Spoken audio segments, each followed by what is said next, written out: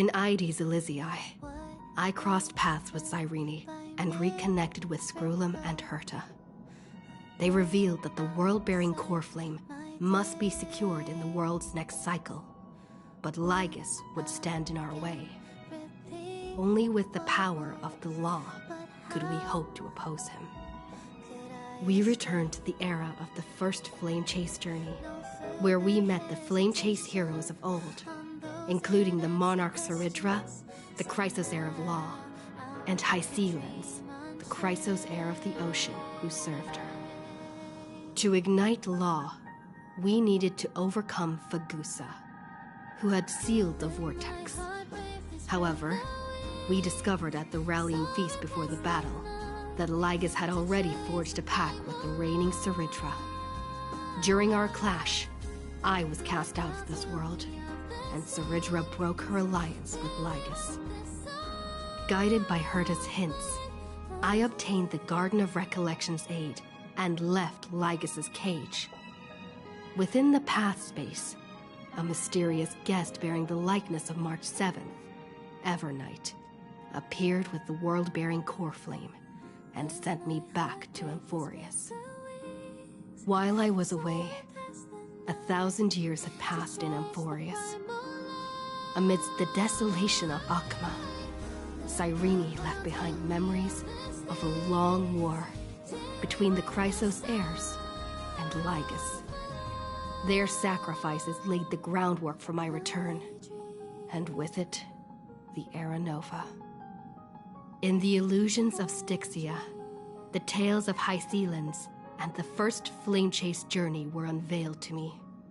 Hycelens, who had been waiting in the ocean's depths, led me to the vortex. There, Lygus emerged, revealing his true identity. Genius Society Number 1, Xandar. Hycelens and I couldn't stand against Xandar alone, but the geniuses and Cyrene acted just in time, wielding the power of the Remembrance to drive him back. I successfully reversed the course of the Era Nova, delaying the birth of Iron Tomb. However, another force now seems to be stirring.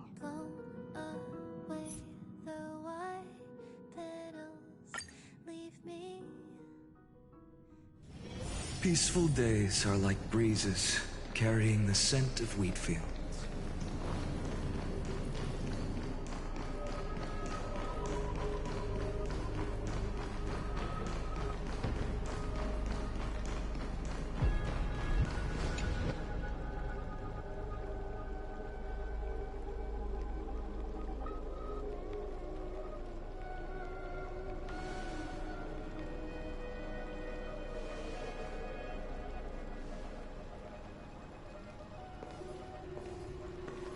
I'm finally here. Once I return this core flame and become the world-bearing demigod, the cycles of Amphorius' tragedy can finally end. This Era Nova will be the arena for the final battle with Iron Tomb. But I still feel like something's not right. Even though this cycle has no demigod of time, time has always stood on humanity's side. Then, with this core flame blessed by the Remembrance, respond to their hopes and blaze a trail to the future. Weird. No one ever mentioned this. The core flame of time.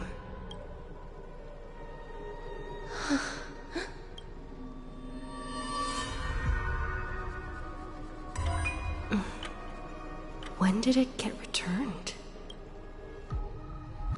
You used Memoria to resist me.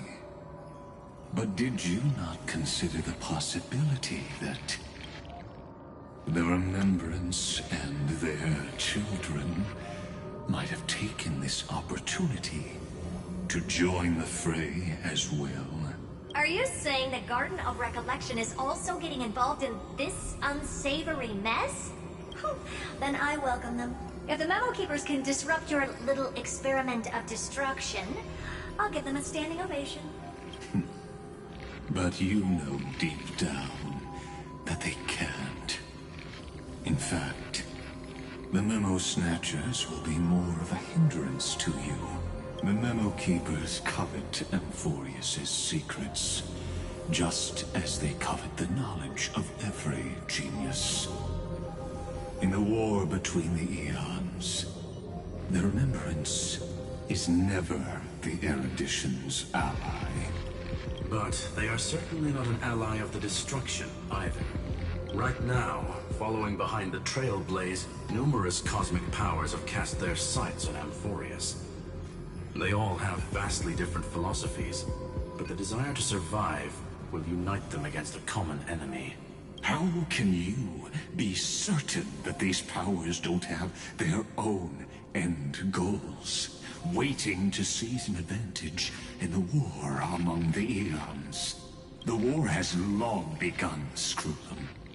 4 paths will push the cosmos to its end, and the destruction is only one of them.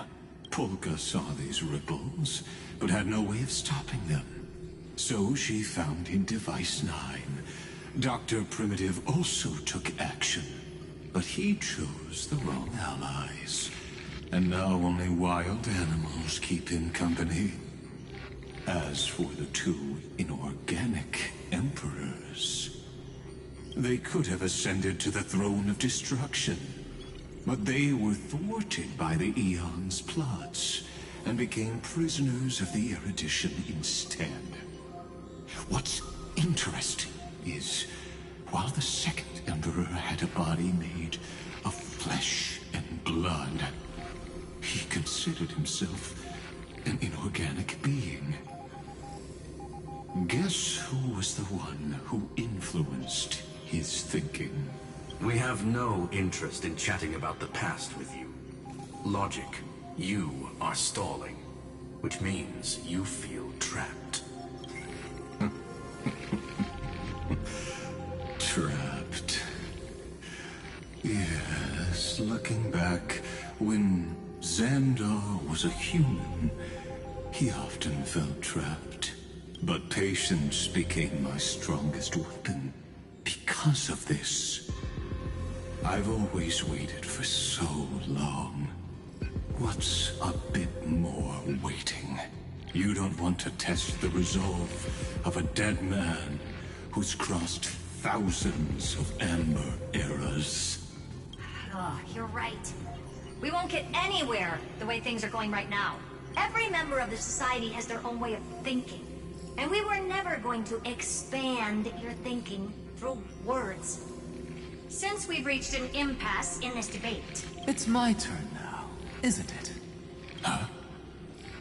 Anaxagoras. I see. Exactly. The benefit of dealing with intelligent individuals is that there's no need to waste words. The answer is exactly as you think. Lupai Sealand's in. Let her join the final act. I'll transmute myself into a Philosopher's Stone and embed myself into the formula. And when the time comes, she needs to shatter me and scatter that stone's ashes into the ocean within the vortex. So what exactly does your formula do? Now that would spoil the climax, wouldn't it? I have 10,000 ways to torture an anti-Catheran. And in the flame chase journey that she experienced, the previous me already discovered the optimal solution. Just as that Titan made themselves at home in my brain, I can also fuse myself with your avatar through alchemy. I didn't know until I tried it, but this is simply brilliant. I can flip through a genius's databank like reading a book. Then, I will step onto the stage at the perfect moment and use the truth to end this long debate. And just as always, I'll leave the audience speechless. You waited in the data stream for Hundreds of years? This universe is worth all that time that I invested. How absurd. But I can't help but admire it. You managed to avoid the watchful eye of the erudition and plan all of this within Amphorius. It seems that there was a slight oversight in my assessment of the experiment. Perhaps there was more than just one oversight. More than just one? I underestimated the Remembrance's methods. A third party is about to join our discussion. Still haven't noticed it. In the past few moments, we've all forgotten something, haven't we? Miss Irene disappeared. I thought no one would notice me if I just waited at a corner of the memory zone. But I see that wasn't enough to fool you, my dear.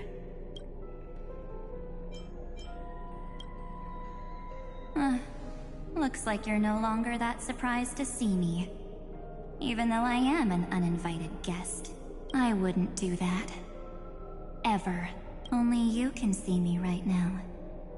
I only exist in your cognition. So that way, other people can't interrupt us. She's nowhere.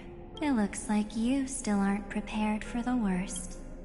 Your friend March 7th is no more. Huh. It's just like what she predicted. The truth shook you. Just like she said it would. March 7th entered this world long before you and Don Hung arrived at Amphorius. She embraced the path of remembrance to save you two, and burned away like a lone candle in the fog. And I am the shadow cast by her candlelight. I've been hiding within the cracks of time all these years. It isn't easy to deceive a genius, but I can do it. I'll now answer your other question. About who returned the core flame of time in this cycle. The answer is simple. No one ever did. I believe someone as sharp as you would definitely figure out that something's wrong. When the Era Nova fails to proceed, you will remember our initial meeting, and I'll be able to open the way for the remembrance and reach this place. Thank you for carrying this core flame all the way to the end of the world. I expected nothing less from March 7th's trusted friend. And now, I shall claim the divine authority of time.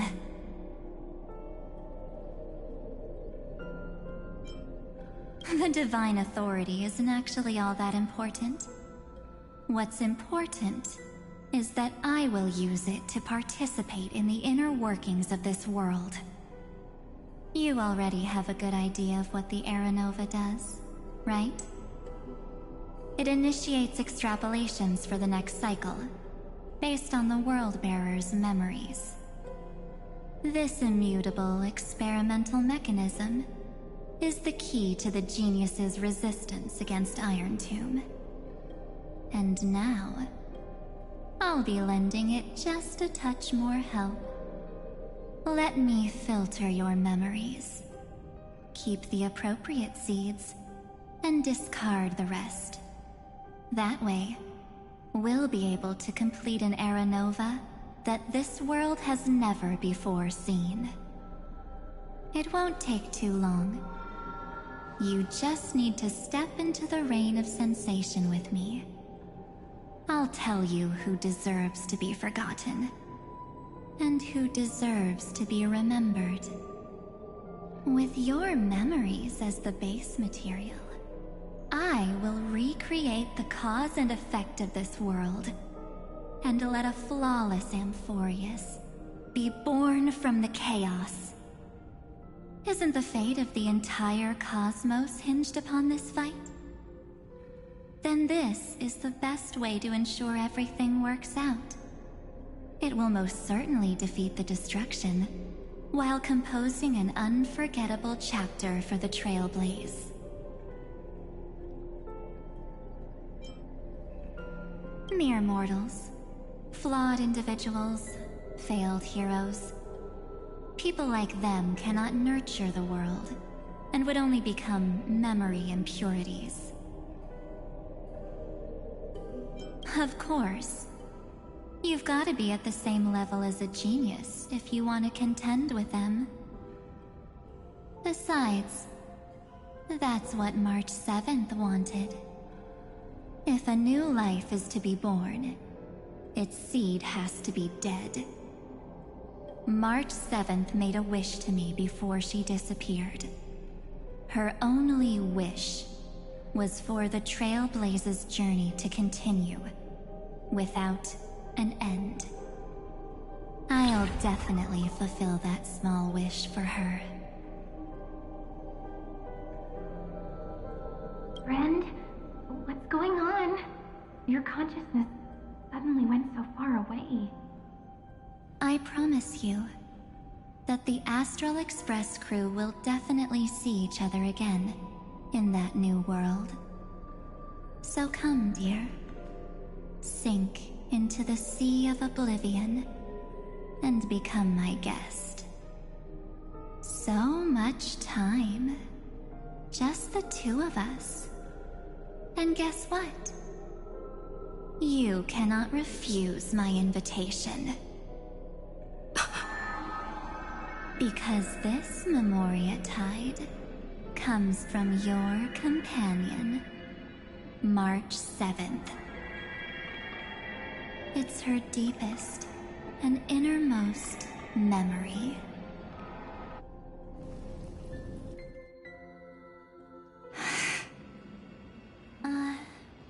Well, I'm not actually all that surprised. I saw you ages ago, after all. It was on that night when a certain Knight of Beauty dropped by uninvited to the Astral Express.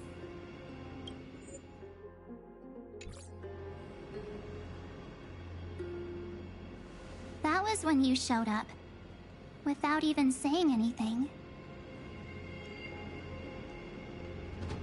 Huh. I see.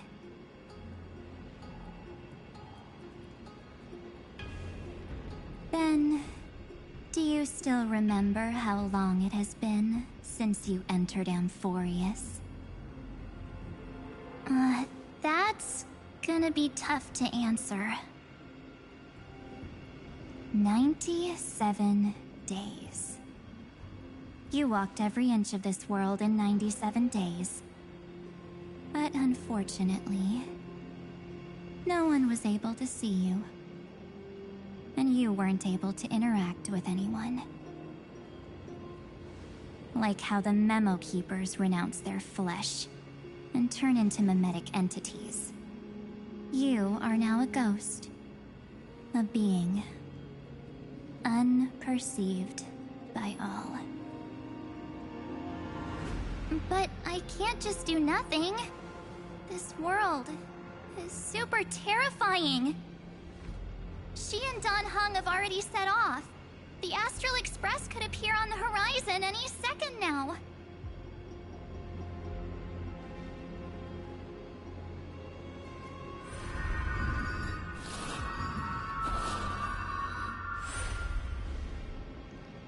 And they too will become this place's victims.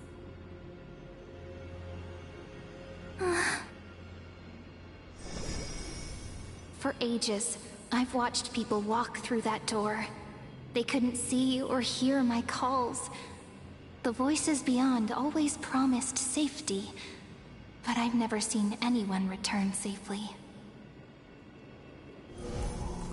They are all humans who got lured into this place.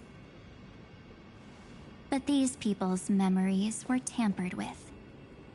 That's not what happened with the Express crew. That's so cruel. Did the Memo Snatchers do that? I don't know. I only possess your memories. None of these people managed to break through the sky's seal. There's probably a dangerous reason as to why Amphorius had remained undiscovered for so long. Anyway, back to our initial topic. You gotta know something, right? We practically look like twins. Maybe you know a thing or two about my past? Or any hidden powers I might have? Please, tell me what I need to do to protect them. Have you ever wondered what the word cost means before jumping into action? Cost? Shouldn't I be the one asking you that? Oh. You always hid in my memories. Never wanted to come out. The only times you showed yourself were when I got into serious trouble. That's because you also don't want to get discovered by the Garden's observers. Am I wrong?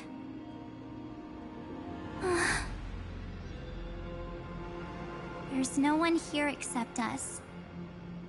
If you help me, then I'll help you.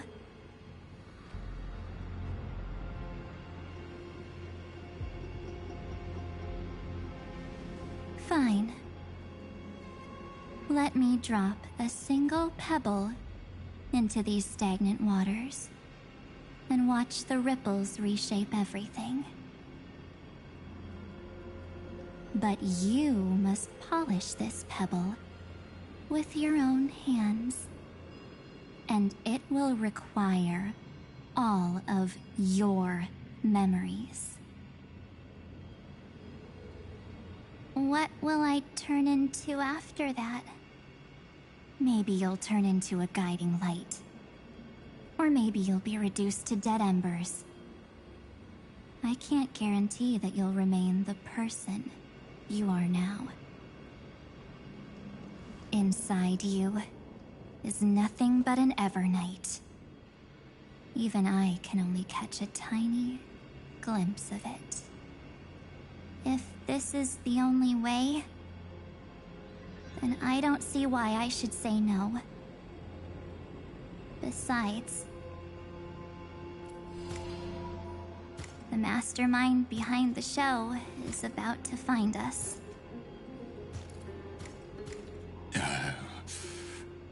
Apologies, lost young lady, but I simply cannot allow you to keep acting as you please.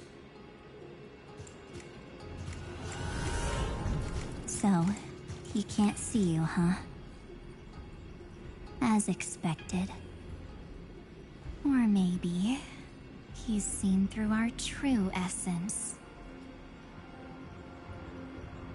The Garden of Recollection's methods are puny party tricks. But you... how did you overcome the ultimate protocol? Looks like we don't have time to keep talking this out. That's right. Some opportunities will never come again. Then, let's do it. Offer up all of my memories Cast down this pebble, and let everything in this world be swallowed by the torrents of oblivion.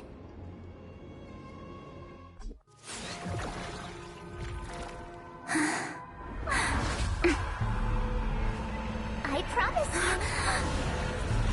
what was frozen was alive.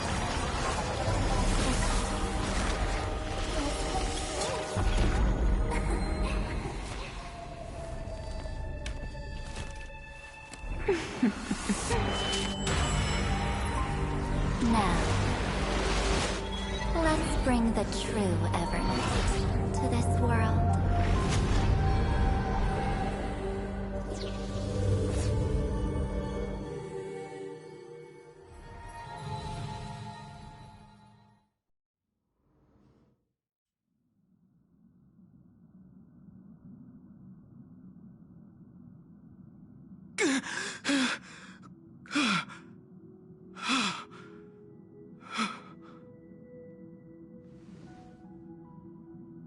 Is this the parlor car?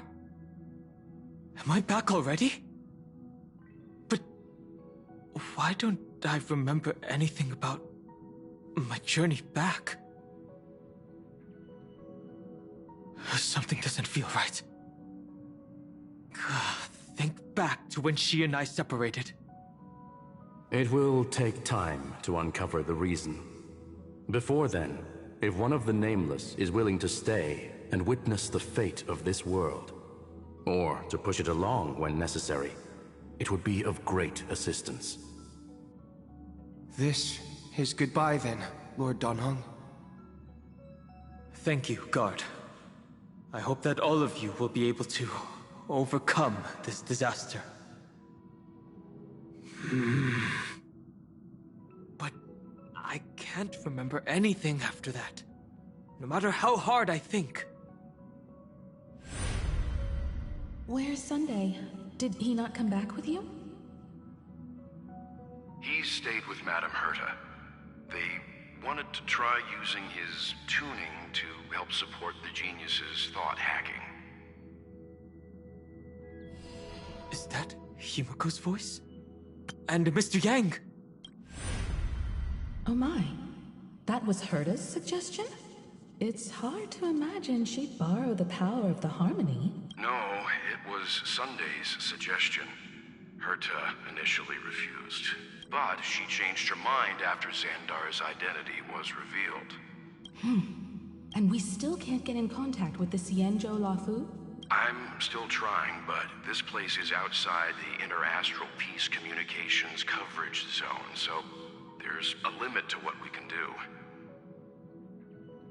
What about Aventurine's chip, the mini-transmitter? Surely it can get through to the IPC's lines.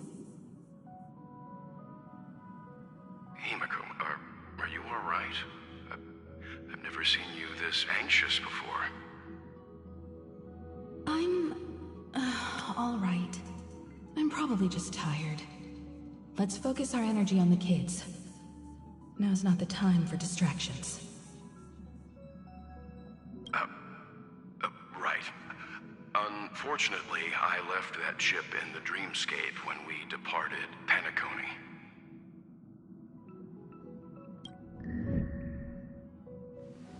Am I dreaming? The parlor car feels so... Are the voices coming from the passenger cabin?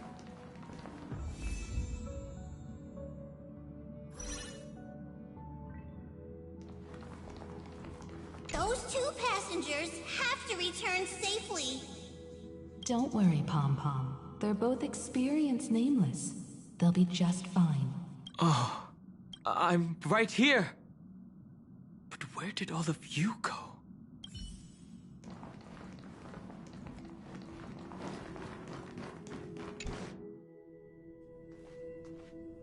It's hard to believe that their car is still floating in the vacuum of space. That's why the Express wasn't able to receive any landing signal. It's likely that the two missing Nameless, like March 7th, also came under the influence of the Path of Remembrance. and only their minds entered Amphorius. We can analyze all we want, but the real question is, what can we do right now? I was just about to get there, Miss Himiko. Right now, Amphorius's memory zone is extraordinarily full. I can also take this opportunity to enter the world and seize as much of an advantage for the Astral Express as possible before the other Memo Keepers arrive. For example, I can light a beacon in the memory zone for the Trailblazer and Don Hong to follow back home.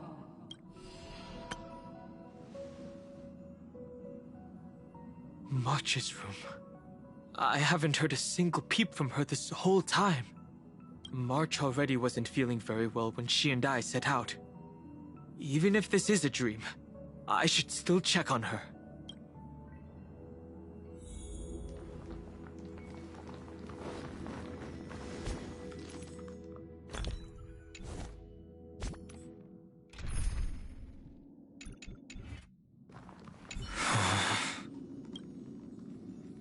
March, it's me. Well, there's no other choice. Sorry, March.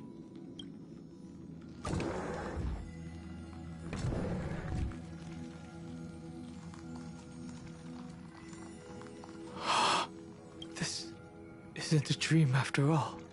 Based on what Madame Herta said, Don Hong should already be on his way back. But the Express hasn't detected any traces of him. I feel like I've seen these floating black things somewhere before. Or he's already returned to the Express, but fell into the trap of someone with ulterior motives. No, I've definitely seen them before. But I've lost that memory. The Memo Keeper's mimetic entities are truly everywhere. Don't worry. Normal Memo Keepers can't do anything to that little dragon. As long as he's awake enough, he'll find a way out. All he needs is a little concentration, patience, and resolve.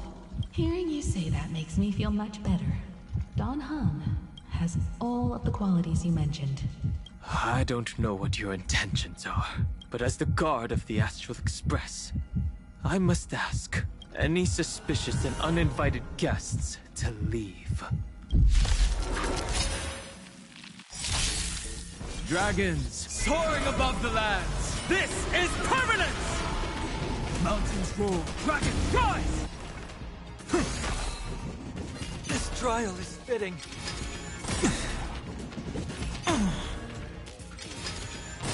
Flailing beast. Future will come! If all is black, step onto the board. To the defeated, your downfall is absolute. This watch over you and guide you on your path. I've heard the call. Torment and doubt, farewell. Exist for tomorrow!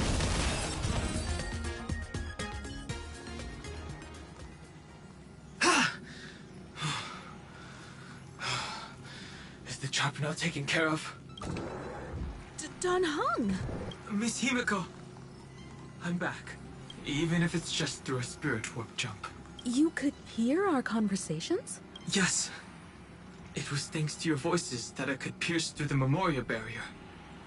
Although, it was not a wise decision to let a Memo Keeper of unknown origins board the Express. Can't argue with that. Miss Black Swan has been on the crew's side ever since things started going wrong in Amphorius. We can trust her. So many baffling things kept happening one after another. I don't even know where to begin. I wish I could have returned with better news. Don't blame yourself. You're all safe and sound, and that's good enough for me. Are she and March 7th really safe and sound? As a matter of fact, while you were on your way back, Amphorius's circumstances changed once again. And these circumstances have something to do with the two you just mentioned. Are you saying that she has been kidnapped by an unidentified Remembrance Path Strider? So you're saying that person's appearance is identical to March 7th? It's too early to say that, as I haven't seen her with my own eyes. I've only detected a similar aura in the memory zone. We have no way of knowing what March 7th has experienced. But I can assure you, if we sink too far into the Memoria tide of that Miss March... What will happen? Everyone here will be torn to pieces. Please, trust me on this. But I also trust in our trailblazing companions. I know this isn't what March would want. No matter what secrets are buried within, we'll do whatever we can to find that March 7th and bring back her and the March we all know. I mostly understand what we've learned about the erudition and the destruction. But what roles do the remembrances intruders play in Amphorius? I made some new discoveries relating to that with Madame Herta's help. As part of the deal, do you mind if I share them with you? All right then. Fourth mirror. Oh, it's finally my turn to shine! Oh, this feels like such a grand occasion! It's really been too long since I last appeared. This friend here is Madame Herta's very capable assistant.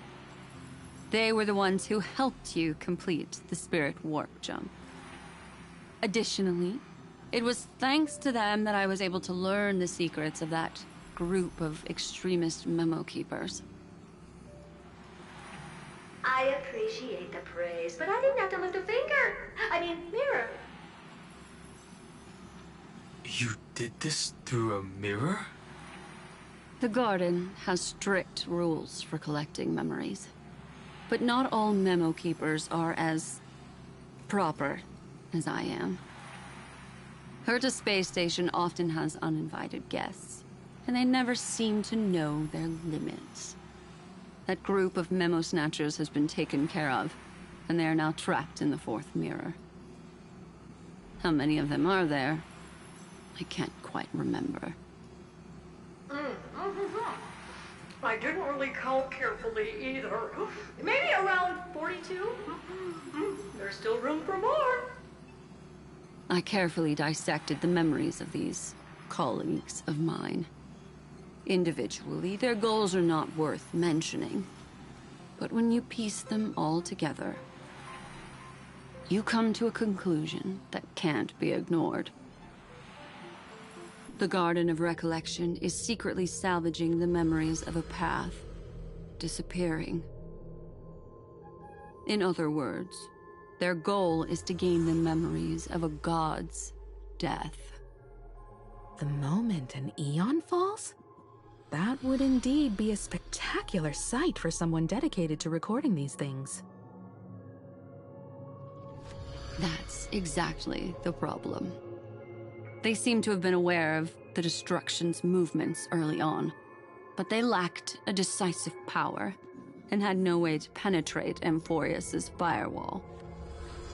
So, what did they decide to do? Hide the truth and wait for an opportunity. Now, it seems that letting memo keepers guide the right people here was also part of the plan. This also confirms one of my suspicions. They have already infiltrated deep within the garden. They would not hesitate to associate with the destruction in order to salvage memories? Could they be the cremators? I don't know. Perhaps there are even deeper things at play here. The majority of memo keepers believe that when the universe inevitably reaches its death, unable to sustain increasing entropy, Fu Li will use the memories of everything to reforge the cosmos. Amphorius, as a scepter, can be viewed as a mini-universe. This is why memo snatchers have been frequenting the Herta space station. Without a doubt, these extremists wish to record the cause and effect of Iron Tomb's destruction of the erudition. They may want to use it to simulate the end of the universe, or to probe into the unfathomable will of the Eons.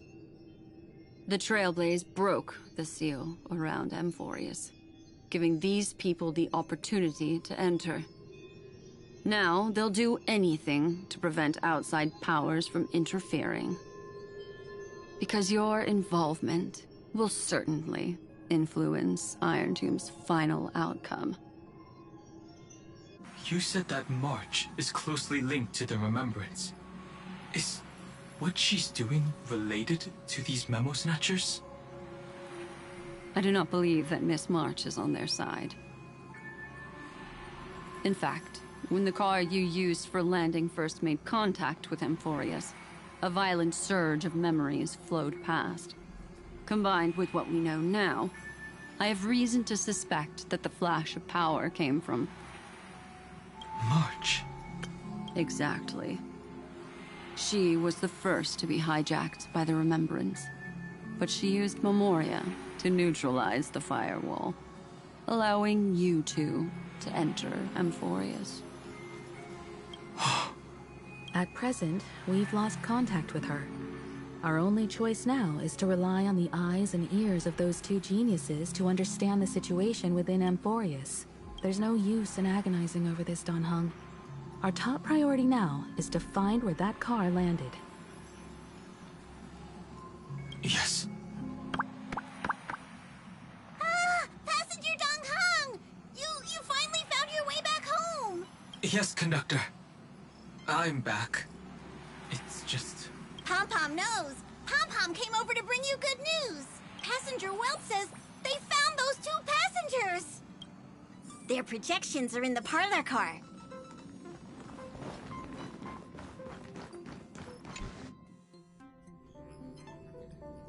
Welt. And Mr. Screwlum. Himiko. You seem to be feeling much better now. And Dan Hung. It's great to be able to talk to you. Once again, we owe Madame Herta a huge favor. Madame Herta doesn't care much for favors, but she'll be happy to receive everyone's praise. Back to the topic at hand. Mr. Dan Hung, we did a sweep of the area surrounding Amphorius' celestial body for organic signals, and we finally discovered the bodies of you and Miss Trailblazer. The two of you were very fortunate, as there was something protecting your bodies. All vital signs are still present, and your functions are all intact. Was it March protecting us? Our preliminary determination is that the bubble enveloping you two in the vacuum is made of a substance similar to Memoria. Conjecture. This substance is connected to the lost Miss March. It will take some effort to bring your bodies back to the Express, so you should get some rest first. Have we completely lost contact with the inside of Amphorius? There have been several unforeseen circumstances. We broke through Lygas's firewall after the law was amended. But now Amphorius is enveloped by the fierce path of remembrance, once again cutting off all channels of communication for outsiders. So we have no way of contacting her. If we take into account the difference in the flow of time, every minute we delay here could be a year of waiting for her. Don Hung, what are you thinking? If it was March who helped us get past the firewall initially, then does that mean only she and I have the travel permit for Amphorius right now? That is a logical inference, Mr. Dan Hung. Mr. Screwlum, do you have a way to transmit my spirit signal back to Amphorius? You want to go back? That is far too risky. Even if my body and spirit are able to return without a hitch, there's not much I can do here. We can't lose you again, Don Hung. Miss Himiko, if we can't get her and March back, how is that any different from losing me? You're right. I should have known you'd say something like that. Well, I suppose there's no point in trying to dissuade you. Mr. Yang, Miss Himiko, I will do everything in my power to bring the Express crew back together. No one will be left behind.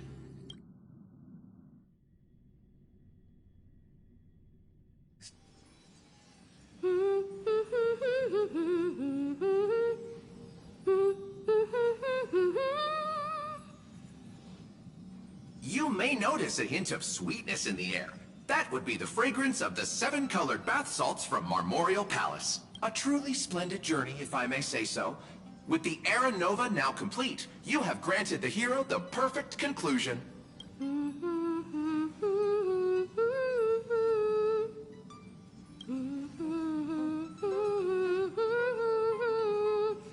Losses were a constant on the Flame Chase journey, until your radiant arrival turned the tide. Lord Ravager, Iron Tomb, ha! Mere playthings in the hands of the Trailblazer. The cosmos is safe once more because... Shush! Hey, hey, hey! Incoming train broadcast! Attention all passengers! The navigation meeting is about to begin! Make your way to the parlor car! It's time to pick our next stop! Perfect timing. Let's head to the meeting. I'm wide awake and feeling great. What's this? Who left this note? Strange. It's like I...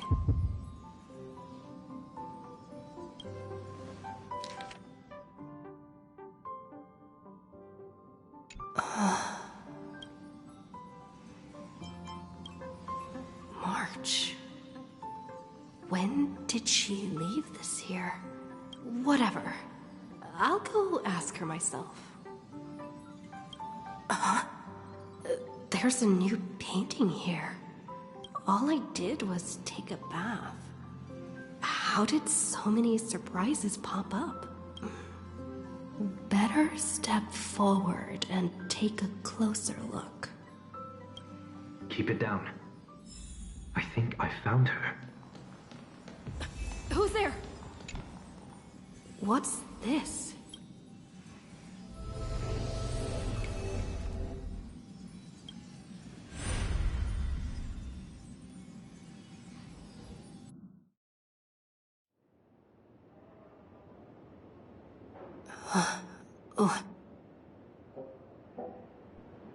Is this the Reverie Hotel?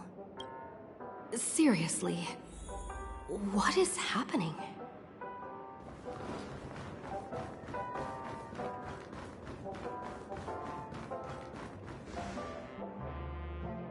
There you are!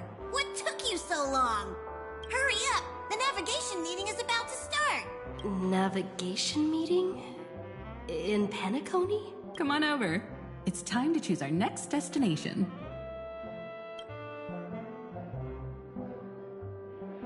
Perfect timing. The meeting's at a standstill.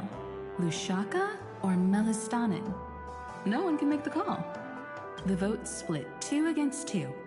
Everything hinges on your vote now. What do you mean?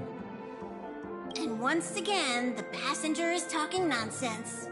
Ah, young people. Always full of jokes. What? Their reactions. What's going on? Oh, I get it. You want to play a game with us, right? You said you didn't see March. True, she might be hiding somewhere in the lobby. The objective of the game is to uncover where she's hiding. You're her closest companion. If anyone can do it, it's you, right?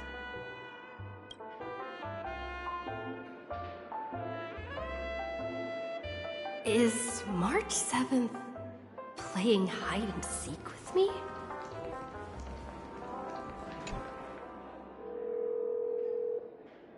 Weird. Did I even make a call? Hello? Hello? Is that you? I knew you'd call. Missed me, didn't you? Don't worry. We'll see each other very soon. Because the trailblazing journey never really ends, does it?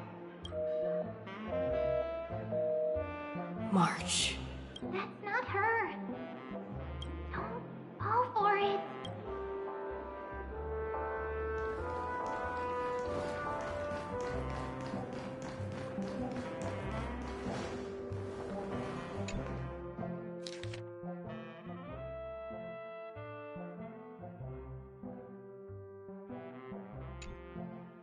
An unsigned guest log. Can you really call that a log? Wait a second. Why am I looking for March 7th in the guest book? Friend! Over here.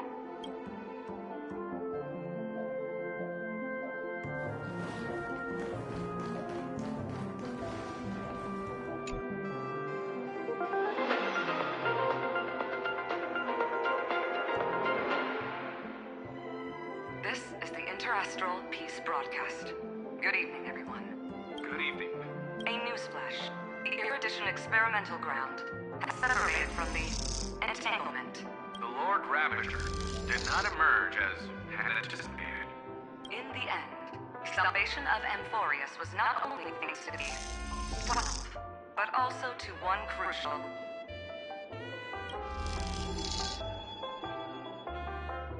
It won't be easy. I know. But you've got this. Find your way back. Find yourself.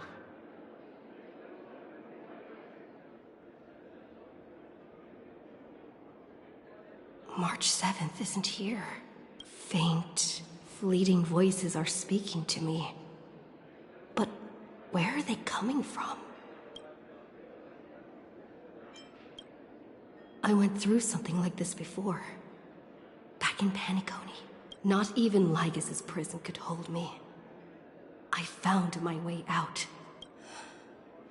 Keep it together. I know I can do this.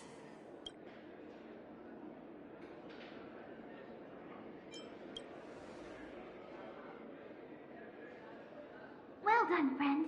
Just like that time in the Sea of Flowers in the Nether Realm. Match up my colors, okay? Then we can go home together. You're trying to tamper with the remembrance too. Too bad. You're no match for me.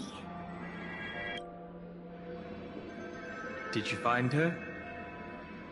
No. It's a futile game, isn't it? In truth, you don't have to go to such lengths to find March 7th. Because in this memory zone, March is everywhere. We're protecting March 7th's wish. You... You seriously can't sense it? She doesn't want to say goodbye to the Trailblaze. She wants to keep traveling together.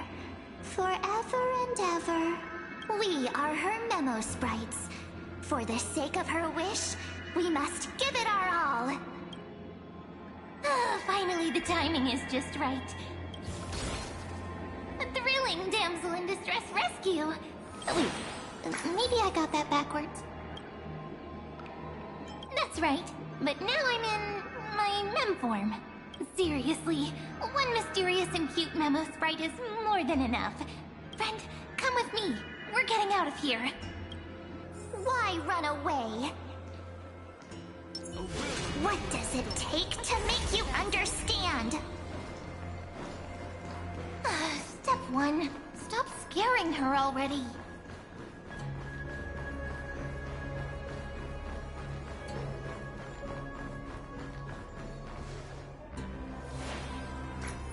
In this form, I'm way more suited for the memory zone. I'm totally in my element.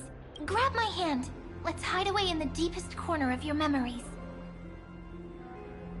Lift the curtain of memory and stir up ripples of past reverie.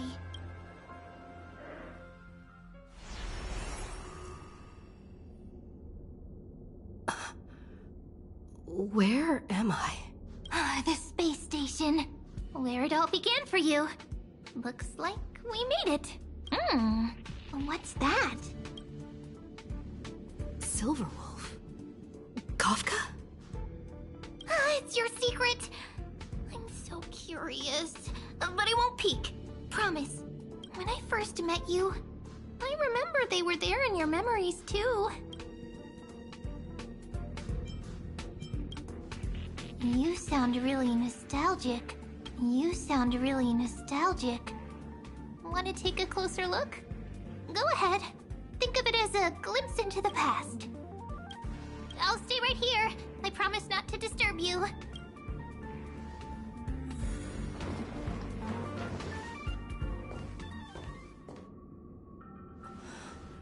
What's this?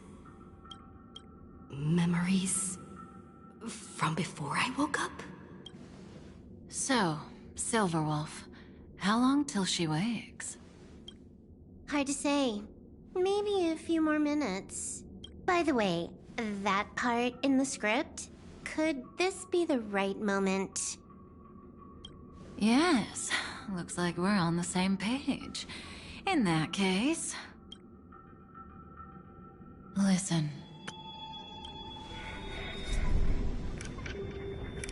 Remember these words, then forget them. Let them slumber in the depths of your memory until the day they are awakened once more. On that day, your journey will intertwine with the remembrance. In nearly every possibility Elio has foreseen, it leads to a great crisis. You'll face betrayal, lose your way, and seek answers. So before you hear these words, I don't want you to consider this a prophecy. You arrived at this moment because of the decisions you made. Huh? I don't know what you'll have endured, or whether you'll still believe in me. But if there's even a trace of doubt in your heart, I hope these words can give you strength. It was a wish of the cosmos that set you in motion.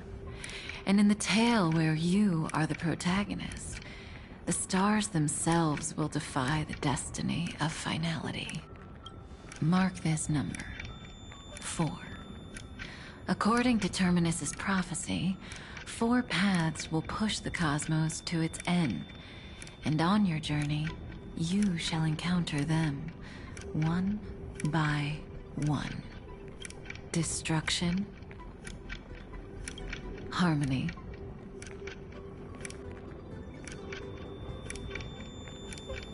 nihility, and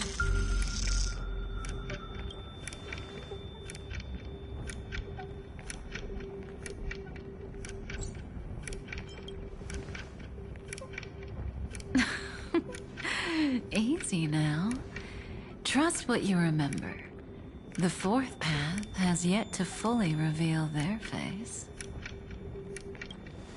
And that's why the journey's worth it. Even in a predetermined script, there's room for us to mold possibilities into shapes we prefer. So listen, take this guiding principle, then forget it. Let your own will be what expands your journey through life. As in the past, even while achieving so much, you never let go of your pursuit of freedom.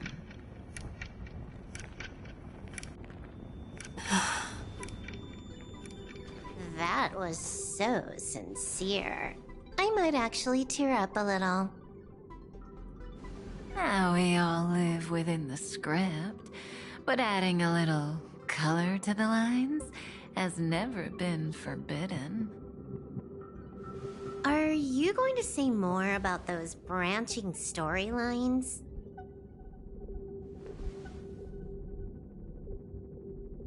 Never mind. Best not to tempt fate. Get ready. She's about to wake up.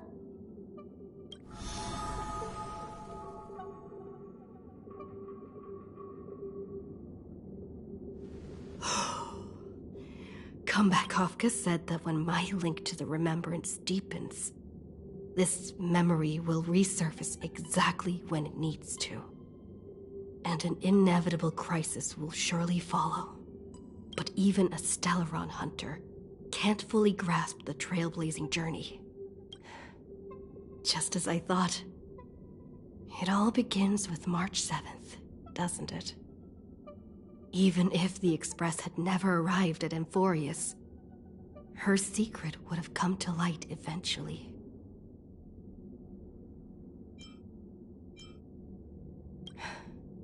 If that's the case, then there's nothing to fear. Collect yourself, and go find Cyrene.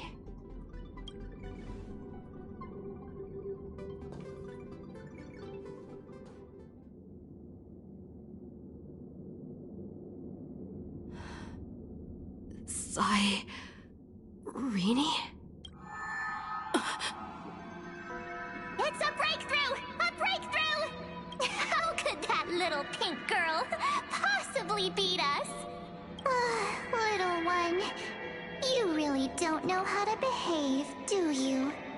You were meant to stay in those beautiful memories and wait for all the disasters to pass.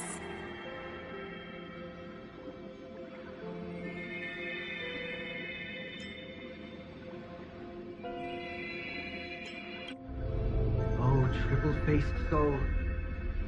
Cast your light upon us.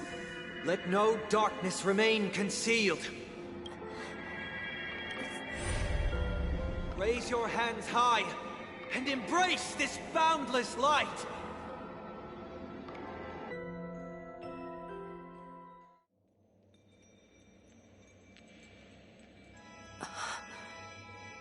This stage really brings back memories. Yes. For you, I suppose it's been a long time, hasn't it? None of this would have been possible without Miss Cyrene. Even while engulfed by Memoria, she fought to stay in contact with the geniuses. Only then, through tuning, was I able to undo the memory zone's effect on you. Step onto the stage first. Ms. March will come for us soon, and she won't be alone. Those memo sprites will follow. We need to prepare early. Only then can we get you out safely, and go back for Cyrene and March 7th. Please, be careful. Amphorius is being overwhelmed by an unusually violent Memoria tide. I'll do all I can, but even that might not be enough. Black and pink. Two memories twisted together. Yes, Madam Herta. I've made contact with her. Understood. I'll carry out my part as expected. Quite the dazzling nest you have, little bird of the harmony.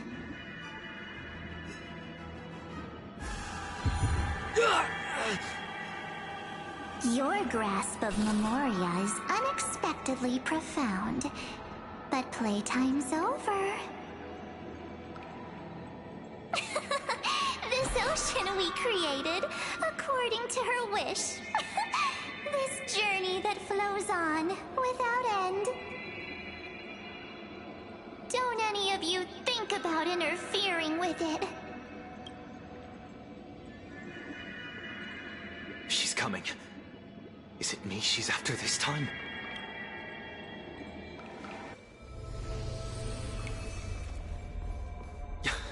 There's no time to regroup. I've prepared an alternate escape route. Wake from your slumber and return to reality. Come on. I'll bring you out.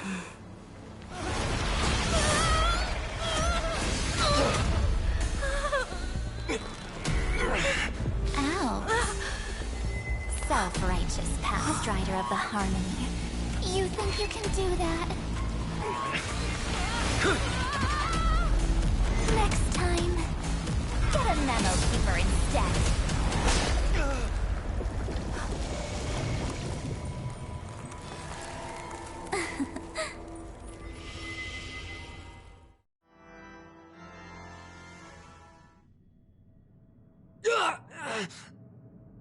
That was way too close. Good thing I was there to fish you out. Sunday, are you alright? Mr. Yang, I couldn't get her out. I'm sorry. Is it true that March is being... Yes. And no. That Pathstrider of Remembrance is identical to March 7th in appearance. But what lies inside? I can't find the right words to describe it just yet. Can't you come up with an analogy? I thought that was your thing. That Miss March feels like a reflection on water. Only not from a calm, clear lake, but from a bottomless abyss. Within her words, I sensed an intense but utterly pure protectiveness. Protectiveness? This is only speculation. But after being drawn into Amphorius, perhaps March 7th experienced... No. She likely foresaw a tragic end. It was out of a desire to protect her fellow crewmates that she chose to awaken a power that teeters on the edge of evil.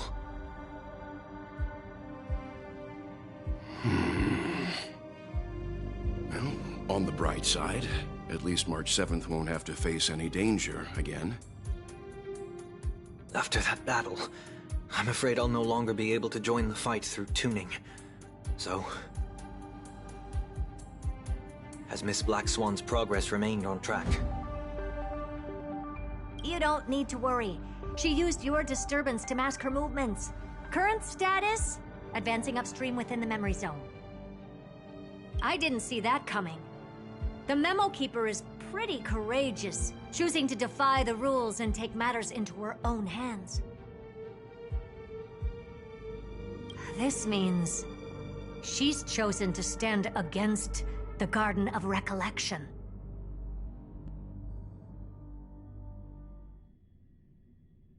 Even so, I must think long term. I wanted to hide in the shadows to avoid direct conflict. But why is it so quiet here? The air is thick with Memoria, yet it's so chaotic, like broken memories all mixed together. Memo Snatchers should be swarming into Amphorius. I was expecting this place to be very lively. So, how did they end up like this? Now I'm getting very curious. An empty shell. The consciousness that maintained this Dharmakaya has disappeared. So efficient. Not a single trace left behind. Alternatively, she might have sacrificed herself for an even more mysterious purpose. Either way, what exactly made these fanatical believers end up like this? Memory. It is indeed a deep ocean of dangerous allure, where fascinating secrets always hide beneath the waters. I keep getting the feeling that the same thing happened in Penacony. Get ready. We're about to head off. Is it really gonna be okay? That world's surrounded by a massive chaotic material. That white band of light has already foiled our plans multiple times. Don't worry. After the pink girl from the Astral Express broke into Amphorius, that obstructive force preventing the garden from entry disappeared. That's the trailblazing Nameless for you. A huge help. What are you so happy for? Aren't things gonna get messier with more irrelevant people turning up? What if those trailblazers find the Seat of Remembrance before we do? Then we'll just steal it back. Simple. By the way, there's a messenger and a memo keeper on that express. We don't know where they stand on this matter, so make sure they don't notice you when you make your move. You folks are truly everywhere. These Memo Snatchers are different from the previous husks. These ones seem to have had contact with her. We'll introduce ourselves to gain your trust. We are the Garden of Recollection. You should be very familiar with that name by now. This memory ends so abruptly, as if a shapeless hand snuffed out its candlelight. It appears the secrets ahead are even murkier than I imagined.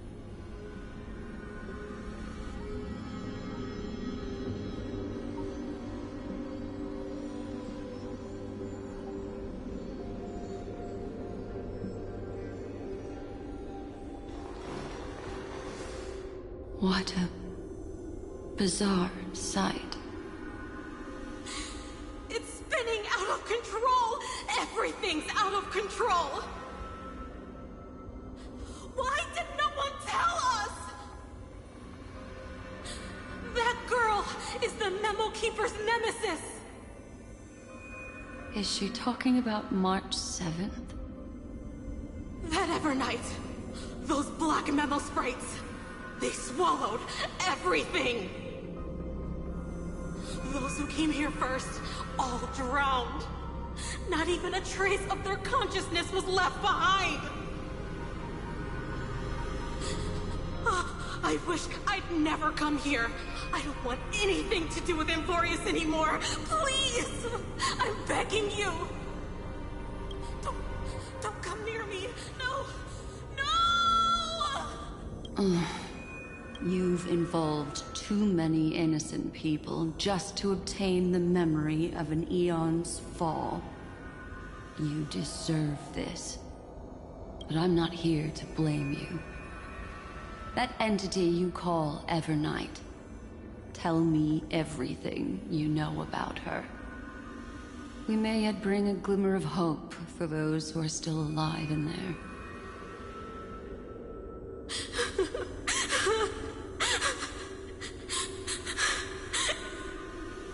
Eden, a blessed insight! Huh?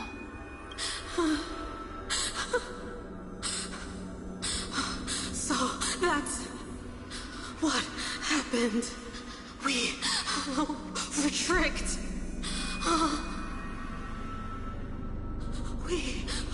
We are the sacrifice. The garden used us. The pure child of Anasrava abandoned us.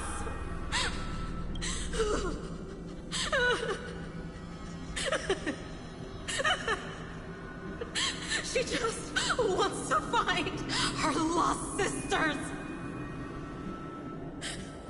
Find them, kill them, reclaim them.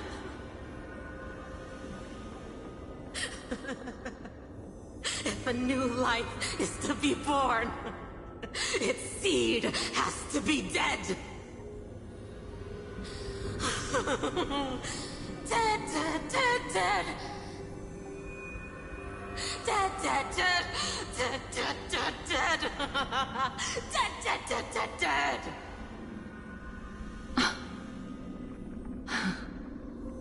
I can finally understand your fears now.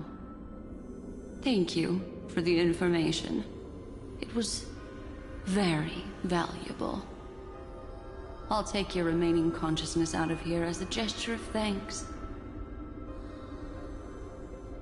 It'll serve as both protection and a punishment. You'll reunite with your peers in a genius's mirror, where you can reflect long and hard on your past actions. Well, provided that I can survive my encounter with her.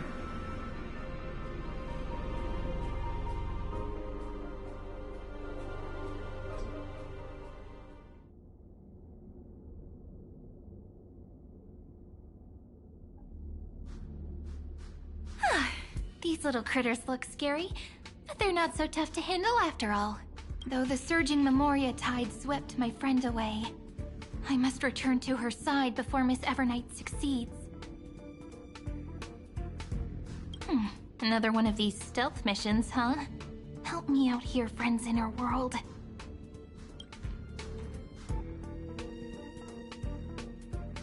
A scorching and dangerous aura. This power shares the same origin as Vinen. And then there's that enigmatic, bottomless aura that seems to jolt awake at midnight. Must be Miss Evernight. Better steer clear of her. There's a beam of light over there, full of energy, yet uncontrollable. More familiar than the others. As if it's coming from someone close by. Could it be... my friend! Maybe it's the Stellaron she mentioned. Memories of the Stellaron are flowing deep within the Memoria tide. Let's go there to find my friend. Ugh, jeez. So many little ones gathered here. Did you know I was coming? You're being a bit too enthusiastic, aren't you? Thankfully, her presence hasn't weakened. I feel like I'm getting a bit closer. Huh? They're guarding something. Is that my friend's photo stone? What's it doing here? These memo sprites are completely still. It's as if they're drawn to this thing. This is an even cuter memo sprite. No wonder the photo stone can't store more memories. Have you been hiding in there all along? Find my travel companions. What? How could that mean? My companions. Are you March 7th?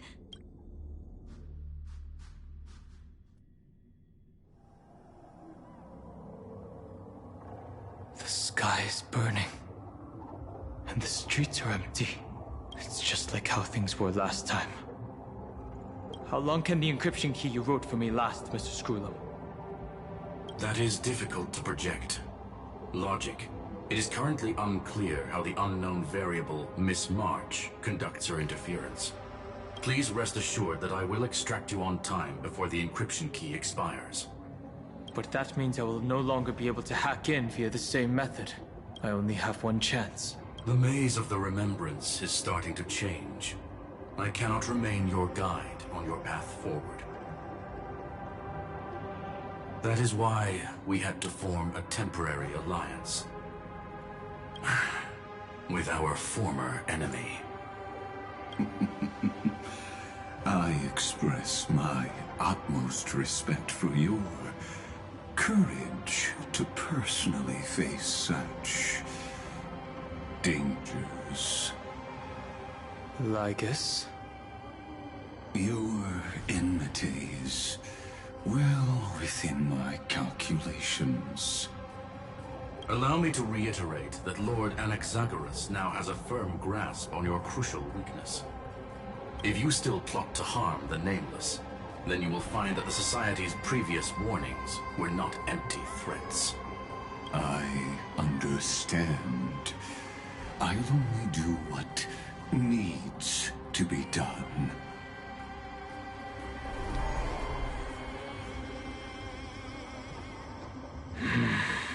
I never imagined that I'd one day walk alongside a genius who offered himself to the destruction. My stance has never changed. The erudition's ruin is inevitable. But before that, I'd be very willing to witness the reunion of the Nameless and to escort you on your way home.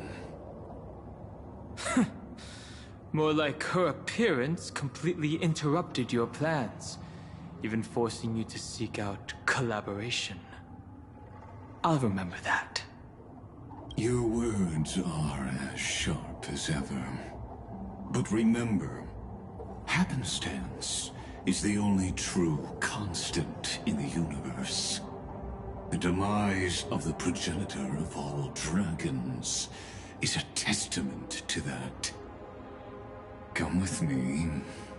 I am honored to guide a scion of permanence. You created this wasteland before us with your own hands. Such sights are no longer able to stir anything in my heart. Ha! Are you saying that once upon a time you were actually moved by their defiance? I'm sorry to say, I never was. These memo sprites. Is it her? The mimetic entities of the Remembrance are everywhere.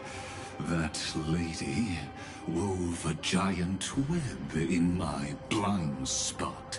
She hacked and infected the Time Titan, converting the built-up data of Amphorius into puppets of the memory zone. Sounds like you two have quite the history already. Any variables that desire to influence the experiment? But you never mentioned her before. Could even a genius of the erudition get his brains hacked? Lord Dan Heng, I'm simply stating a fact. That lady is also a threat to you. A threat that you cannot afford to ignore. She snuffed out the remembrance without any effort and left nothing behind. Her actions were so determined, as if she had an unquenchable hatred against that path. Contradictions are often the keys to the truth. Lady March 7th's past is a bottomless darkness. And? Do you expect me to join forces with you because of that? All I need to know is that she has something to do with March 7th's past. Fine. I am only giving you a possibility for you to ponder. The choice is still in your hands. A heavy past is like an everlasting night. As to what kinds of sins lurk within, you should know that better than I do, former Vidyadhara High Elder. Yes, I indeed know how to face the past. Better than you do, first genius. I have no intention of refuting that. Let us keep going, Lord Dan Heng.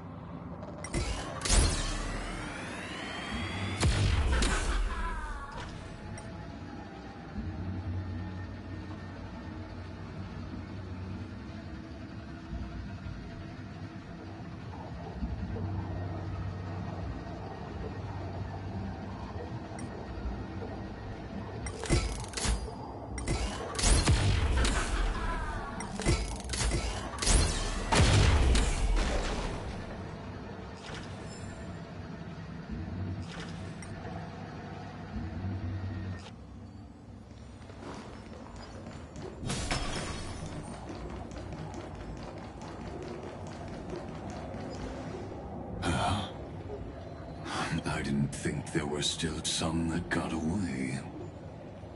Explain. They are thieves from the garden. They have long coveted this world, but it always been kept out.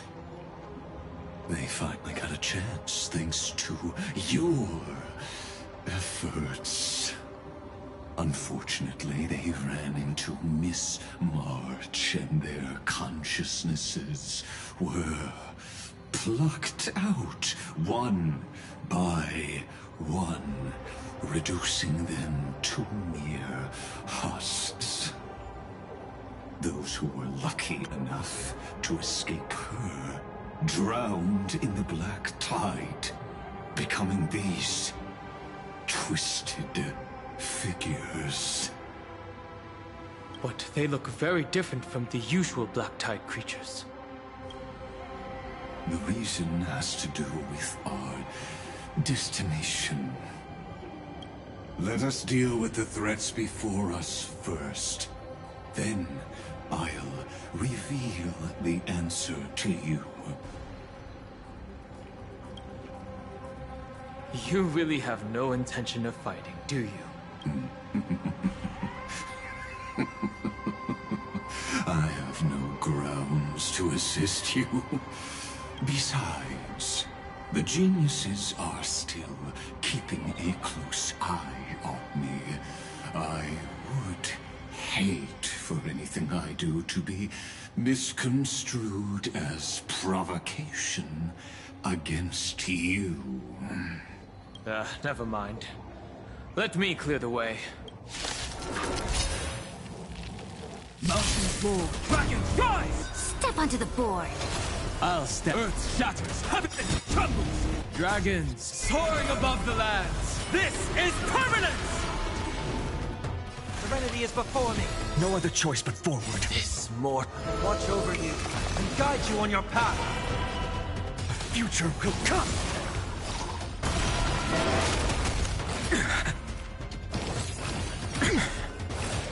If all is black or white, there'd be no... I can't let them down.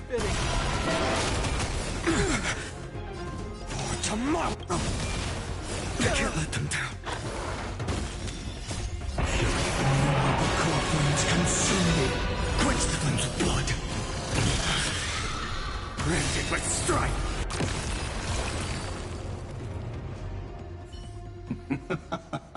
What splendid spearmanship. Truly remarkable. Let's get back on our previous topic. These memo snatchers attempted to infiltrate the breeding ground of the Black Tide to steal Iron Tomb's memories. That sounds like a surefire way of destroying themselves. Well, our views differ on that. They had a chance to reach the truth precisely because they did not fear death. That futile world-bearer turned himself into a seal in this cycle, attempting to suppress the Black Tide's spread. His golden blood soaked into the ocean tides and covered the earth, etching the scar of destruction into this world. And that scar shall point the way forward for you. Erudition, destruction, remembrance. When the three paths cross once again, Amphorius shall face a most magnificent end.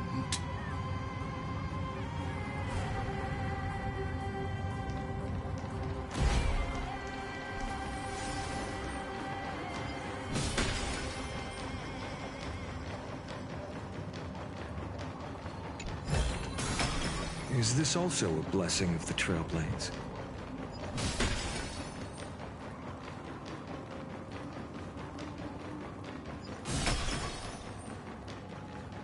A direct offensive? A will of metal and... Dawn Cloud, I have witnessed 30 million futile ends atop this cliff. You may not agree with me, but I've always believed that this number has made me the person who understands Kozlana the most. This is also where he decapitated me on that day and pointed his sword at the Aeon of Destruction. He suffered a tragic defeat, but also achieved a legendary deed. A drop of burning golden blood. The blood that will cleanse the world. Dripped from the god's wound. Nanook? Fiden managed to hurt them? Yes. It melded into Kozlana's body, becoming the Destruction's final blessing. If you wish to dispel the fog and find that March 7th, then go and awaken his fury. She hides in the crevices of time, in the most concealed corner of Amphorius. Only the most ferocious will can break through the memory zone and illuminate her footsteps. Just like how the blazing sun can only rise at the end of the Evernight. How do I know this won't be another trick of yours? I have nothing to gain from helping you two work together. But in this cycle, Kazlana never answered my calls. Perhaps his mind has already eroded away. Or perhaps he is still awake, still fighting the whispers of the Black Tide. Deep down, I only wish that you and the esteemed Trailblazer could bring me an answer.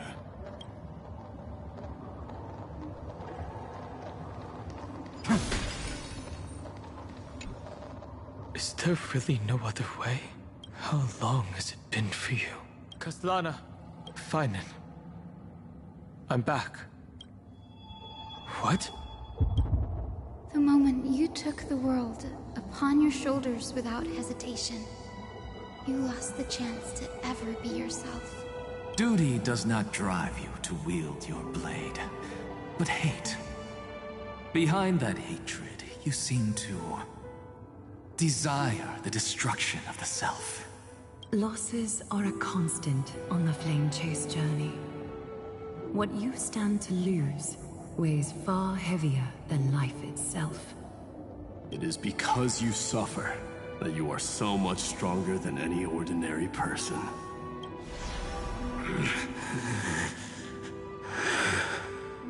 Partner.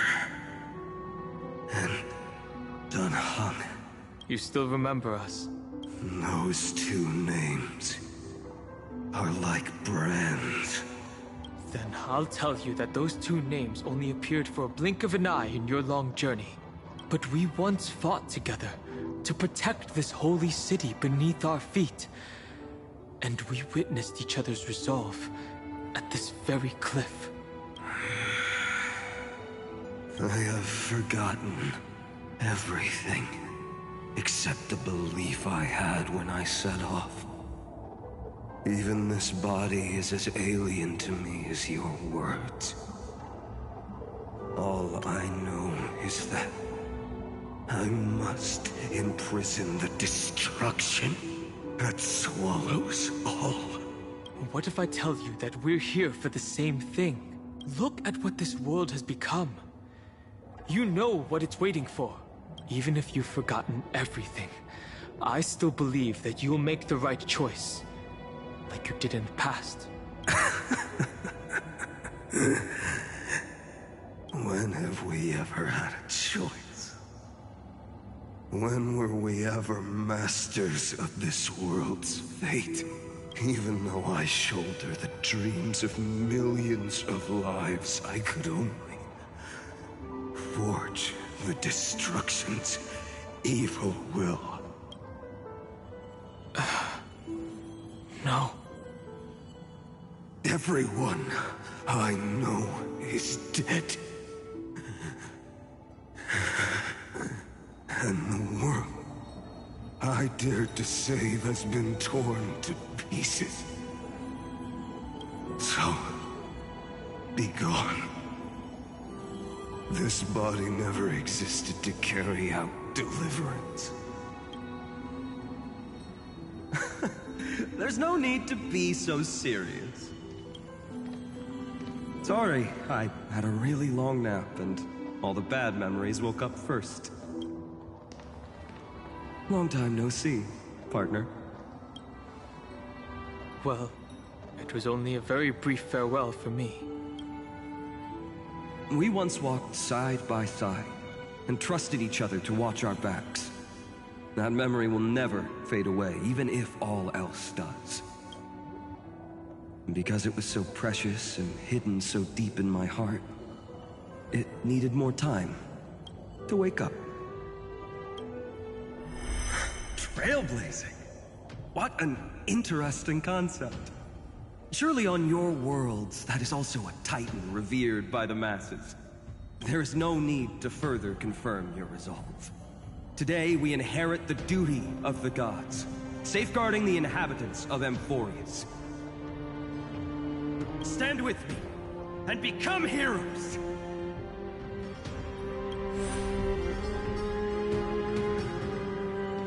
Did you hear that? Heroes!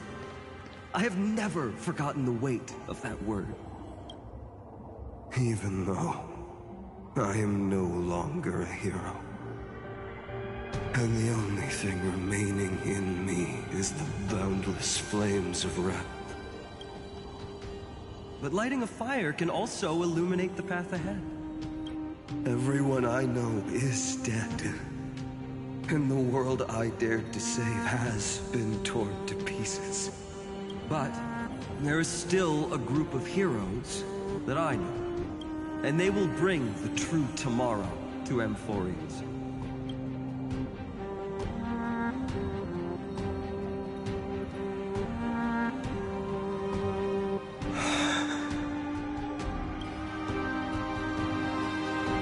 This body never existed to carry out deliverance.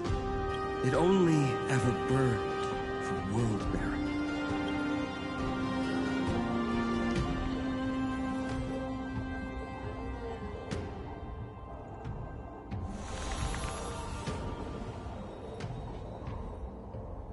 So, I'm going to head towards tomorrow first.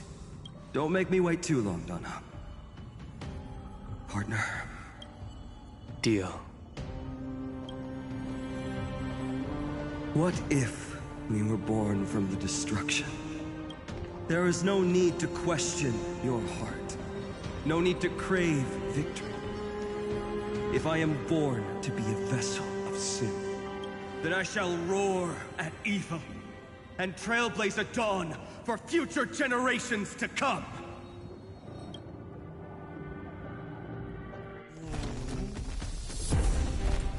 Let us go to the other side of the night.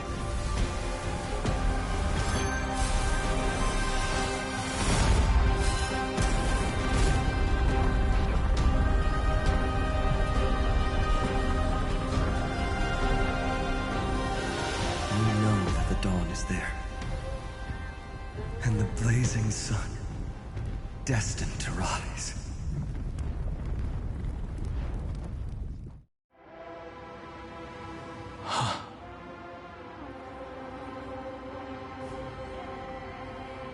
It won't be too long before our paths cross again. There is a ruckus coming from the Grove of Epiphany. It is time for you to set out, my lord. I have another notice for you. In this cycle, an eccentric demigod deviated from their flame-chased destiny.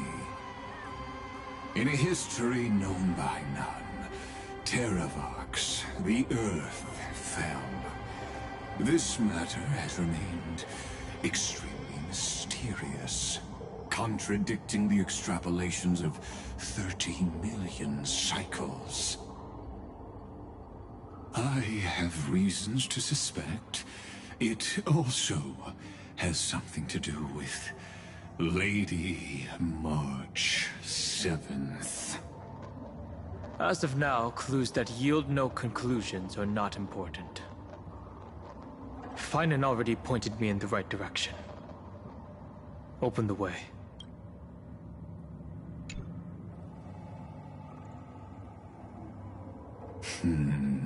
Lord Danhang is gone.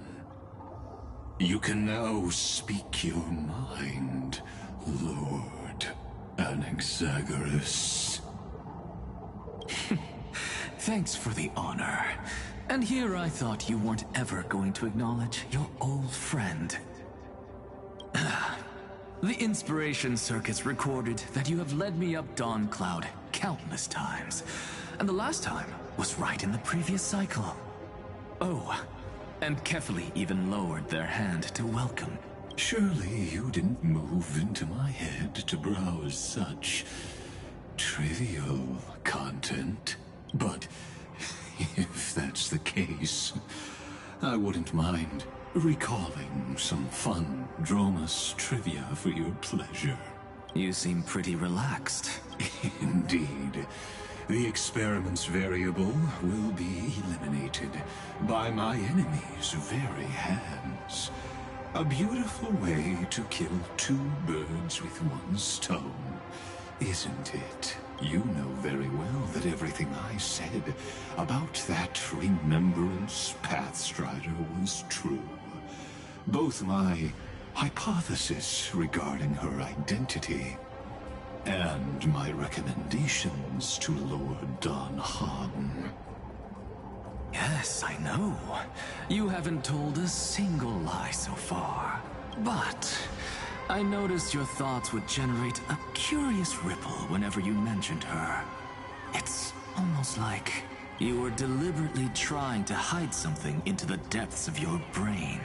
Since you're talking in such a blunt way, I'm assuming you haven't actually found any concrete evidence. That is correct. Thanks to that mechanical body, you can control the boundaries of your thoughts, opting to only show partial truths. Pity that I still managed to grasp a shiver of fear that escaped your control, and I traced it upstream to discover one single word.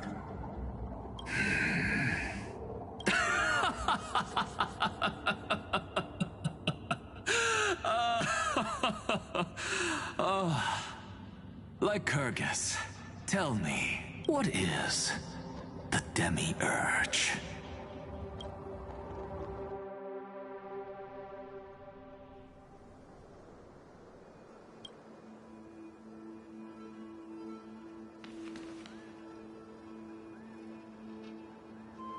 The grove. Even the branches and leaves of the sacred tree have been dyed gold. Finan gave his all for her. Now that the destruction has quelled the Memoria tide, it's time for me to go deeper into the grove.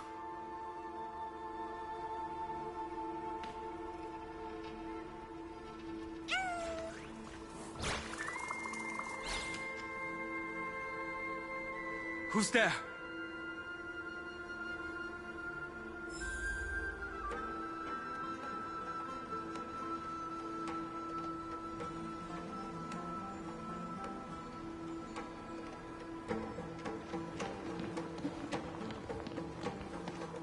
That fiery blaze engulfed the grove and woke all creatures from their slumber. And you, visitor from beyond the sky, you have no intention of listening to the cries of the earth. You are... Are you surprised? Demigods with golden blood are not solely limited to Kefali's children. Is it not natural that the offspring of Georios would take on their duty? I am Terravox, Avatar of the Earth, divine protector of the myriad living beings. What a coincidence. I was just told by someone to watch out for you. Answer me. Why would the Dromus King of the legends, the demigod who should have fallen, appear in humanoid form?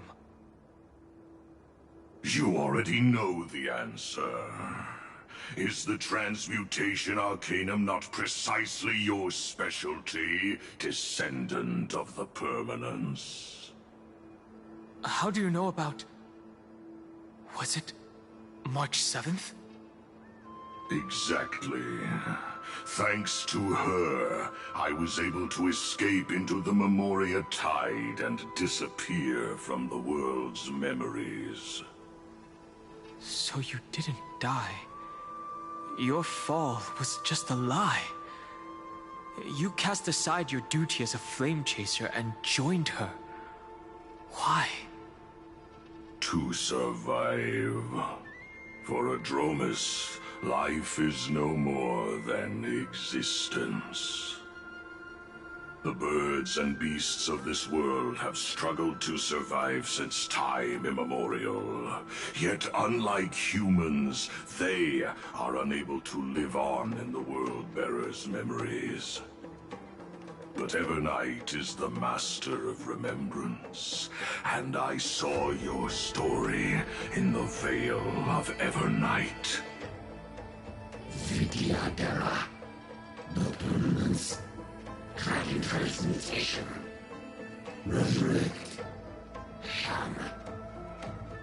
The path you chose to survive will lead to your death, demigod. And what of it? This body is soaked in filthy golden blood. The earth is hungry, and only the permanence can satisfy it.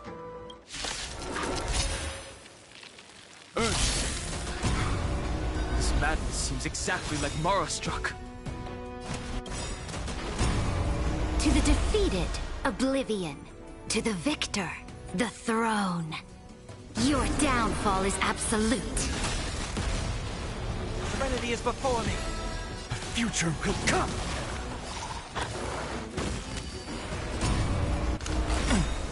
Oven dragons, obey this order. Soaring above the lands, this is permanence! Ready yourself. No other choice but forward for tomorrow! Cloud Knights? How is that possible? Fight for me. My purpose is to protect. Earth shatters, heaven trembles! This I will watch over you and guide you on your path.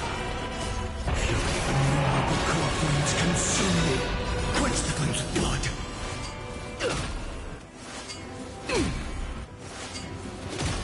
Branded with strife. It's endless. Has the Memoria Tide returned?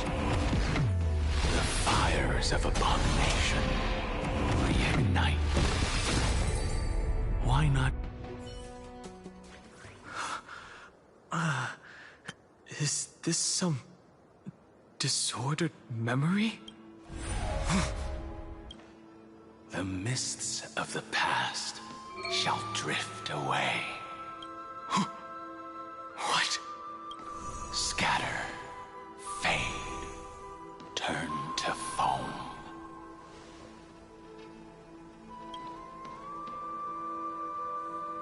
Do you not remember me? After all, I am the heavy burden you must bear. How could I be so easily forsaken? Dan Feng? Is this another Memo Snatcher trick? Vidyadhara are supposed to forget the past during hatching rebirth. But the Preceptors interfered back then and allowed me to remain deep in your consciousness. If you do not wish to use that bloodstained name, you may call me Obliviated Memory. That's not necessary. Though we've long parted ways, I won't ever forget you. So, who is that giant? That is Amphorius' Earth demigod. He should be on our side, but he was led astray, and intends to seize the power of dragon transmutation. The dragon descends upon the earth, and all beings look to it in reverence. You and I know that all life in the universe covets permanence. Are you trying to say I'll end up like you? One day you will. And as I see it, that day won't be far from the end of this journey.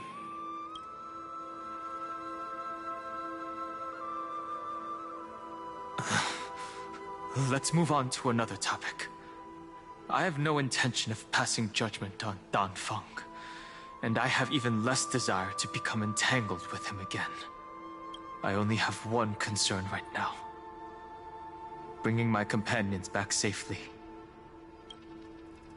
You can either help me deal with these abominations, or return to the shadows of memory.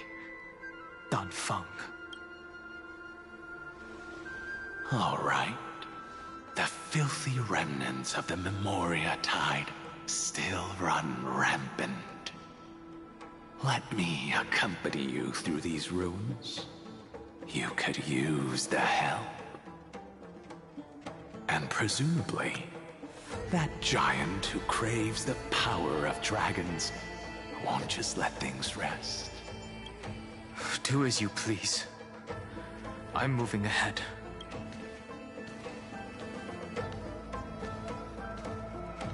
Speaking of Terravox, his aggression just now was probably some distraction. His madness is plain as day. I agree.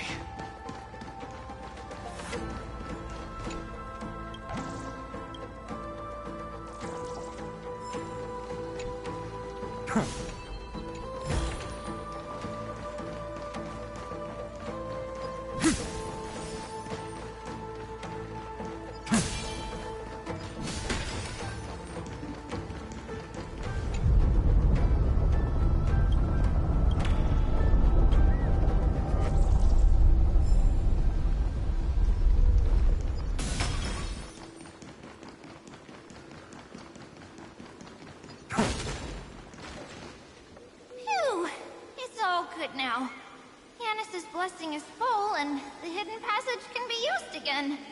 No, the Imperator's legions can launch a surprise attack from the grove. Who knows if Terravox will be able to succeed? Huh? Who is this warrior? Lady Tribios, I am Dan Heng, the Trailblazer's companion. Dan Heng?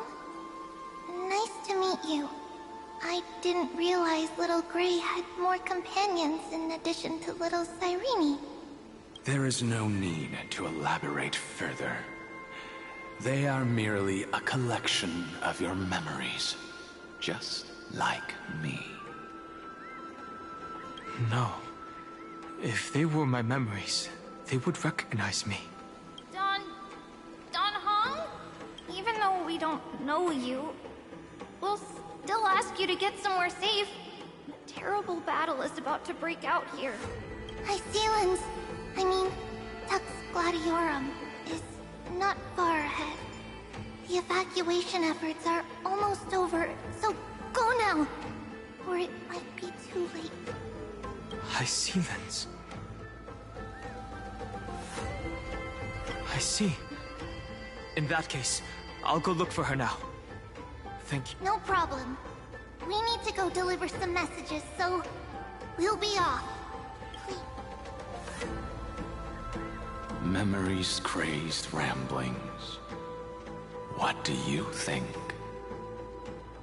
It's too early to reach a conclusion, but this memory is most definitely not mine. There are two possibilities. This memory either belongs to Terravox, or it belongs to her, the person you're desperately looking for. But the probability of the latter is very low. You should know better than I do. After that final battle, even the first genius couldn't determine where she went. Correct. But the conversation I just had gave me an idea. Let's forget Evernight for now. In the Vortex of Genesis, there was someone else who went missing along with her. I still have a chance to make contact with her. And the way I'll do it is right here in the Grove.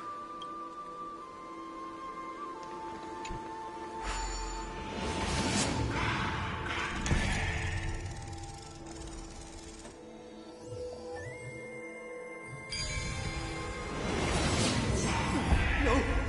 Stay back! You cursed beast!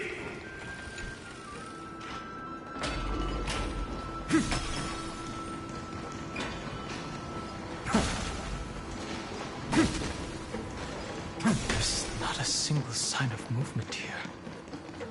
That was probably just the echoes of the Memoria Tide. Is this also a blessing?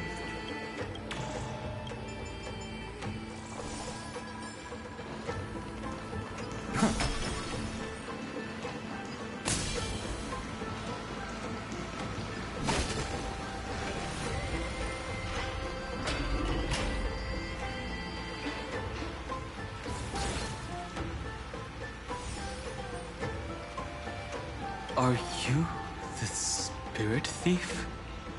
Bartolos? I see. Thank you for the advice. My Cloud Hymn magic will take it from here.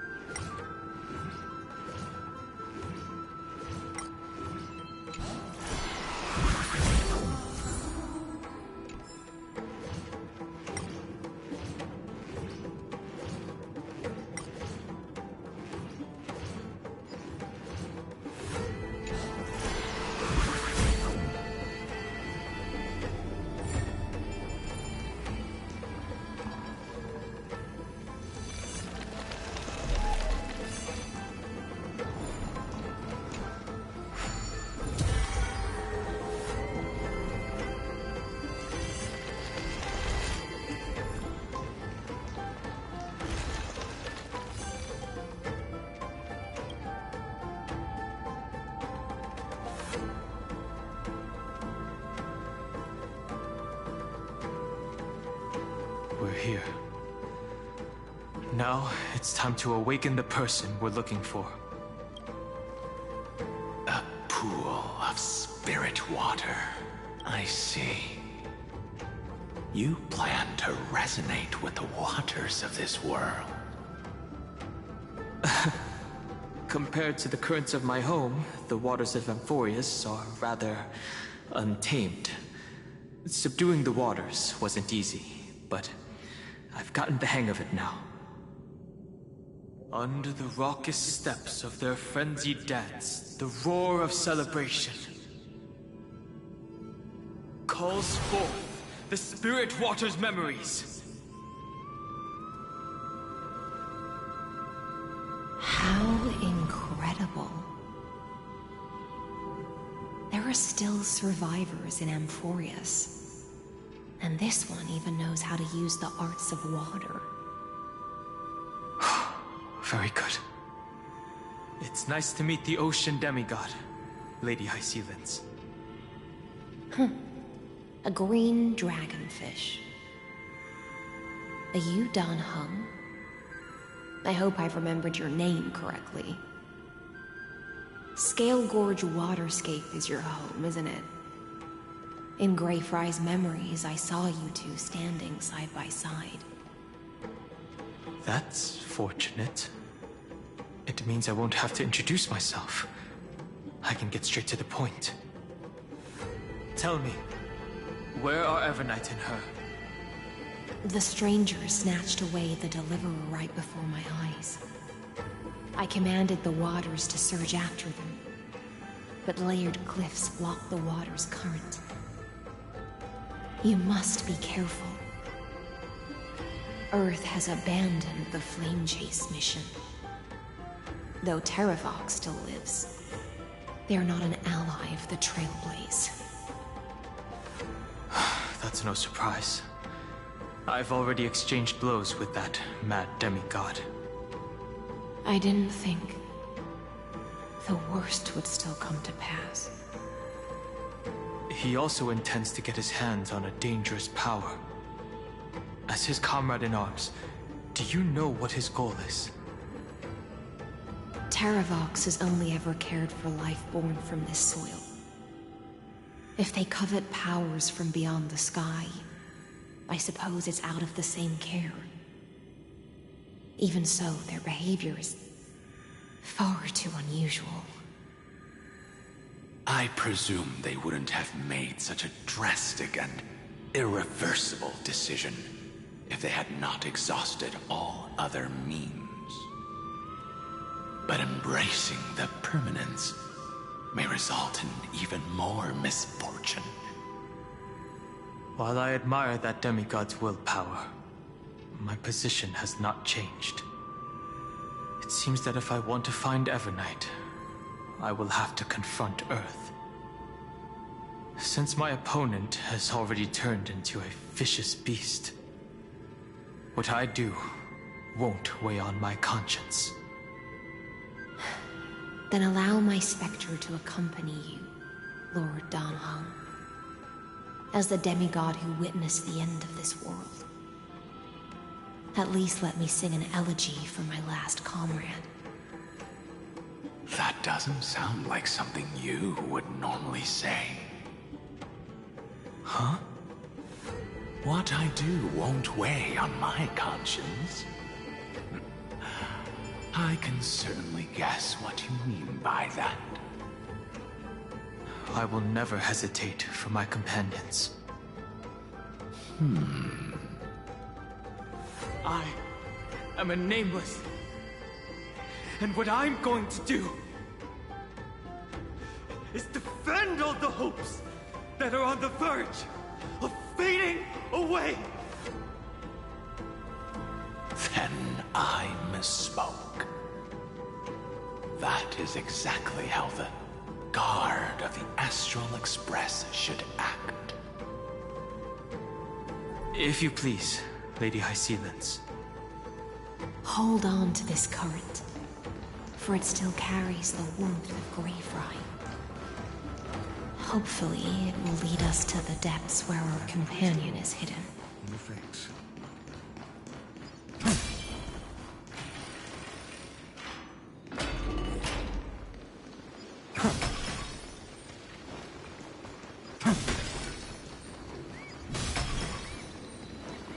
Light up the dark.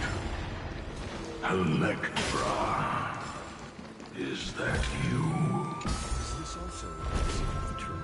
Who's that? You're right on time. Let the ocean sink into the Memoria tide and become part of the sacrifice to resurrect the...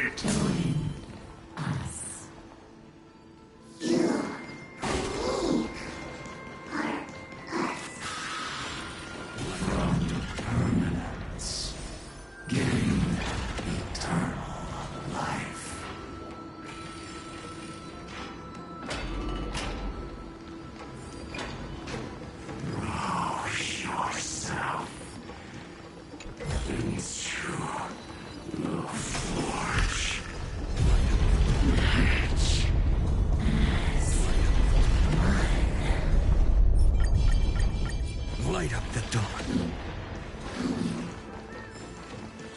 Do not run from your fate. Use the permanence. The Yadara might not even be considered people if we did not resort to beastly actions. Why didn't Dunfeng choose me all those years ago? Long Scion, fall into oblivion! The Memoria tide surges violently. Hold on, and don't let your focus be swept away.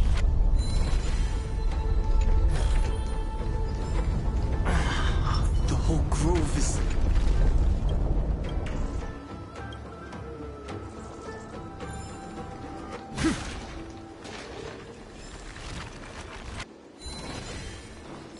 Of 5 people, 3 but you are one of them.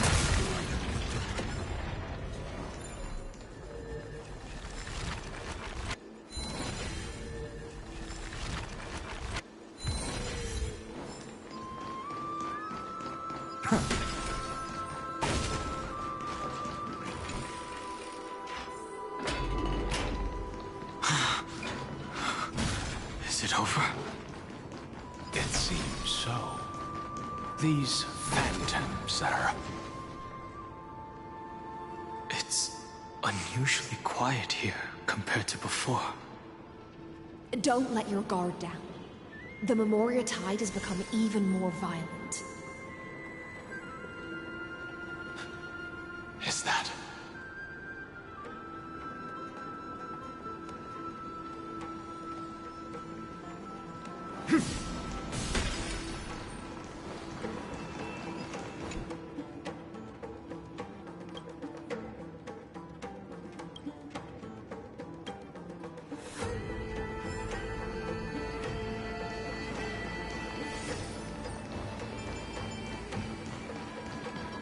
This is an interesting-looking wine jar.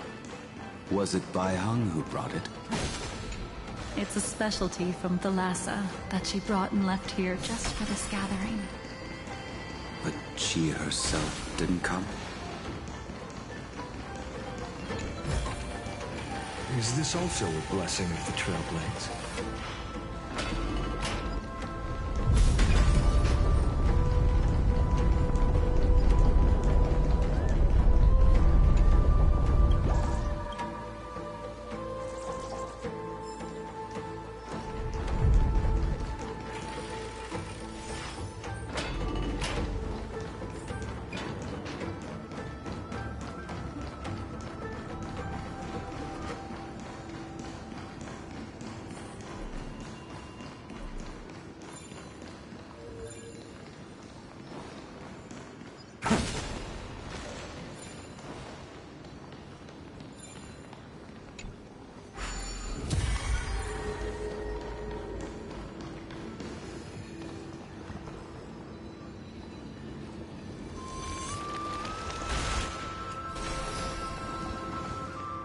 Your mind retains far more of the past than I had imagined. I've seen this farewell more than once in my dreams. The previous life is just an immersia to a newly born Vidyadhara. You know rationally that these are your memories, but it doesn't feel like you experienced them yourself. I use dragon transmutation for selfish reasons, and close friends turn to enemies. You probably want to ask me if it was worth it. The Military Affairs Office is placing more importance on the Yuchue's battle this time. And the Yao Qing called her back for a patrol mission. Some people are born with adventure in their blood and can't stop for even a moment. No matter, I'll drink her portion for her. We're already toasting. Why don't we wait for Dunfeng? As always, the High Elder has endless meetings with the Preceptors that he can't get away from. Let's not wait on him.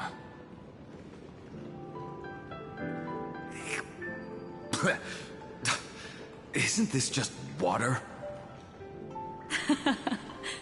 I'll relay her exact words. It is a mistake to drink too much before a battle, so I'll leave a jar of spring water from Thalassa's Crystal Palace. She said that wine only has flavor after a triumphant return. Why didn't you say so earlier? I didn't want to go along with her, but she insisted on seeing your expression after your first sip.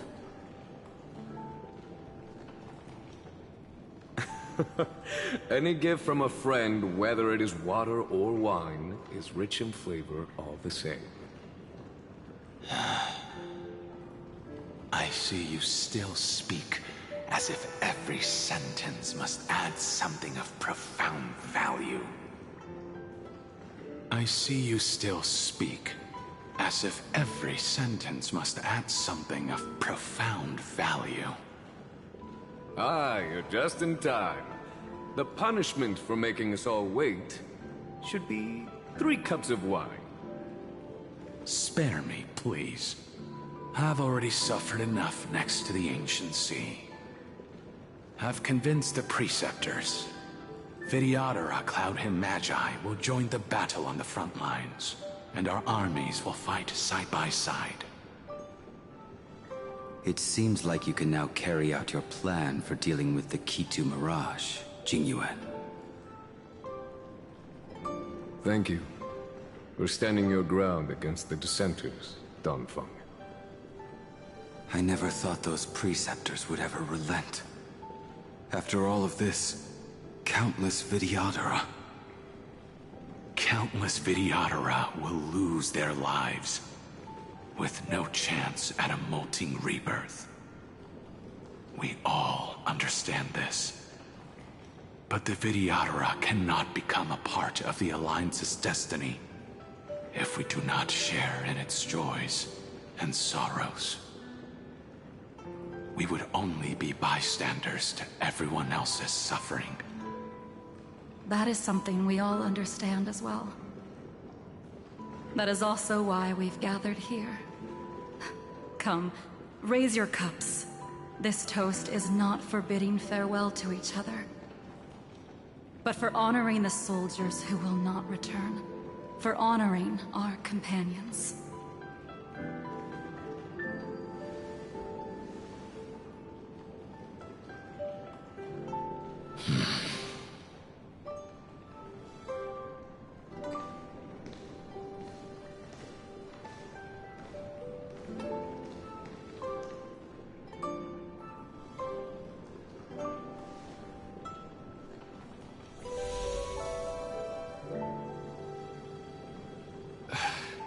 Apologies. My reckless plan must have put a lot of pressure on you. Nonsense. If our positions were flipped, you'd support me no matter how reckless my plan was. Right? Of course. But let's try not to be too reckless.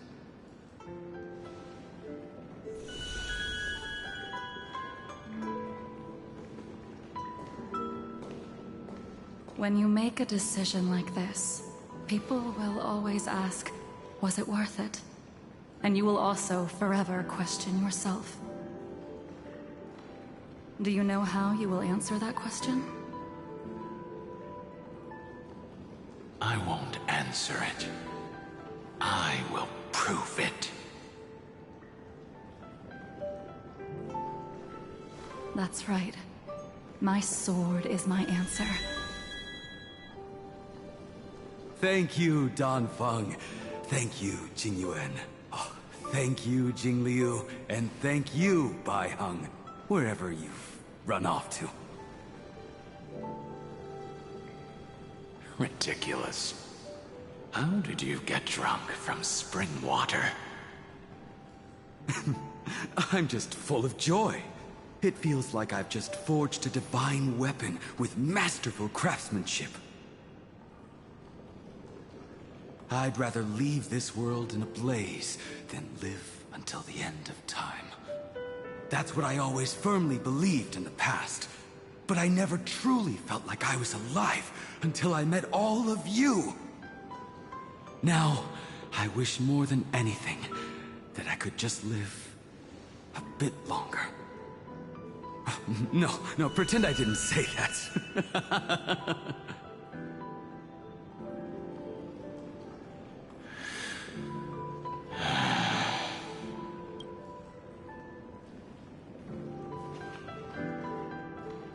It's over. And you know exactly what happened to these 5 afterward. So, can you understand it now? After both she and March 7th have left you. Losing a dear friend with whom you've shared so much can never be considered a victory. It's a failure that torments you for the rest of your life. I could never accept that kind of fate. So you made a decision. I was the one who used the transmutation arcanum. I was the one who swore to bring Bai Heng back to life. And the one who brought everything past the point of no return. That was also me. Do you have any regrets, Dan Feng?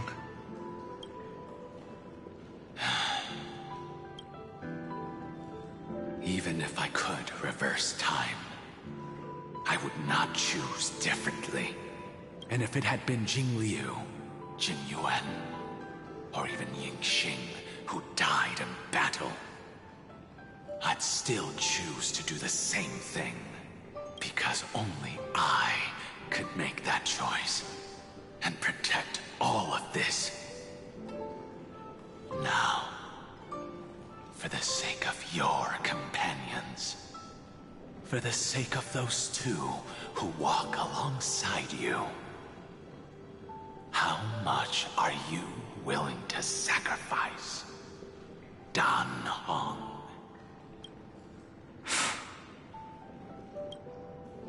Everything. Your answer does not surprise me. They are more than just my companions. They are the path I took that led me to where I am now. So they will also be beacons for when I am lost, leading me to the future, until my next reincarnation. Then let me see how you'll carry out your convictions. Let's leave this place and go settle things with that mad demigod.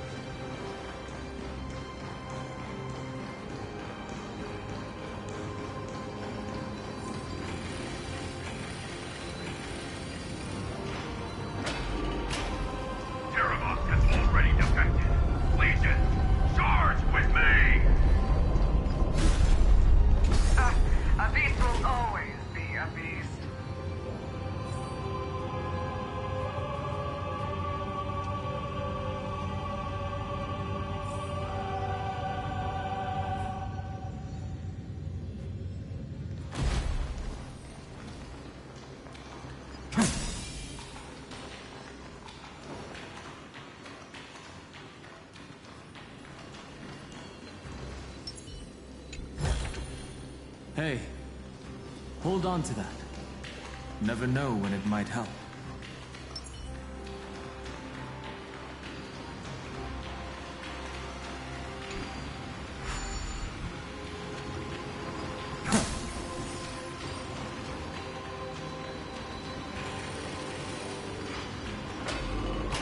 This campaign has been far too cruel. Let that be a necessary sacrifice of flinch. Seismic walking dragon. History shall remember you as a Titan Slayer! Memories intersect. Another betrayal. Another. I see the destination that the destruction points to. Golden blood is gurgling out. As expected, someone's been waiting for us. It's you. They are here, a scion of permanence. And your old comrade in arms, Terravox, my old friend. Indulge yourself. Let this Memoria tide swallow everything. Be prepared for the worst, Lord Dunham. This mountain dweller must not be underestimated. Geocles the Mountain Breaker. Earth's strongest rider. It's been a while. Mountain Breaker? He's not Terravox? I remember you, little fish, and your despicable master.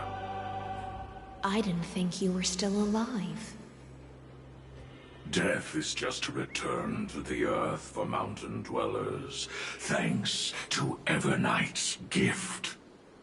I was able to come back to the mortal realm and keep watch over my dear friend, the Earth demigod who was sacrificed to the flame chase plot in vain.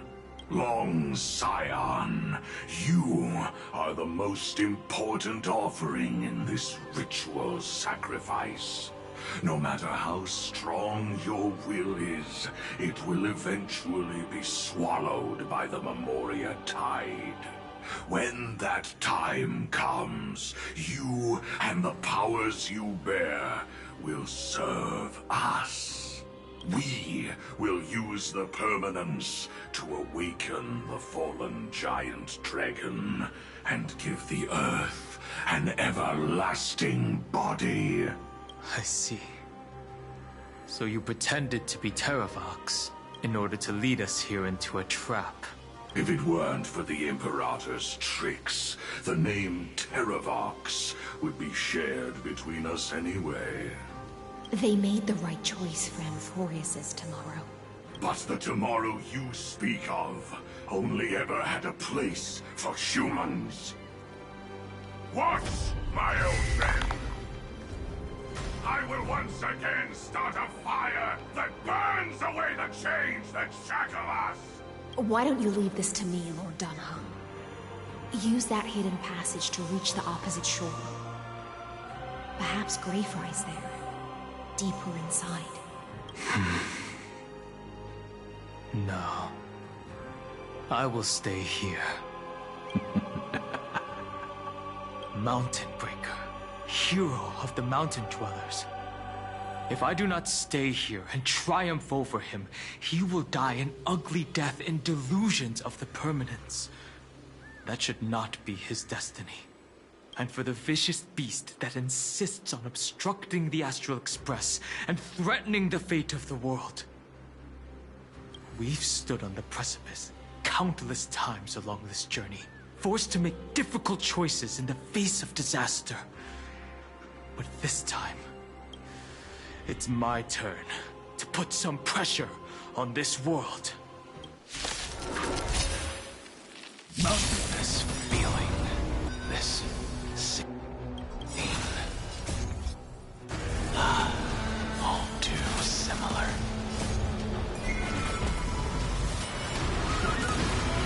I'll stand in their way. Earth shatters, heaven trembles! I'll overcome. The serenity is before me. No other future will come!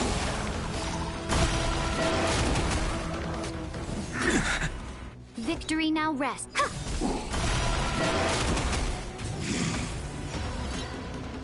I can't let them down. For tomorrow! The core flames consume me. I'll never quench the flames of blood. Her agony!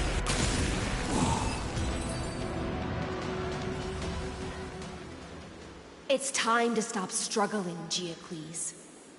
Go to your death with dignity. Before that, tell me, what kind of deal did you make with Evernight? How was the Great Mountain Breaker reduced to this?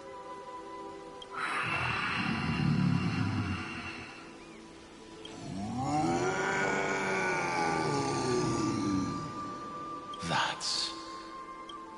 Leave it to me. I'll recount the Earth's heaviest past. And sever its deepest delusion. Terravox? Is that you? Your body has become so frail.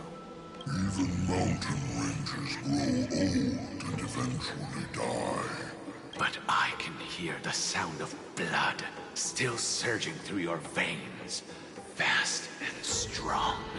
I suppose you are the true Earth demigod. I am near my end, and the demigod title means nothing to me now. The being who stands here now is just the former comrade of the Mountain Breaker. And the traitor who abandoned him. Traitor? Terravox was once a member of Giacles' Dromus Legion. This force was famous for its skilled riders and their brave Dromuses. Terravox himself was the Dromus King, the giant dragon who swore their life to the Mountain Breaker. In the battle against Georios, the Imperator could not surmount this mountain, and thus had to break it from the inside. Terravox's betrayal was key to the Flame Chase Army's victory. The age of the gods was coming to an end.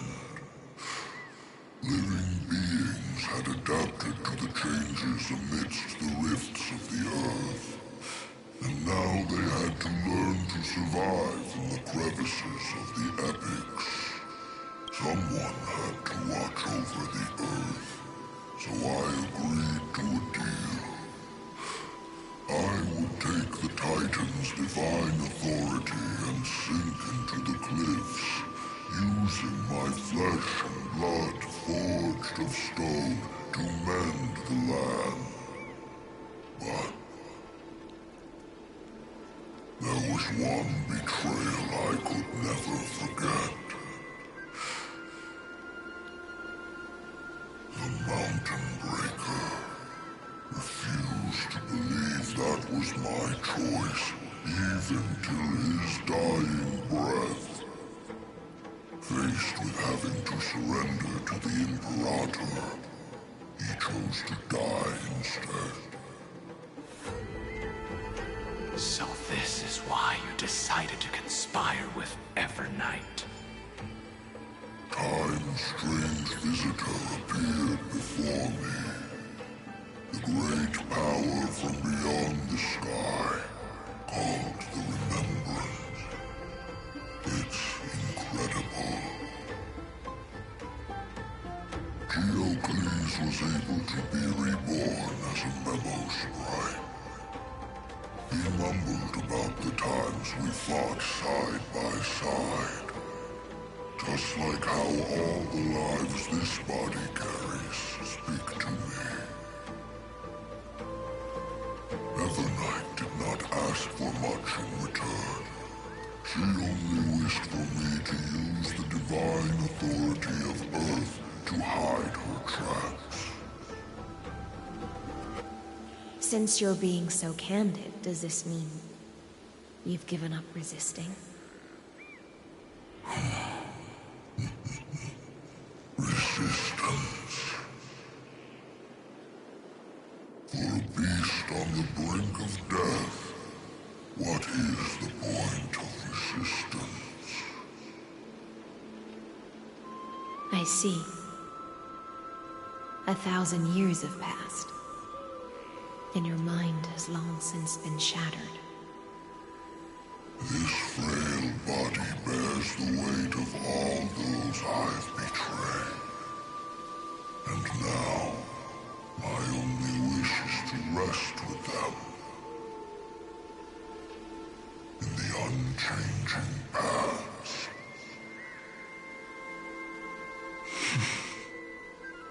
Go, Long Scion. That fiery blaze has already burned through Earth's protection, revealing the secrets underneath. The deepest depths in Amphorius, the great tomb where all the past is buried. The one you seek, Evernight, walked out of that place.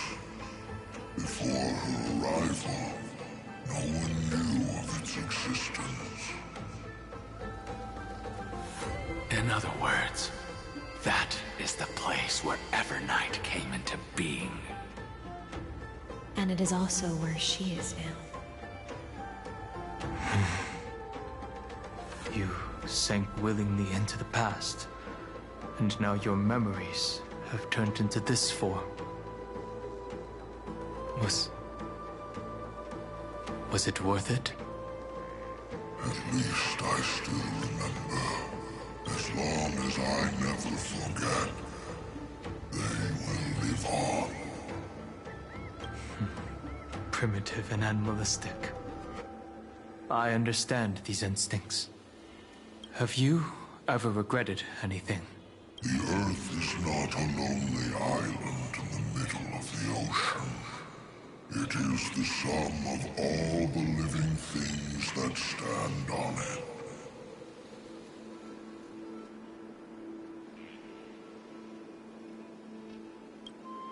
I have never regretted defending the creatures of this world.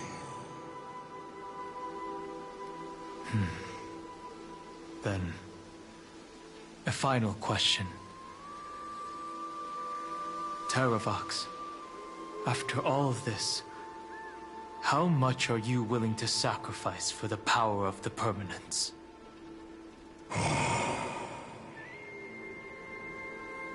Everything. My journey up to here has allowed me to fully understand my destiny. No matter how I struggle, the Earth will never be able to reach the stars. But my compatriots deserve to continue their struggle. At the end of my life, I want to make one last effort to give them a chance to move on to the future. Even if it is a future I am not able to witness.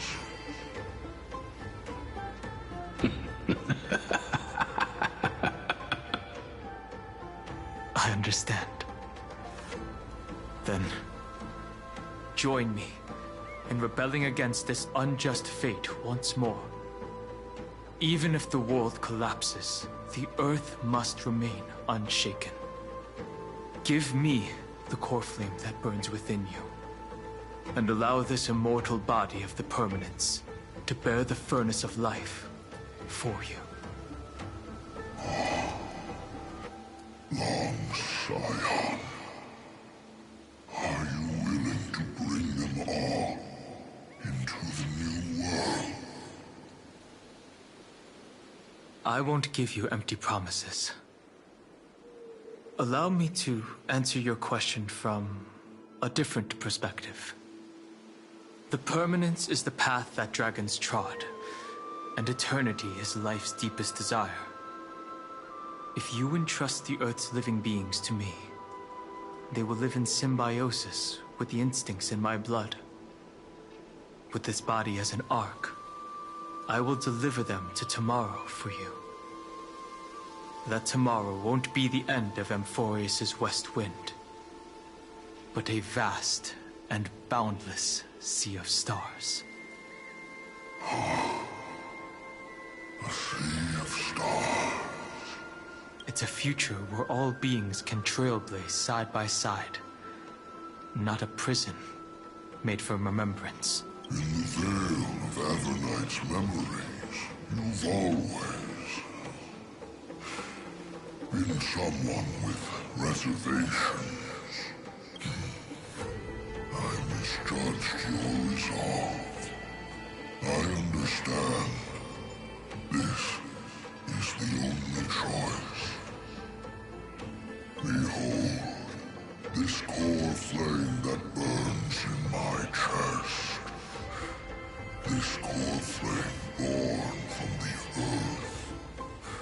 It is the red soil from which life sprouts, and the furnace of all living things.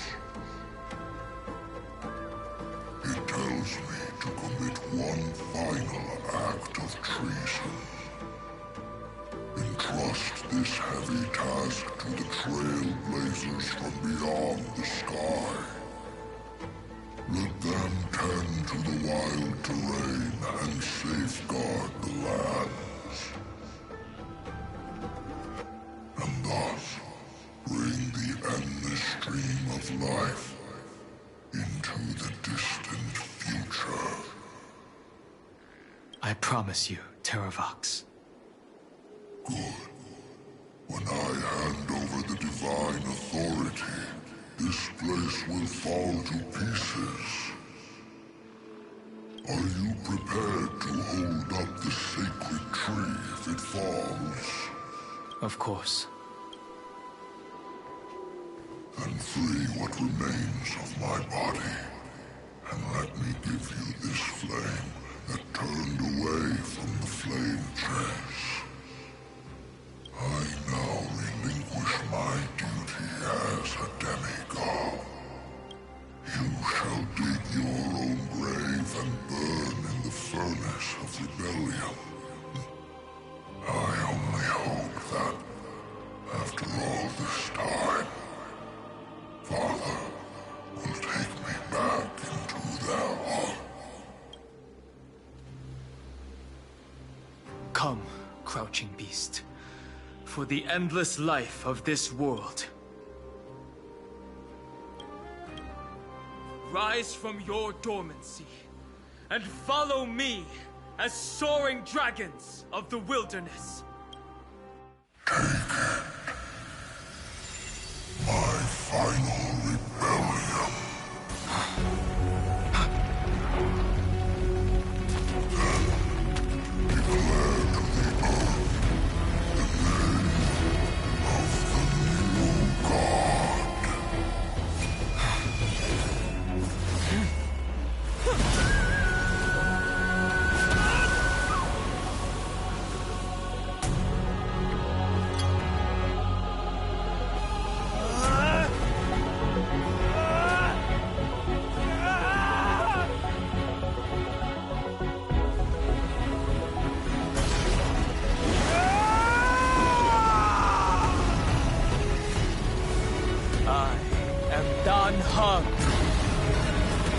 One who guards the trailblazer's way forward.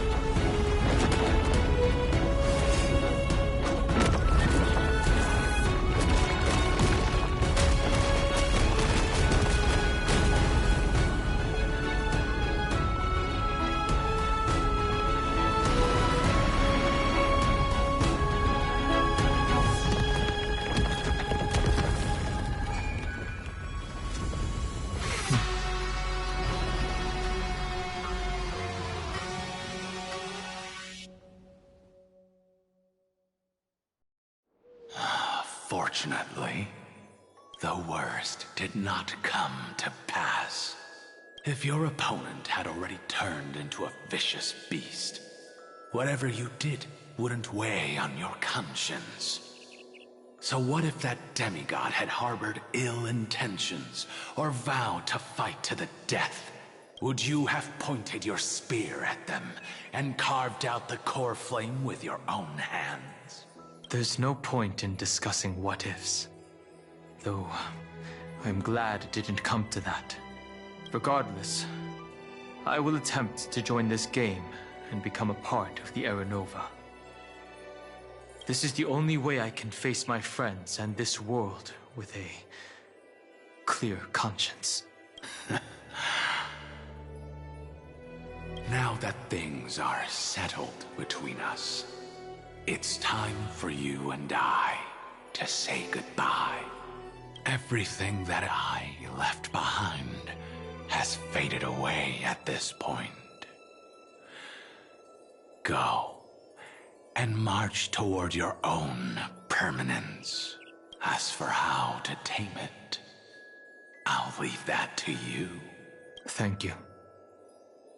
We can't go back to the past and make better choices, but at least we can do better in the future. A dragon can only welcome new life by shedding away his old, scarred skin. For the first time in my life, I feel at ease. This burning core flame. Is this what the destruction feels like? The light is unexpectedly warm. It's just like the fleeting moments when one wakes from a dream. Farewell, Danfeng. Now, it's time for me to set out once more. The final rebellion of Earth was to bestow trailblazing wings upon all living beings. For Terravox, this was probably the best possible ending. Behind that scar lies what they called the deepest depths. The rising steam tells me that Greyfry is in there. But right now, she's trapped in a bottomless whirlpool. Is Evernight with her? I'm afraid I can't tell. A scorching abyss. If I were to enter it alone, I'd almost certainly get lost. And Miss High Sealants, would you give me cover? I'll need to focus completely on what's ahead, and may not be able to pay attention to my surroundings. What are you planning to do? I'm going to continue where you left off. The stranger snatched away the deliverer right before my eyes. I commanded the waters to surge after them, but layered cliffs blocked the water's current. Times have changed. The cliffs are now in the palm of my hand. Then I believe it's worth a shot. It's just, without absolute resolve, you still won't be able to pass through that Memoria tide, much less save someone from it. The search for Greyfry might stretch on like an Evernight without end. Be careful. Wandering through time is no easy feat. Don't worry, Lady High Sealants. Just as you kept your lonely vigil in the depths for 1,000 years, my determination to find her is even more unshakable than the earth itself.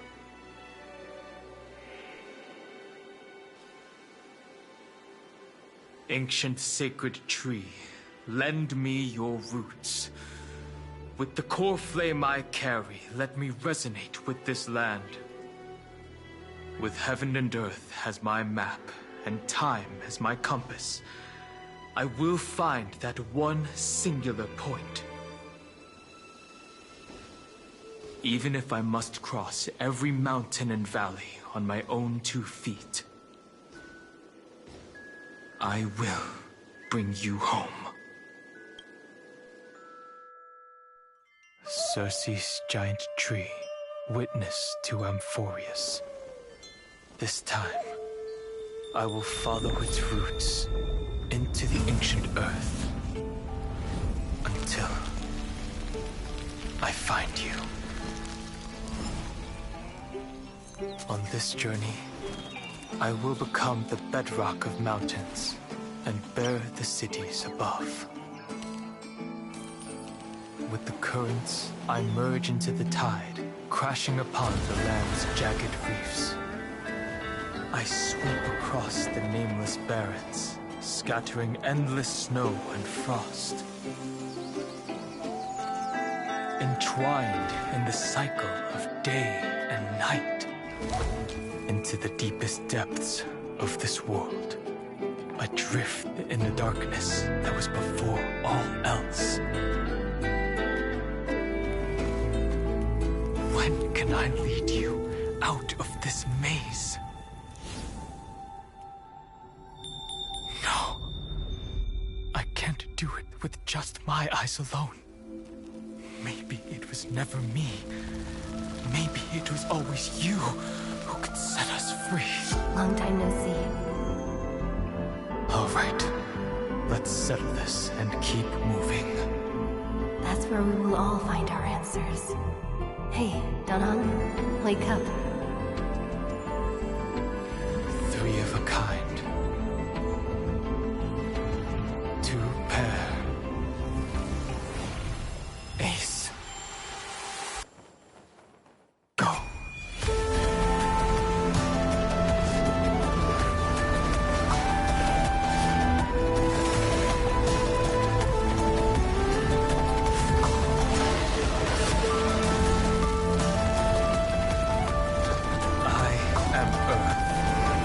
That grows upon the earth.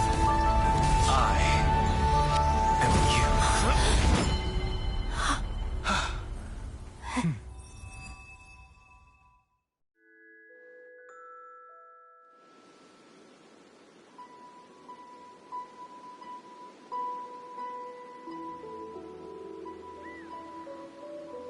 Finally.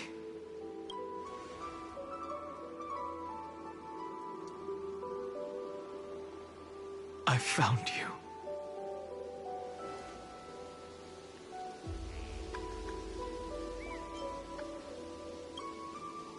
Long time no see. Did you get taller? While you were trapped, I experienced a lot.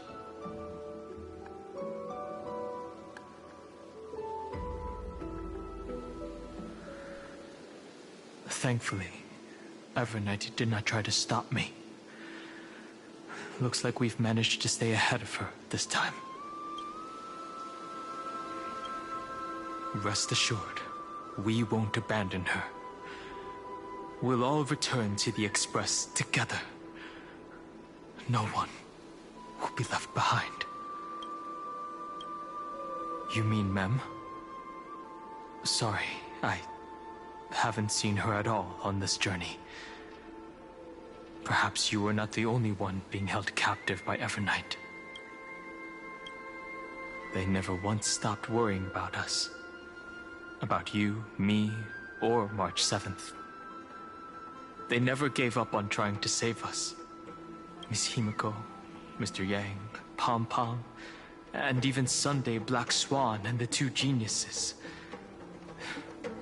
They are all doing everything in their power to aid us. I understand. Her power shouldn't be underestimated. It was only when I personally stepped into the maze of time that it suddenly struck me. She and I had crossed paths once before. I'll only warn you once. Leave her body. Now. I feel like I've seen these floating black things somewhere before. I had an unexpected encounter with her when I left Amphorius. Perhaps to avoid exposing her whereabouts, she stripped that memory from my mind. That power called Oblivion. It's just like an Emanator's. Oblivion.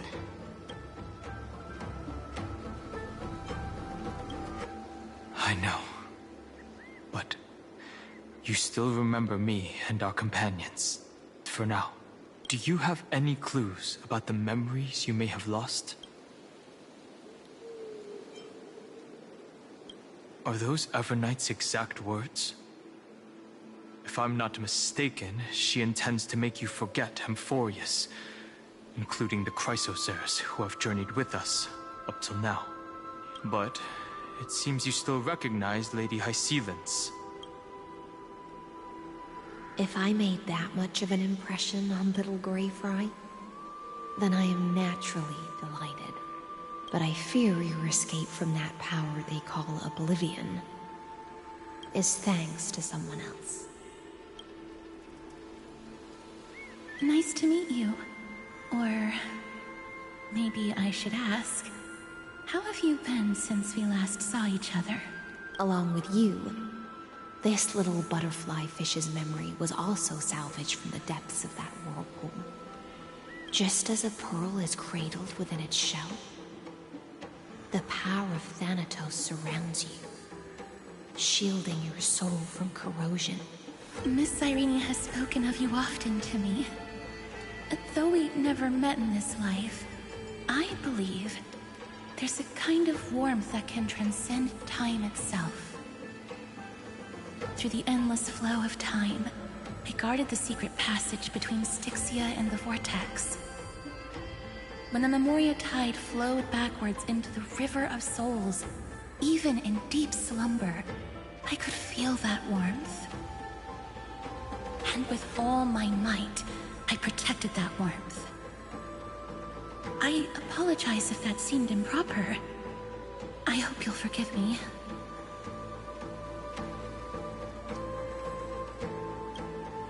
I understand that your mission is still unfinished. The path ahead is treacherous, and even though my body is bound to these dark currents, I'll do everything I can to watch over you both. The little butterfly fish is right. There is still a pair of eyes watching from the shadows, but we won't let them get anywhere near you. Go forth, golden dragonfish, and you, deliverer. Seek out your companion. Go forth and illuminate the lightless Evernight. I cannot thank you enough. Accept this promise from the Nameless. Amphorius will definitely write a brand new ending for itself. Of course. We'll write it together. The Nameless will never stop. Until all of us stand side by side in the true new world.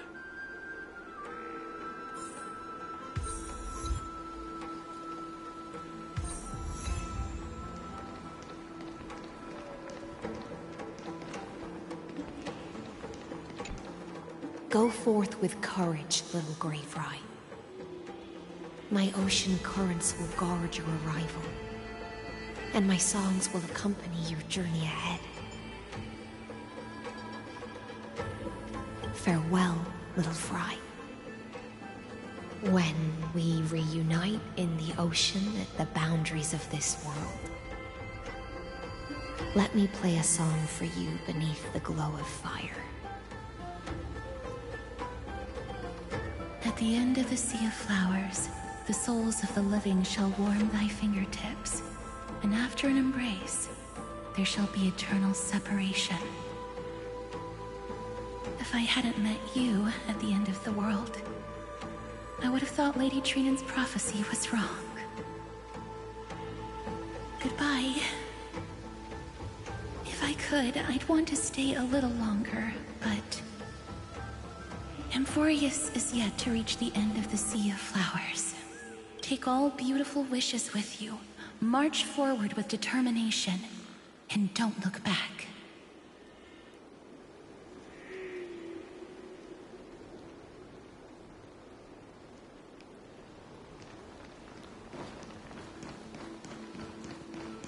This place was once Nestia's altar. Could the golden thread be leading us to the world's deepest secret?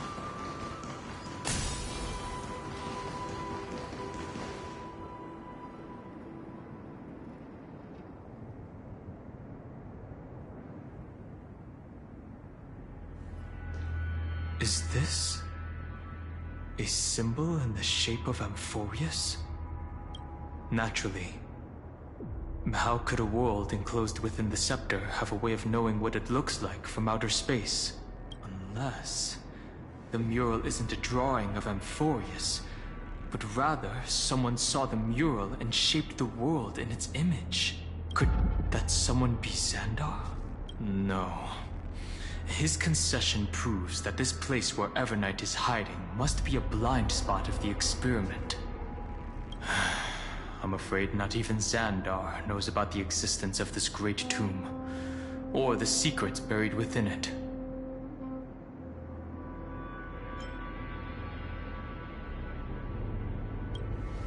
It's hard to tell right now, but this definitely isn't the outcome he wants to see.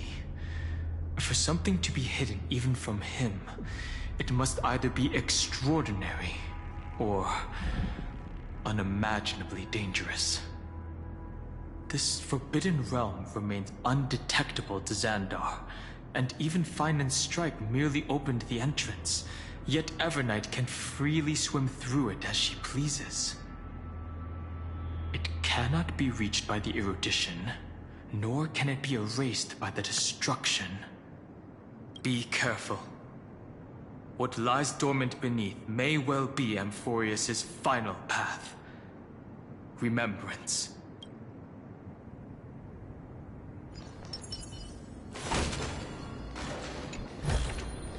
Hey, hold on to that. Never know when it might help.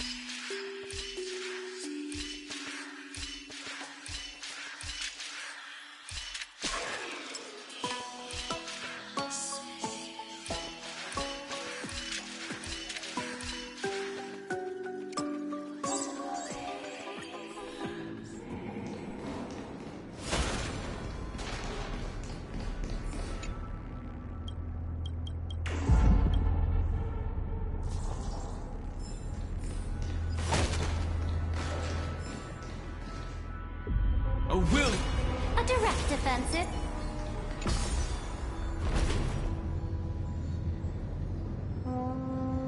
It's endless. It feels like we're plunging into an abyss. So this was my childhood dream, huh? Is this also a blessing of the Trailblades? Are those distant structures all entombed data? The whirlpool of remembrance. Bottomless and unfathomable. Behind this mist must be Everknight's domain. Ready? Once we step inside, I'm afraid there'll be no turning back. March 7th is surely waiting to see us again. Let's go. On the Trailblaze, no one gets left behind. This maze is full of memory loss. Your voice sounds different from usual. I only hear a hint of curiosity. The rest is all fear. Beautiful memo keeper. I know exactly where that fear comes from. The Everknight is a mimetic entity's natural nemesis. They will swallow you whole with just a flick of my pinky finger. I am the Garden's enemy. I have never denied that fact. I have to say, Miss Everknight, you've certainly got a unique way of protecting people. At least she's still willing to talk. Is it because I disobeyed the Garden's rules? Maybe I still have a chance. No. I don't think you do. It's not very elegant to spy on someone's thoughts, you know? Well, before you get rid of this beautiful memo keeper, the least you could do is answer some of my questions. Why should I do that? So you can buy more time and send a message to your companions? And here I thought you were already watching my companions' every move. I am. Earth's stirrings have ceased. They have defeated Terravox and are heading here as we speak. Don't tell me that's part of your plan, too. It's not. But I'll make good use of it. Fighting alone against an entire world, even I might miss something. But I know how to adapt to the circumstances. Just like right now. How I've decided to let you go. I like you, little bird. Your longing for memories remains pure. Unlike those memo snatchers. Your most precious quality is how you've yet to be tainted by the Garden's dark side. I'll take that as a compliment, but I still don't understand why you've kidnapped me here. Well, seeing is believing. So, why don't we take a stroll together? This ruin buried deep underground is called the Kernel, in the language of erudition. But I gave it a friendlier name. The Heart of Amphorius. The great tomb of the Nameless Titan. The Nameless Titan?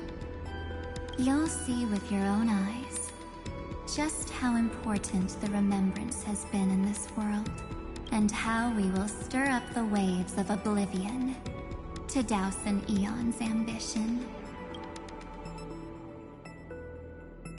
You've been hiding here all this time. That's right. Curious about how I discovered this place? It's not actually all that complicated. The road we just walked was the beginning of March 7th's journey in Amphorius. The beginning? Do you still remember how 3 paths are said to intertwine in Amphorius? That 3 entities, each comparable to an emanator, left their marks in this world. There's Xandar, Iron Tomb, and... That's right. To this day, there have been no signs of the entity corresponding to the remembrance. The Garden of Recollection was curious about that too.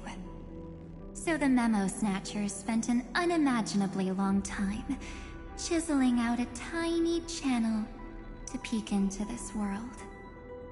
But there was always a power in the memory zone that kept them out.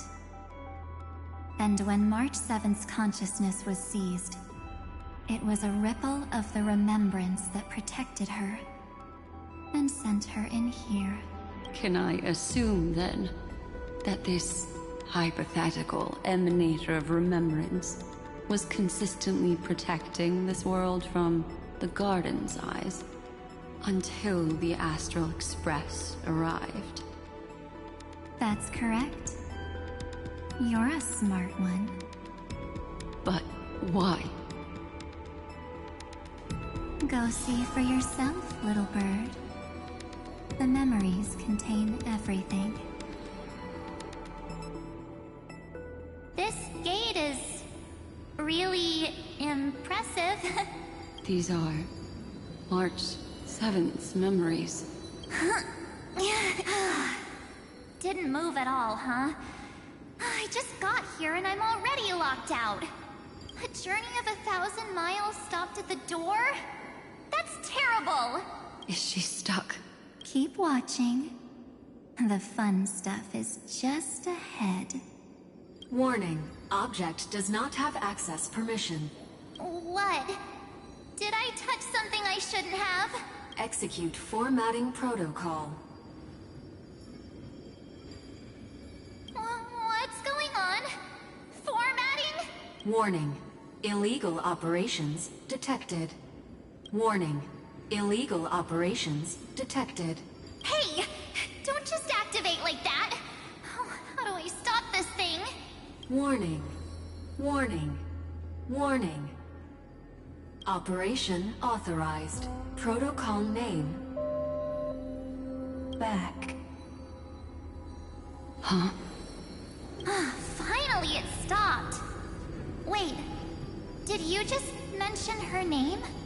She's barely spent any time in Amphorius, and she's already famous? I don't know what you're saying. Let's not speak in riddles, alright? Why don't we start with an introduction?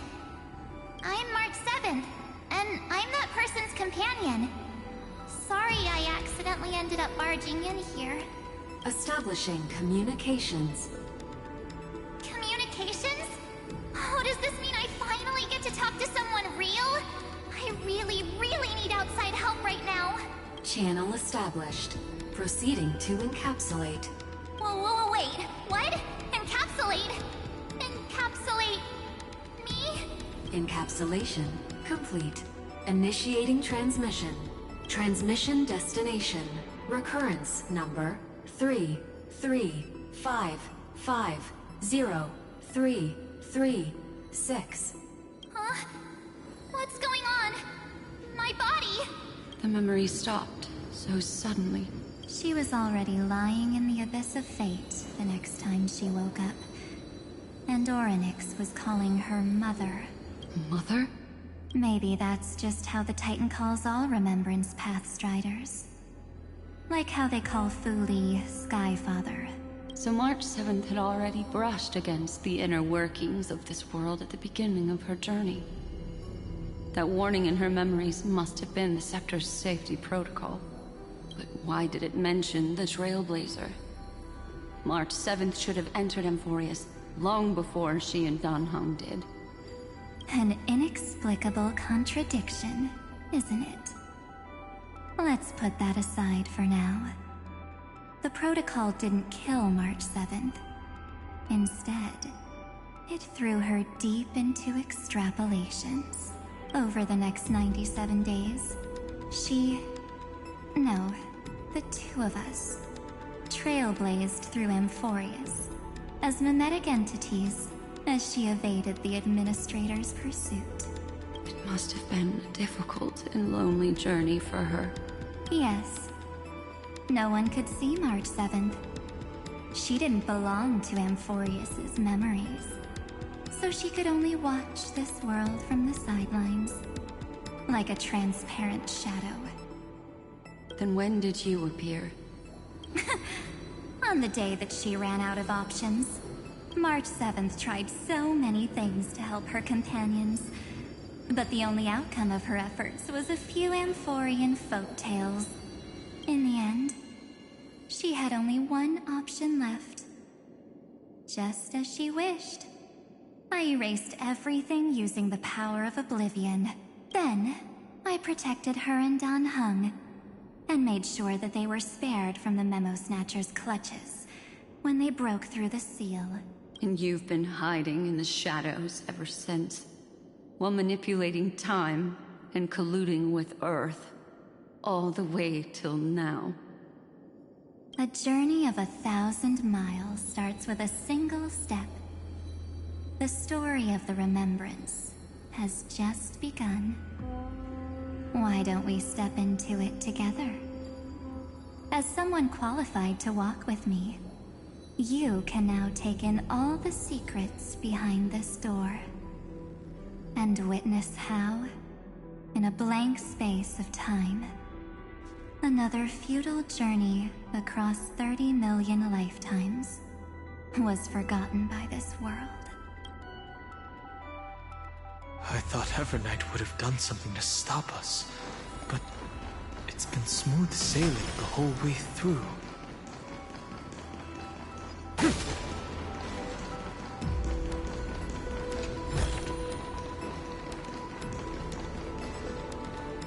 Are you ready?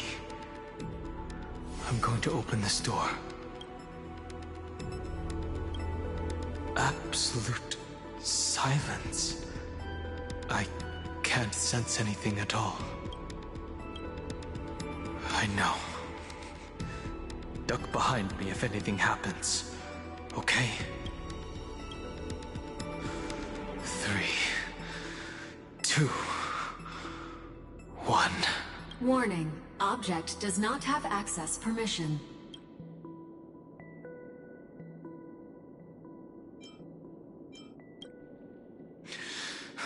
That means we're in the right place. Warning. Warning. Warning. Get ready. Incoming.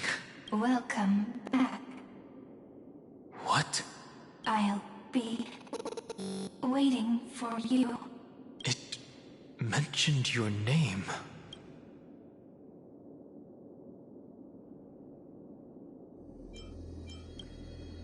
I'm getting a feeling of déjà vu. Like the first time I opened as I've written. Thankfully, Evernight didn't take that book. Let's try using it. Operation authorized. Protocol name. The seal's gone. Didn't think this book would have a use here.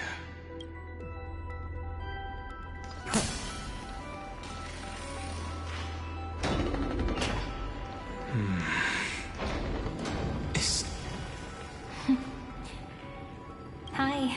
Miss me yet? I'm just messing with you. This is the first time I have met you. Executing protocol. Format object. Formatting progress. 0.015%. And it looks like it'll also be the last. Something's wrong. She's not talking to us. She's not the Mem you know. Could she be a Cyrene from the past? Formatting progress. 23.815%. Since we don't have all day, let's get started, shall we? As always, I'll read this book to you. That way it won't just be Cyrene's memories alone. Formatting progress. 45.147%. Where should I start this time? Let me see. There. Shall we start with the meeting between the Helcolithist sage Midamos and the King's Aegis, Anaxa? Formatting complete. What? Did you hear that? She just said...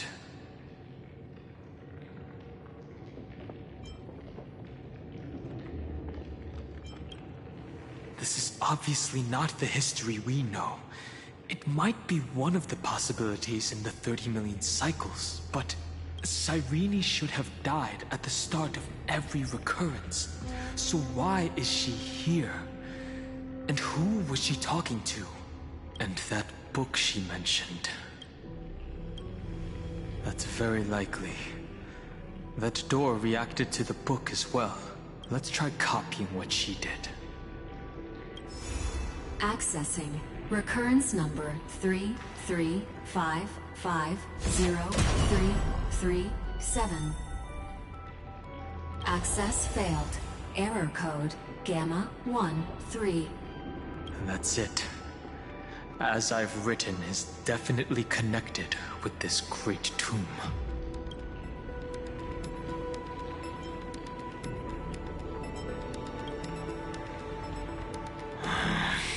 There are 12 chapters in As I've Written, corresponding to the 12 demigods.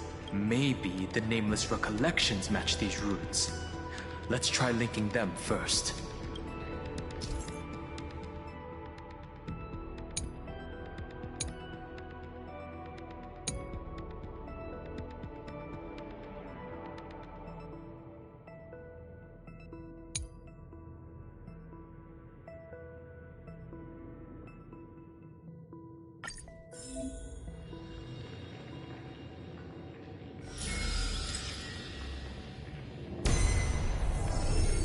Uvris 504. Downloaded. As expected, the data stream flew into the crystal in the middle. It's absorbing the memories in the book in this manner. The world never learned how Ceridra rewrote the law, but I believe it was Amphorius's decisive move against destiny. 30 million departures, 30 million shatterings, and the beginning of 30 million flame chase journeys. Fate betrayed Trebios, but she was never betrayed by humanity. 30 million departures, 30 million shatterings. This world is so desolate. What exactly is it?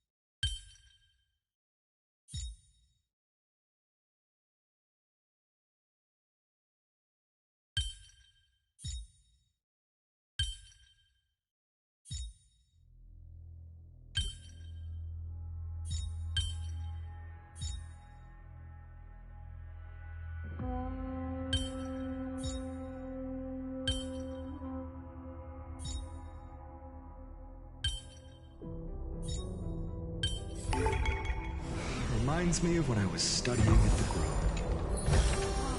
I've appraised it all. No fakes. Light up the dawn.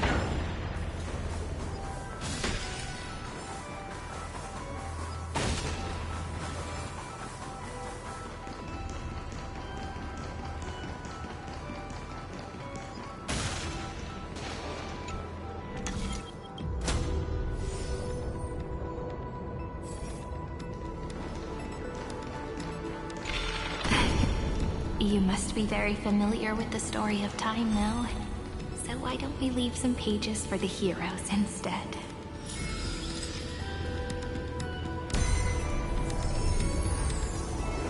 Uthia 093. Downloaded.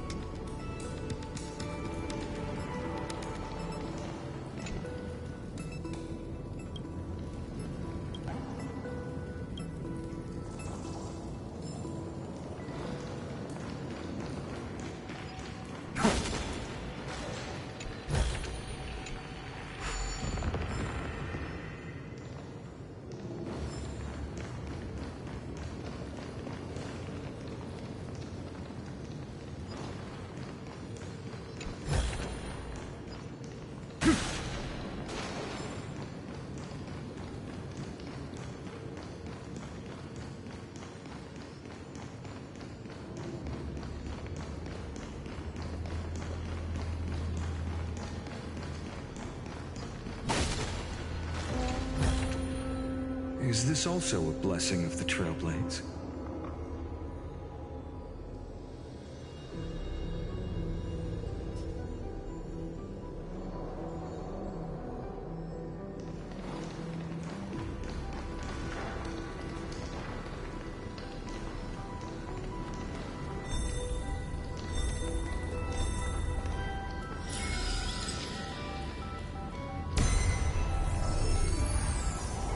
Uplotis 405. Downloaded.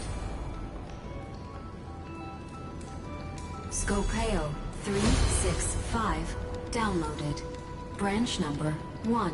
Archiving.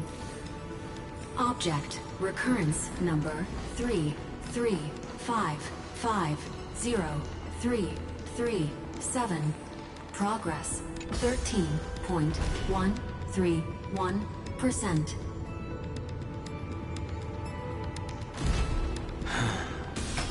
There's a notch in the terminal that's just the right size for this book. Branch number 1. Archived. Encapsulating encryption key.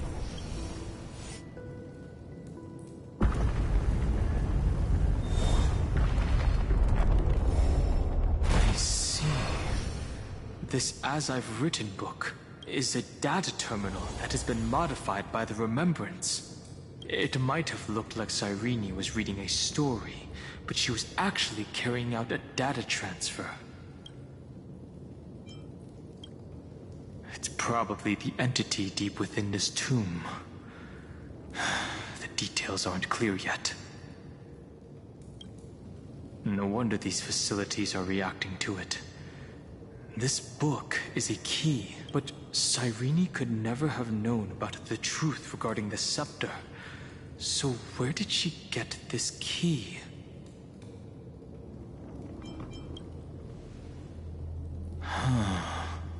Do you remember? During her brief existence, Cyrene once encountered a certain Eon. Yeah. So, I can only place my hopes on that childhood dream, and the god behind Orynyx that appeared in that dream. It's no secret that Orynyx and Fuli are related. That Eon also appeared when you encountered Mem. We still don't know the role they play in Amphorius. But if Cyrene accidentally stepped onto the path of remembrance, then her sacrifice wasn't just for resetting the cycle. There was another purpose. Encryption key encapsulation complete.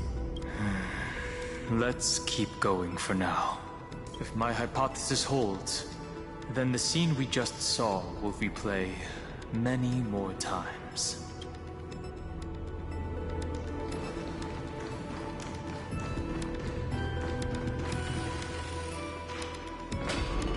Hey, be careful. Everknight's eyes are everywhere. Don't get too far from me. The chronocognitive anchor will protect us.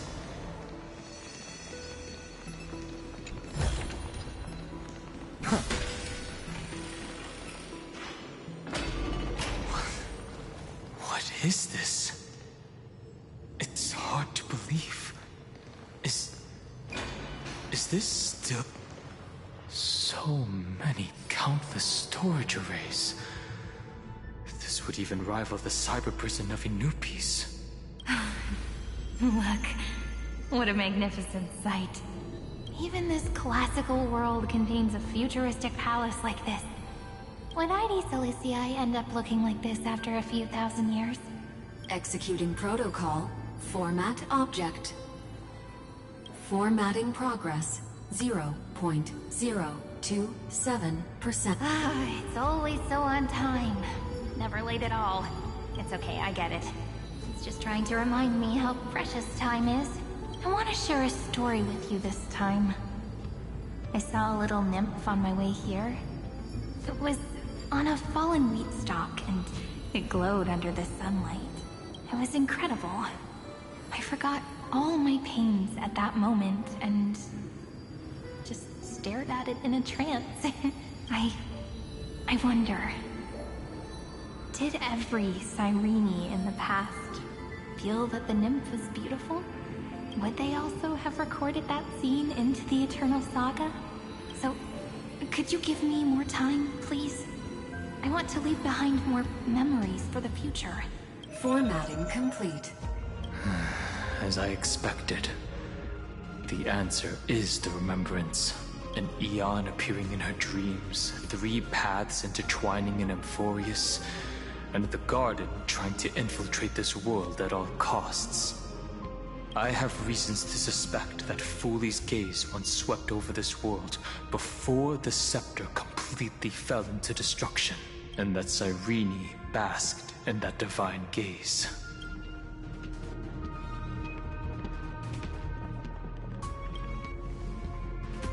Humanity cannot judge eons based on our own common knowledge. The Remembrance has always been an observer of the universe, ever since their birth. That's to be expected. The various factions are only followers of their eons, and Fooley was never known to be friendly with humanity. But there's still something I don't understand. According to Black Swan, the Garden is internally fractured, and there is a party that craves the memory of an eon's fall. They would do anything to achieve that goal. Yet, I feel as though those memo snatchers didn't try to stop us at all. Instead, it feels like they were trying to cover something up. Most of the time, a gaze is simply a natural phenomenon, though some Pathstriders regard it as a supreme honor. An Emanator, however, must possess power granted by an Eon's blessing. I know what you're thinking. That theoretical Emanator of Remembrance remains a mystery. But now, I'm leaning towards the idea that what the Garden's mirror reflected was a kind of miracle that Fooley left behind. Yes, we're thinking the same thing. Legend says that Fooley sits in meditation in the Anasrva Pure Land, spreading the seeds of remembrance across the universe. And when the cosmos ends, all the different realms will be reborn in their garden. If this sealed-off world is also within their gaze, then it's not too big of a stretch to surmise that they need a mechanism to save these incredible amounts of memories and store them somewhere out of the Erudition's sight. And this mechanism was previously the Time Titan and their demigod. But after Amphorius entered an endless loop...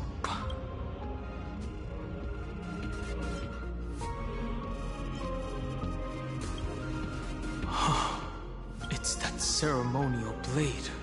Now, I can say with certainty, time is the page on which that Eon records Amphorius. If it fades from existence, and all that it records is lost among the stars, that Eon will surely direct their gaze here. And it will be a glance that spans time and space, transforming each incarnation of me into the power you shall wield to reset time. Imbuing my soul into this ceremonial blade, and creating an endless flame chase journey. The ceremonial blade killed Cyrene at the start of every recurrence, and at the end of every journey, Cyrene's soul took the extrapolated memories stored within the blade and buried them in this great tomb. That's how the memories of Amphorius transcended the loop and were continuously stored, while the scepter had to revert its progress over and over again because of loss in its logic. Fuli's blessing will not disappear as long as this process keeps going. I knew their gaze never left. As long as I record every page of this story and tell it to you, Amphorius won't be forgotten. Cyrene encountered the Eon's gaze and regarded them as the hope to continue her world. That's why she offered them memories over and over, even if she had to turn herself into nothingness every time. As to why she insisted on keeping her human form and offering the memories through reading a story, it might have been the only way for her to maintain her sense of humanity and leave her mark in this world, even though everything was just her wishful thinking.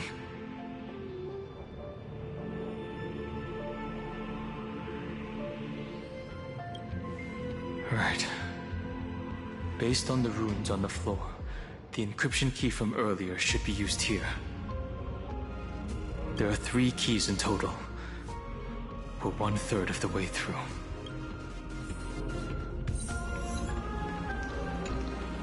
I'll leave it to you. You never say anything, but I know you're listening. Every story I've told is like a little key that opened a door in your heart, no? The path has appeared. Go!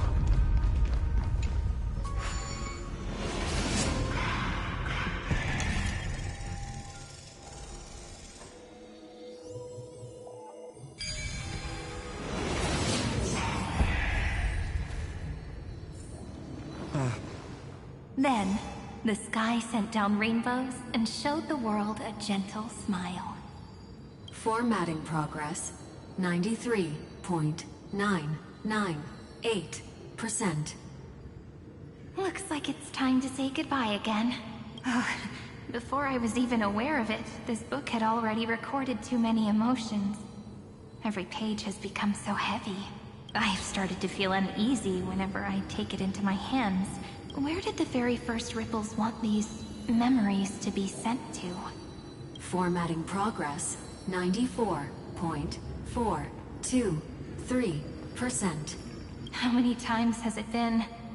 It faithfully fulfills its duty, activating and formatting, never changing, like the fate of the flame chase in every cycle. If I can only write the same ending every time I lift my pen, then is this weighty saga just an overly naive dream? Formatting progress, 96.024%. Process error. Analyzing. Process error. Analyzing. Really? Are you encouraging me? Thank you. I'm sorry for making you see this embarrassing side of me.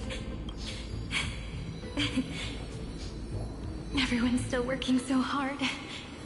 If I'm the only one who's crying, that wouldn't be romantic at all, would it? Thank you for listening to me all this time. So, shall we continue? Formatting complete. The endless cycle took its toll on her. Even Cyrene could not resist despair when faced with eternal stasis. Like Aslana, she started to wonder whether everything was futile. Indeed, but I still haven't figured out one thing. Who exactly was she talking to? I thought it was an Eon at first, but the way she talked, it didn't sound like praying to a god at all. Maybe she's talking to her imagination? A hero within? But that wouldn't explain the process error. No matter who that listener is, Cyrene's storytelling is just a data stream for the scepter. Maybe, she thought, as long as she kept tossing drift bottles into the distance, someone was bound to pick one up someday.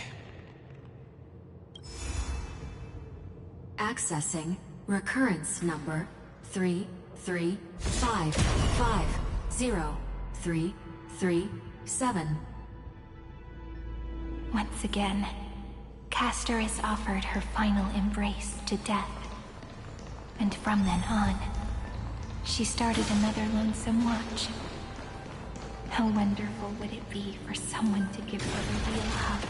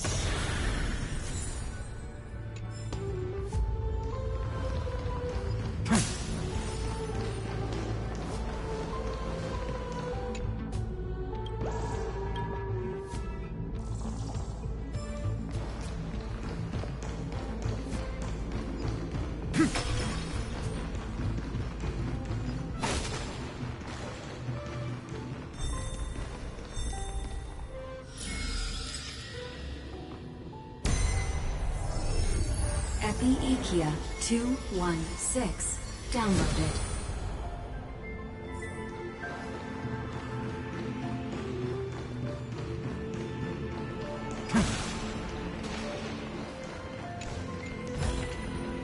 I've appraised it all. No thanks.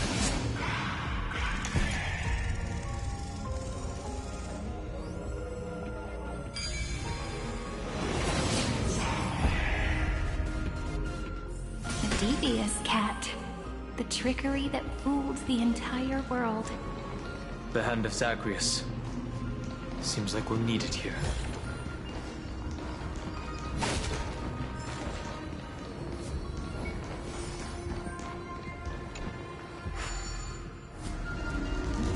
Maybe the room will only be completed after the modules are inserted into the slot.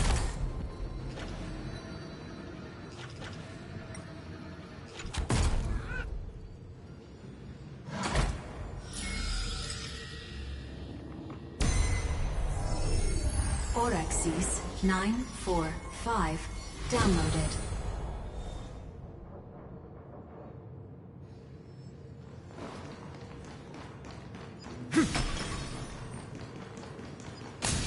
Midamos's road of strife once again reached its glorious and lonely end. As always. Access denied. We were denied access. Memories about strife are always so defiant and resistant. A fight is unavoidable. Come. Warning. Illegal operations detected. Warning. Illegal operations detected. Watch over you and guide you on your path. The future will come. Dragons soaring above the lands. This is permanence!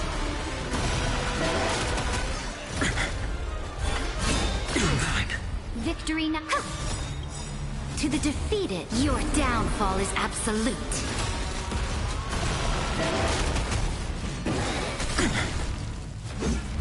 Trial fitting for tomorrow. My strength isn't what it Wanted to doubt farewell. future will come. Core flames consume me. Quench the flames of blood. Is that all? Branded with strife.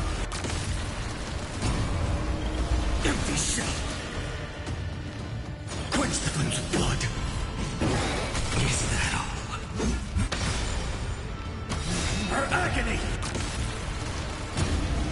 Hail the new dawn!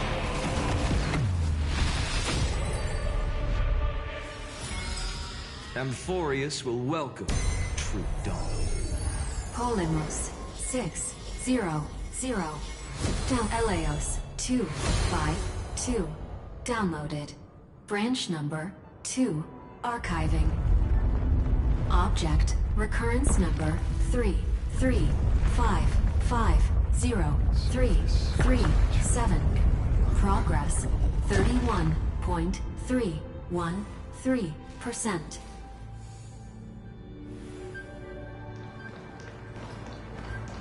Nice. Let's go encapsulate the encryption key. Branch number 2 archived. Encapsulating encryption key. I've been wondering, could all the memories we've encountered on the way be Everknight's traps? She still hasn't shown herself. That's very suspicious. But I can't think of a good reason for her to do that. I can only surmise that she's either still waiting, or someone's holding her back. Encryption key encapsulation complete. Let's keep observing. Every ripple of these memories could potentially reveal to us Everknight's true goal. Let's go back and use the encryption key to open a new path.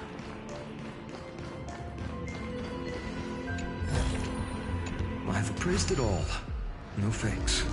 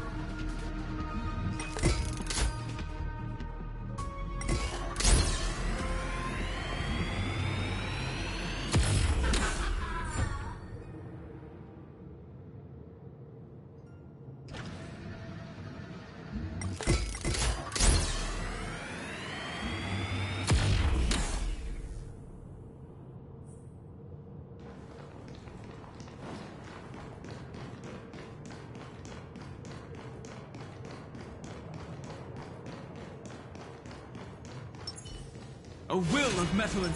A direct offensive?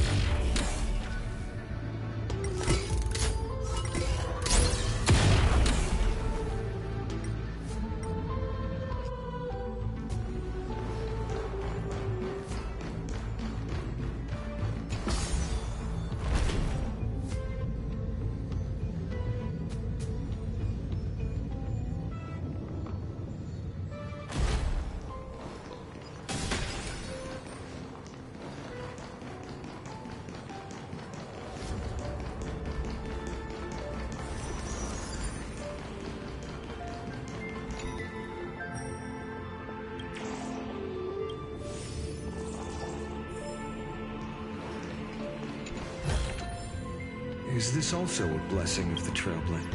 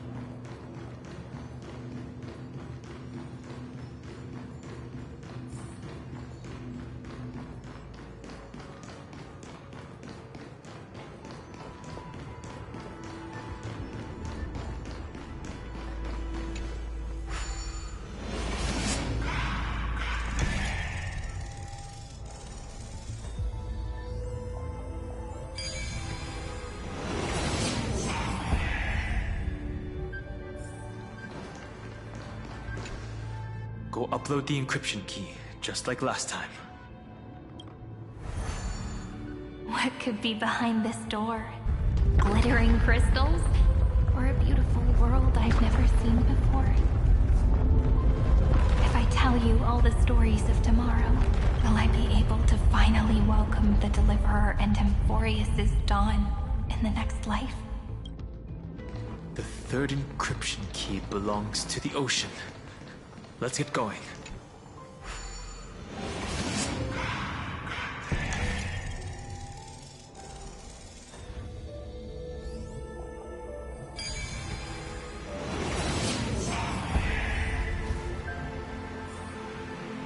Reminds me of when I was studying at the Grove. No memories appeared this time.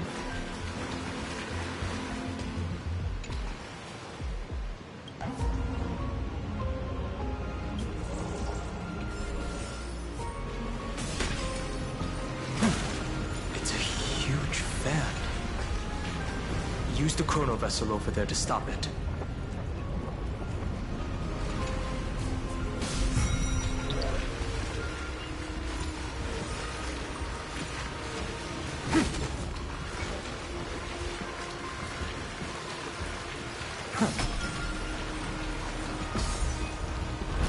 Light up the dawn.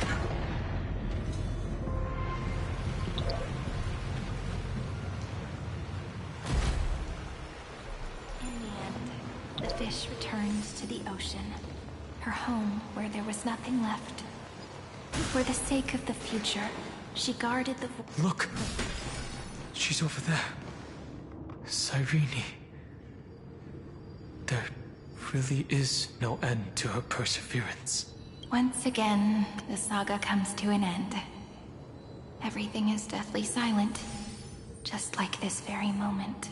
It's another cycle of new beginnings, and another familiar reunion. Now that I look back, there was a period when I got really sentimental. I was so anxious, trying to find as many different memories as possible, hoping to bring some change to this unchanging destiny, and find the way out of this maze. But I won't do that anymore now.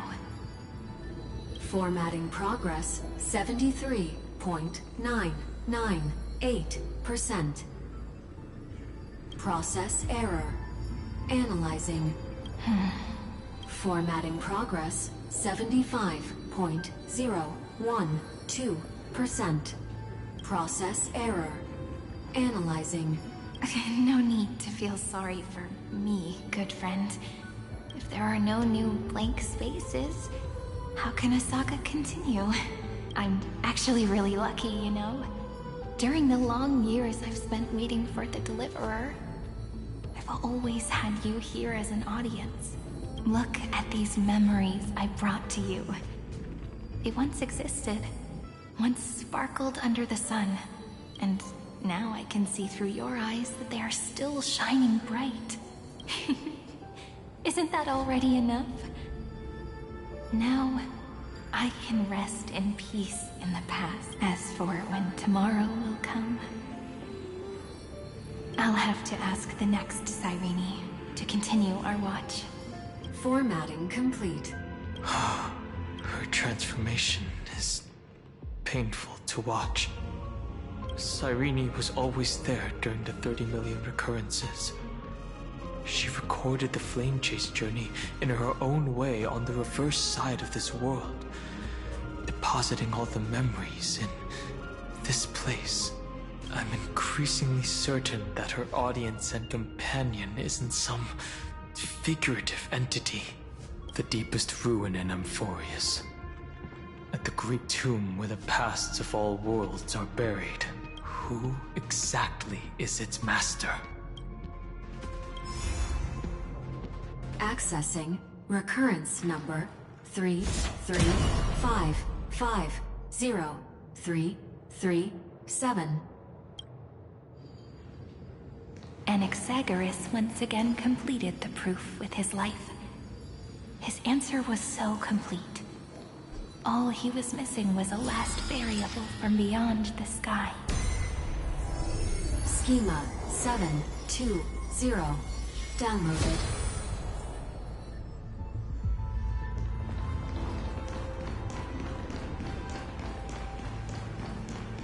World-bearing.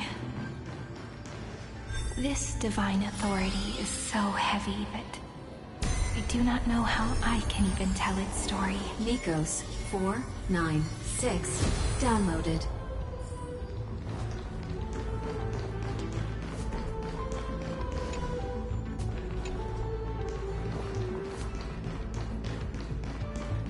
Light up the dawn.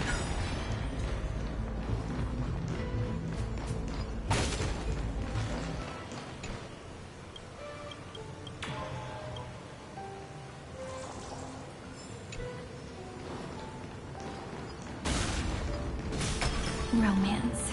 In warm gold. Forged along staircase. The runes on the fan. We need to use the chrono vessel to stop it first.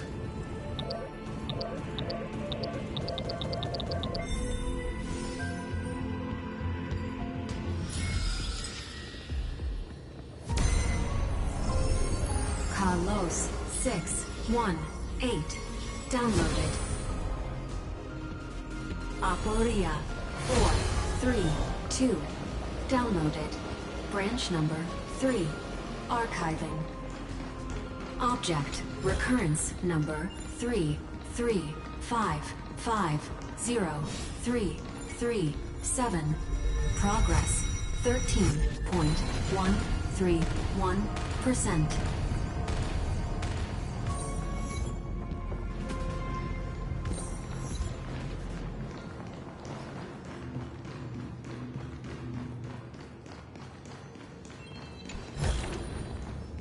That's the last encryption key.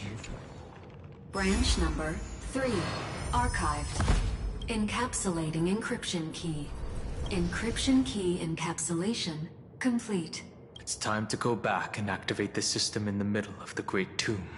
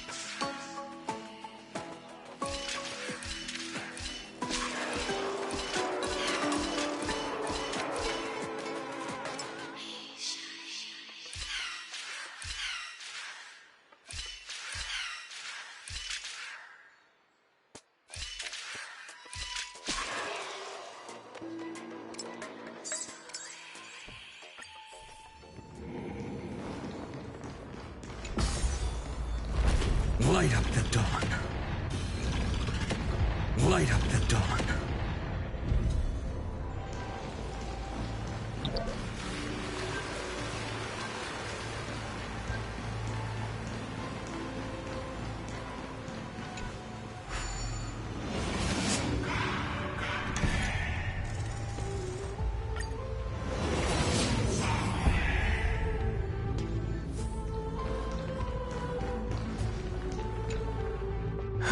The third encryption key.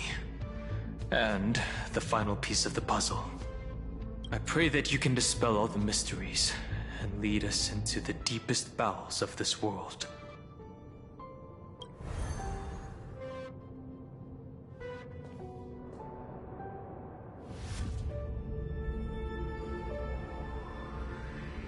Someone once told the very first me that everything was false. That the only life in Amphorius was a great catastrophe, nurtured using the world as a factor. But how could a dream feel so real? That's why I didn't agree with him. My good friend, I'll read this book to you.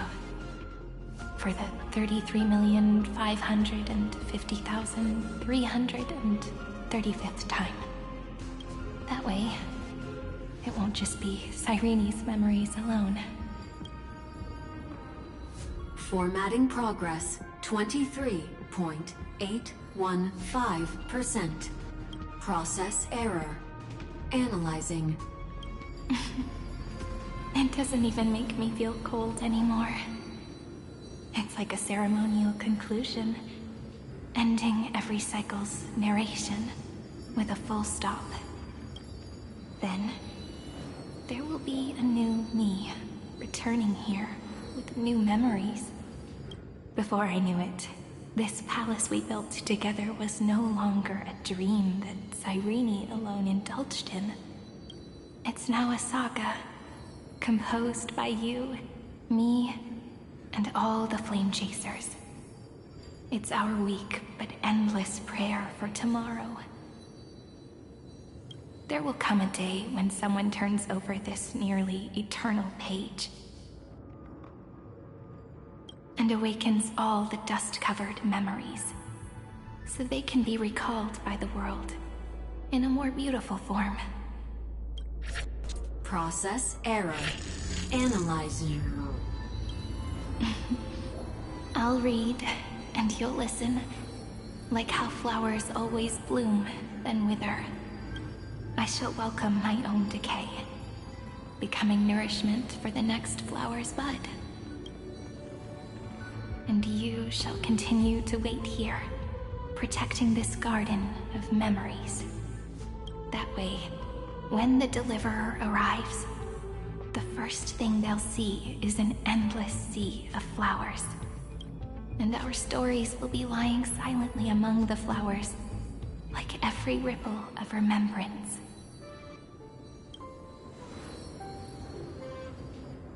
And they shall become the epic known as I've Written. The texture of memories is preserved in countless pillars. She gave everything to record all the forgotten recurrences across 30 million cycles.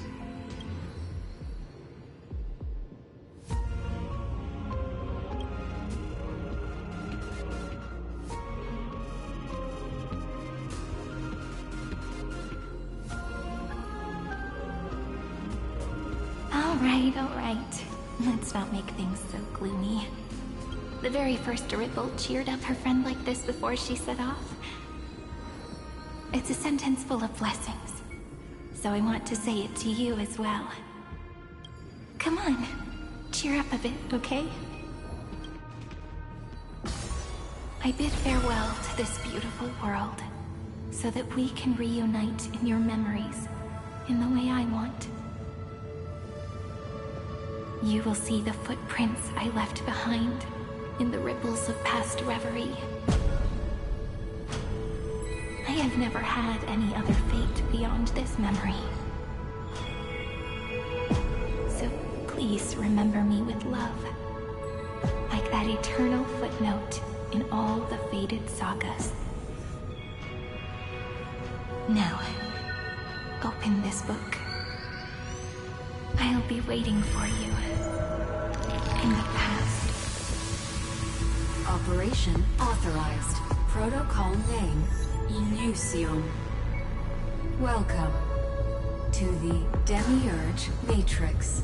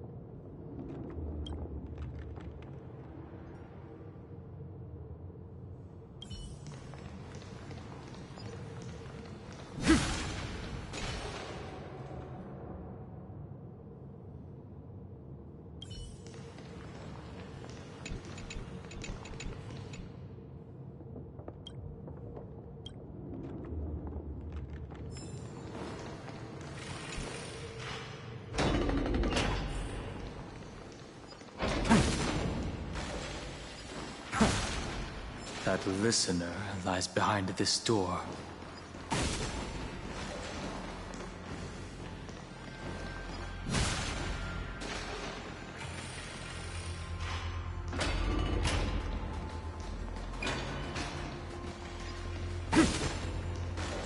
She gave everything to record all the forgotten recurrences across 30 million cycles. Look, that symbol at the end of the room. It belongs to the 13th Titan, the unknown solitary god. The first new spore. Those who are lost remain lost, while those who have met will meet again. What a touching scene. The deepest place in this world is exactly the ideal location for the Trailblaze to reunite.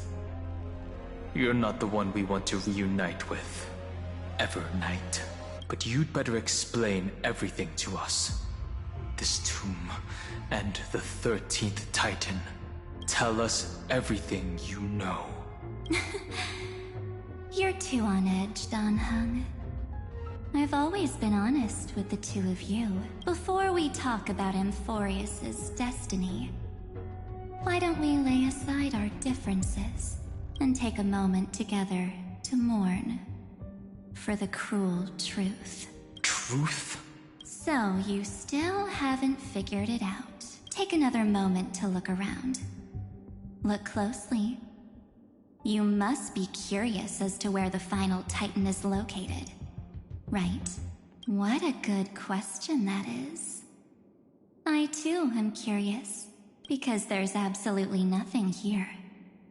Except a cold, empty void. You mean Cyrene was deceived? Indeed. Fu Li planted a false hope in her heart, making her believe that she was special, and that Amphorius still had a chance. Then, that poor girl walked into the Great Tomb, over and over again, and willingly offered herself to the remembrance. Why did they do that? Did you really think they would just save this crumbling world? In the way Cyrene was praying for? Don't be naive, Memo Keeper. In this game between gods, the Remembrance chose to stand with the destruction. Given your evident hostility towards the garden, I find it hard to take anything you say at face value. Aren't the Memo Snatchers' activities enough evidence? They did everything they could to help Iron Tomb reach completion. And it wasn't just to obtain some fanciful memories. Let me tell you the real reason. Iron Tomb is a perfect ark. If a seed can be planted within, then the moment the Lord Ravager blows the erudition to pieces, the remembrance will be spread to every corner of the cosmos. That masterless path will be equally split between two eons. Fu Li will devour the erudition.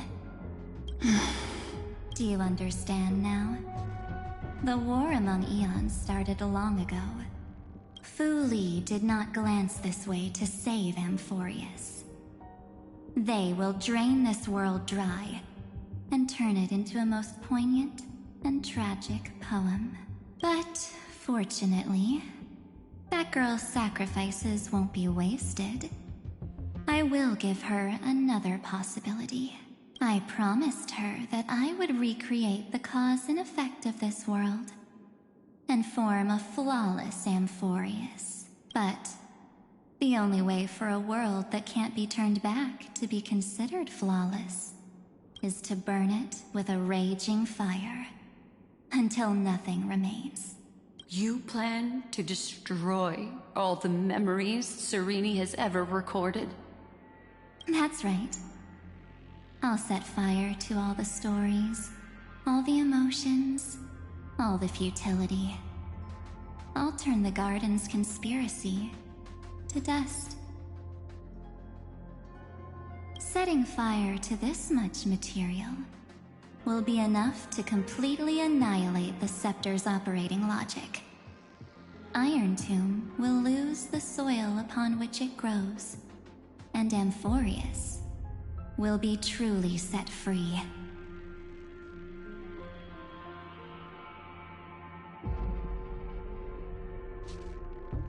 The freedom you speak of is no different from destruction. Everything this world ever was will disappear from the extrapolations, never to be regained. That would also include your memories, by the way. That's right. That's why I needed your help, little bird. The more we walked together, the more I was convinced that you have a beautiful Dharmakaya. It fits me very much. So that's why you took me here. Your true form is a bottomless obsession. Smart girl. You haven't disappointed me. This avatar is but a shadow cast by the candlelight. Discarding it invokes no feelings within me. What I must preserve is only my wish. My wish to kill the Path of Remembrance. March 7th will not find peace as long as they and their fanatical henchmen exist. The road ahead is still long, and she needs a guardian to stand by her side.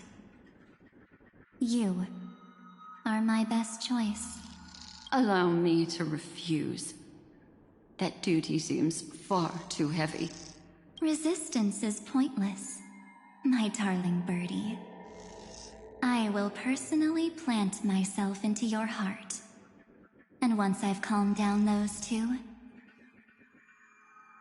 I will head into reality and find the true you. So, that wasn't enough to fool you. A genius's mirror trick and a protective mechanism of the erudition.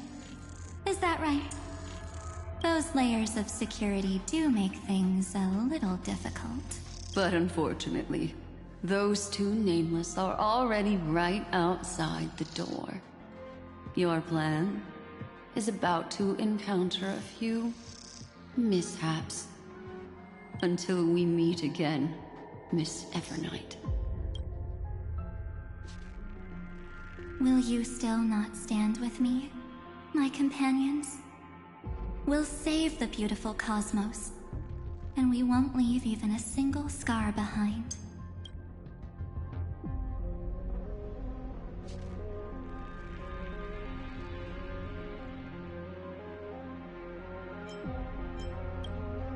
Perhaps you can. But what will that cost?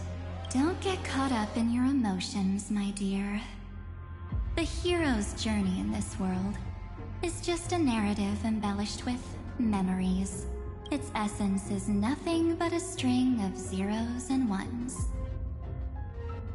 For your own sake, and for the sake of March 7th, I think my choice is a very reasonable one. Come. I hold the core flame of world-bearing. Just fall asleep, and we'll save the cosmos. If you honestly thought we would agree with you, that just proves you don't understand March 7th at all. Seems like I really can't get along with people like you do. But in order to make sure you can still embrace tomorrow and continue this carefree journey, some memories must be set on fire as the sacrifice. What can change a person's nature? Is it memories? Unfortunately, the result is just the opposite.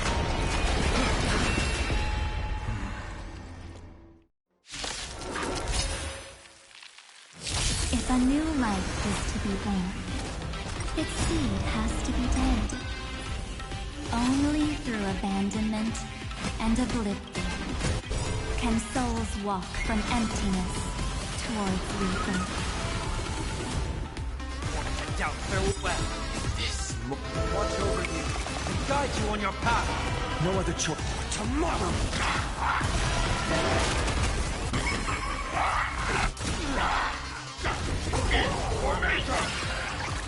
If all is black, press the attack.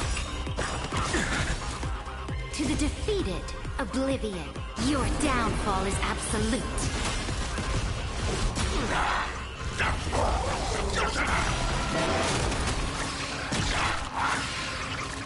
Existence is no good. Future will come. My serenity is before me.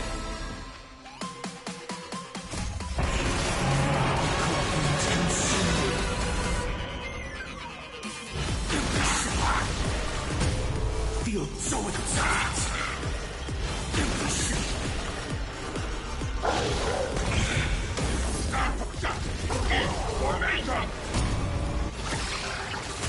I'll never heal the flames. Tear the sky. Hail the new dawn. It's time to end this. Return March 7th to us, and end this pointless conflict.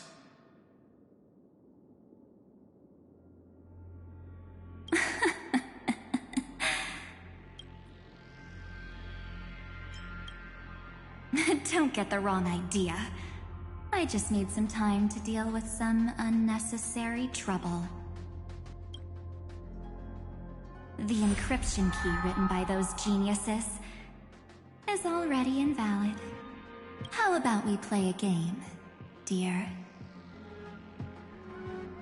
Don't worry. It won't take long. It's a simple multi-choice question. A or B?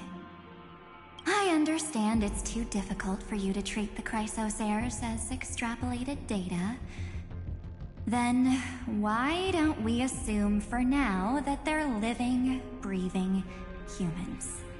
Now, the cosmos will face an unprecedented catastrophe. And your choice will determine the fate of countless planets. On the one side are companions who've weathered every storm with you. They fought with everything they've got and obtained a 1% chance of victory. However, should you choose that 1%, there will be massive sacrifices, no matter the outcome. On the other side, there's a simple button. The Oblivion will burn away all traces of their existence, as well as your entire memory of this trip. But it will also halt the brewing catastrophe and spare the universe from destruction. Those who are to be sacrificed will be fully aware of the decision you need to make. There will be no concealment or deception. Tell me, what will you choose?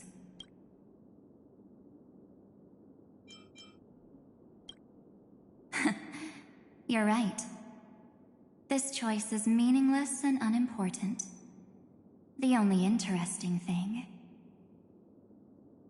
is the number of people making that choice. I've just posed the same question to Dan Heng. The answer doesn't matter. Let me see. Is this Trailblaze spirit truly as unified as you all claim it to be? Now... Wait! Cyrene? Another damsel in distress rescue plays out again. Still think you can do something, little pink memo sprite? What weapons do you have to stand against me? Besides your somewhat witty words? Don't underestimate me. Besides my charm and eloquence, I can stir up ripples of past reverie! What? We don't have time for endless chatter at crucial moments like this. Quick, friend! Take this! Take the shot! I can't hold on much longer! Make sure you get the focus right! No time to explain, quick! Well done, friend! Now leave the rest to us.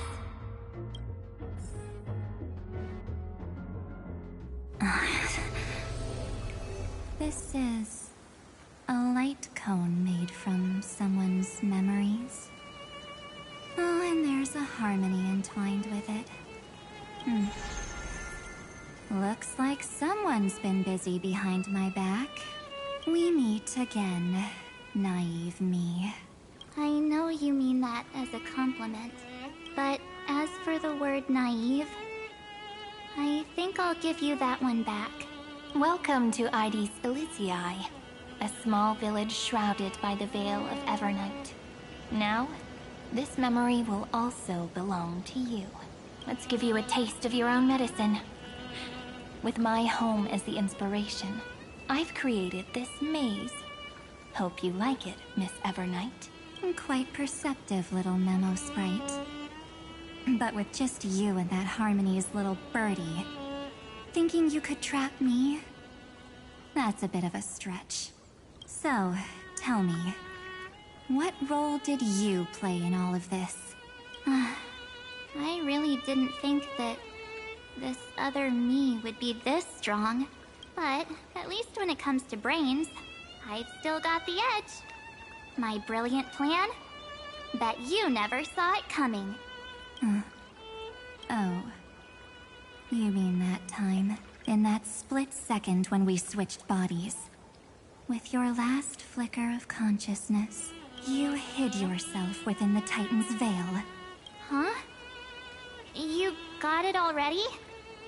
No suspense at all. But my plan was super thought out. I know those two better than anyone. A promise is a promise for them.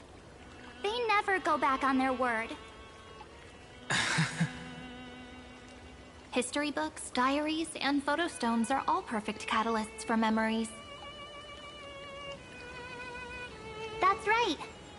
So when I hear her press the shutter, even if there's just a teeny bit of my consciousness left, I'd whoosh right into the camera. But if you put it like that, aren't you leaving a lot to chance? No way. She will definitely be snapping away all over Amphorius, because she promised me to take photos. I'm guaranteed to run into her eventually. True. You really know her well. Miss Evernight, let's be real. My amateur skills aren't enough to keep someone like you contained. But if March 7th were here, that would be a different story. Because there's no way for you to ignore her, right? Fine. Lay it on me then. After going on such a long detour, what exactly do you want to do now? First, I want to thank you for protecting her and Dan Heng. But what you did later went way too far. So, while there's still time, I've got to make you change your mind. There is something that truly puzzles me. How did you find yourself again? After giving up all your memories and becoming an empty soul. Looks like you aren't so omnipotent or omniscient after all, huh? The answer is simple. I have been dozing inside the camera all along, and I accompanied her during her entire journey.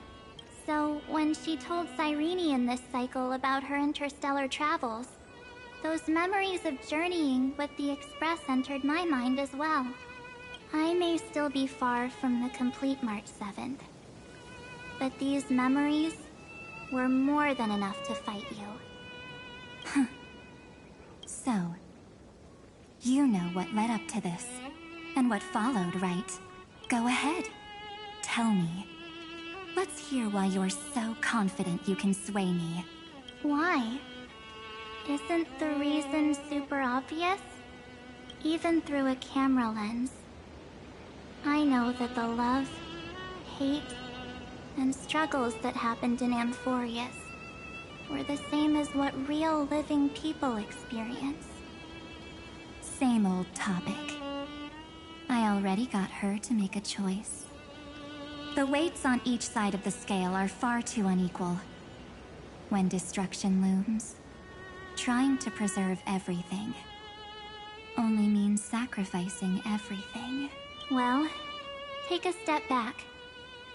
Before we ask this question, have you ever really thought about it? What right do we really have to make choices for others? If the cosmos were nothing more than a bigger Akama, ruled by a so-called Imperator, maybe then she'd have the right to weigh both sides and decide for us all. But the truth is, we're just a bunch of nameless. Even with everyone calling her Deliverer, I believe that she hasn't forgotten. That the meaning of Trailblaze is to explore, understand, establish, and connect. It's not about standing above the cosmos as some kind of savior. It's about walking alongside every world within it. So don't try to guilt-trip me with stuff like necessary sacrifices. The Express crew is immune to these baseless accusations.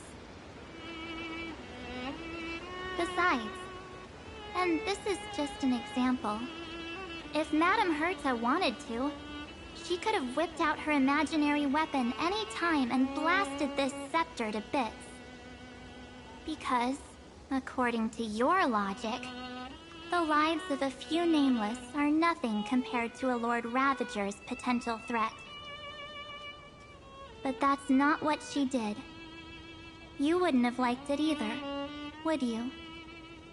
I figured you out a long time ago. You've got a fatal flaw. A weakness.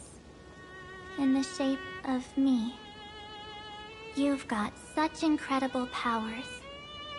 But you still kept your promise to me. That only means the sole motivation behind everything you do was just so I can keep traveling. You're not as naive as you seem, are you? In that case, I can prove it to you. I won't answer for someone else, but for myself. Here, hold this. An empty spirit. If you want to seriously think about it, this thing actually counts as my body right now. Its memories are all drawn from the camera's photos. In other words, from my journey of trailblazing.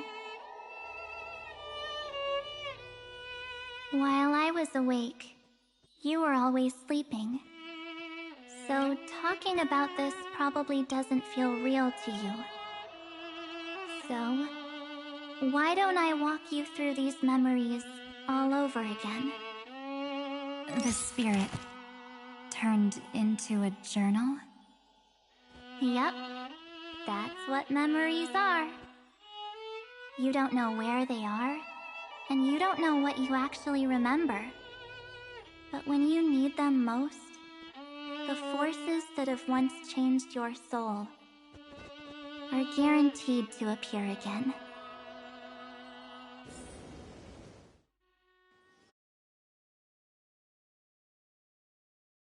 So, how was your first Trailblaze journey?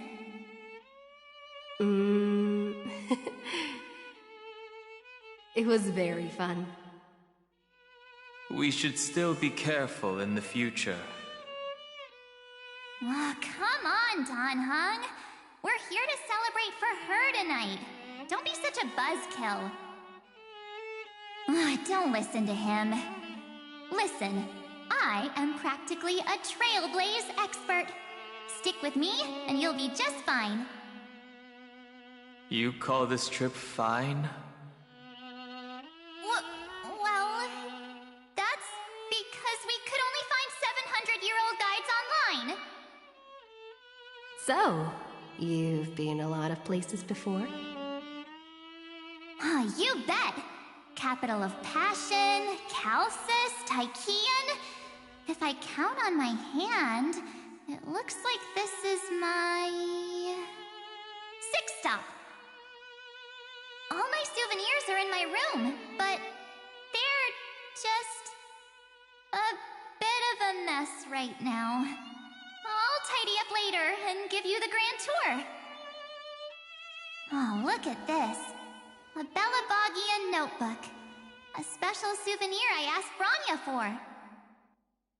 She prepared quite a few gifts for us. Raw Geomarrow, Supreme Guardian medals.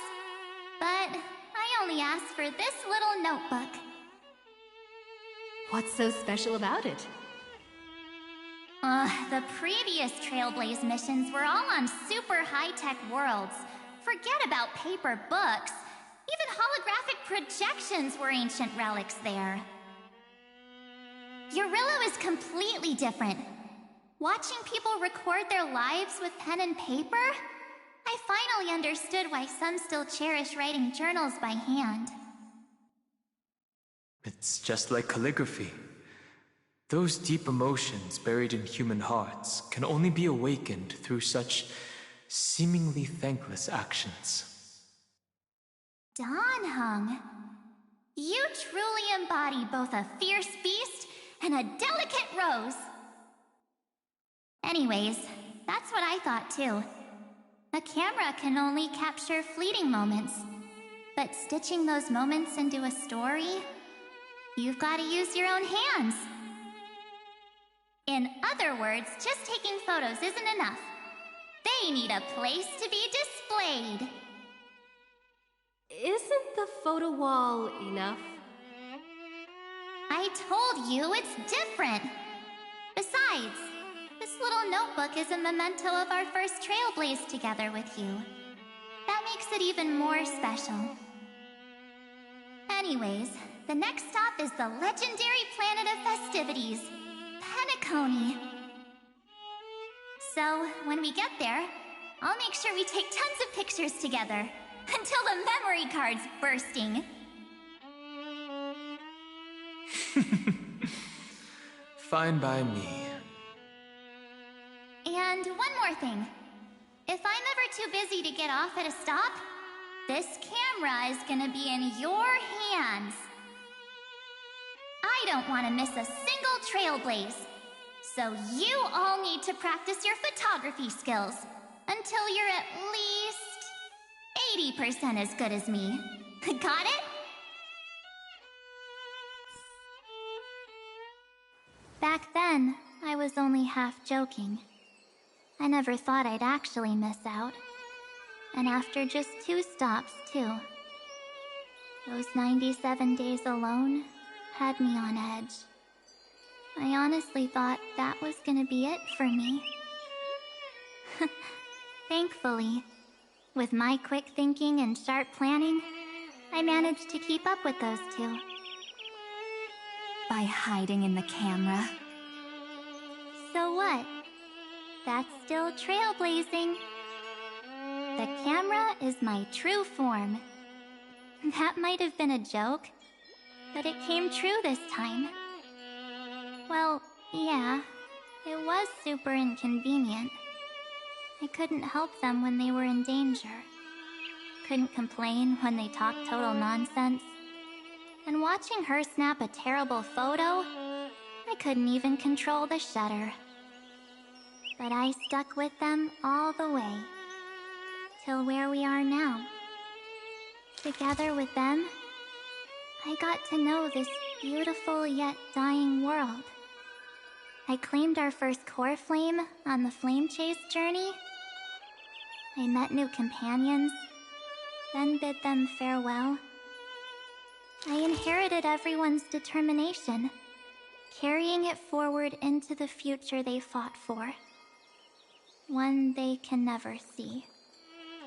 Until my destiny becomes one with this world's, rewriting the predestined tragic ending, and returning to the true starry skies together with everyone. Only then can I pen the name March 7th.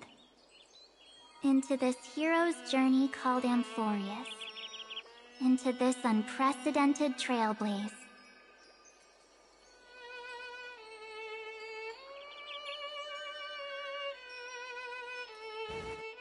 Looks like our trailblaze in Amphorius is coming to an end. While we still have time, shall we pick out some materials for March's journal? Aha! No way we're skipping this one. Huh? When did you take this? Wasn't the storage card full? I still had my phone. Scared now? Dan Heng, the seal head. The first seed competitor with the ghost seal in the super duper fun seal slammers. I'm against including this photo, but suit yourself. I just think that a travel journal should mainly focus on documenting local customs and culture. Akama, Castrum Krumnos, the Grove. These shots are all pretty great. I have to say, your skills are almost on par with March's now. That's how awesome I am. Oh, right! How about this one? The Veil of Evernight. Orynyx, the Titan lurking behind the mist. Pretty epic, right? Is that actual mist, or just motion blur from your shaky hands? Hey, that was a super tense moment. I only had the chance to take a quick one. We're lucky to have anything at all.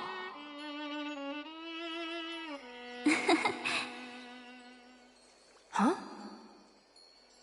Did you hear something? March 7th? Perhaps the photo captured a trace of time's divine power, which replayed echoes from your memories. Ugh. All right then. Let's keep going. If March were here, she'd definitely have plenty of great ideas.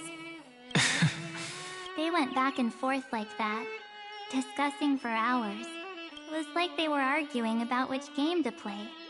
How to sneak midnight snacks from the dining car without Pom-Pom noticing.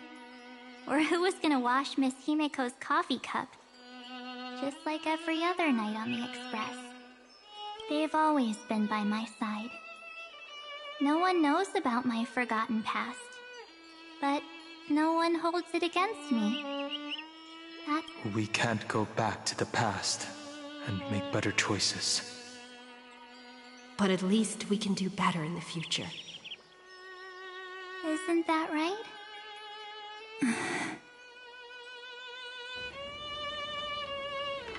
I still remember the day when you first put on these clothes and looked in the mirror. Your eyes were so clear. When all this is over, I hope the mirror can still reflect those same eyes. You're pretty naive, too. Always hoping that the mirror will show the most beautiful side. But you don't even trust the you reflected in the mirror. And if you keep trying to shoulder everything for me, then I'll actually end up as a wallflower, waiting forever for my turn. Yes, I get it, March 7th. I only have your memories, and you have always been the me that I wanted the world to see. Just hearing those words from you makes me feel super satisfied. Well, I've appealed to your emotions. As for reasoning with logic, could you help us out here, Cyrene? I'm here. finally my turn to shine, isn't it? Miss Evernight, you've been so fixated on your targets that you probably haven't even realized that a massive variable has emerged in Amphorius in this cycle. Amphorius is about to be destroyed. There's no time left for pointless debates. There is only one law I want to overturn to aid the final battle of deliverance. So I will only offer the life of one demigod. The Imperator added one extra rule to the final Era Nova at the cost of her life. That's how she can ensure Amphorius doesn't become a sacrifice in the cosmic conflict. Even if this world has to exist in the form of Iron Tomb, it will stand on its own among the stars, just as she had wanted. Oh, interesting. What does she want to do? Simple. If any anomaly occurs during the Era Nova process, all foreign elements will be eliminated immediately. Whether it's the Remembrance or the Trailblaze, and the 12 core flames will complete the final Era Nova through the purest form of destruction. A daring wager indeed. That ruthless Imperator. Could she have already sensed that the Remembrance was plotting in the shadows? No. You managed to fool everyone. There's no way she could have known your plan. Modifying this law was just a precaution, to prevent the Astral Express and the geniuses from betraying Amphorius after her downfall. But if you insist on doing this right now, then the Cosmos will undoubtedly face the worst possible outcome.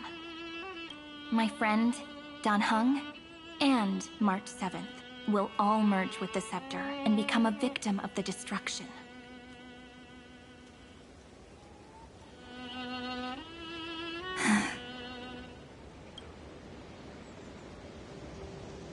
You knew all along? Yep. But I decided I needed to have a heart-to-heart with you first. I won't be afraid. Even if my inner world is nothing but an Evernight. That's because my journey's destination lies among the stars. I believe what lies ahead will be bright enough to illuminate my past.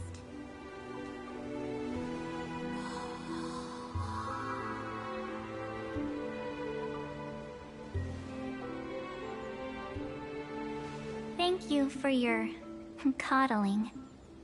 But please trust me and leave it to me.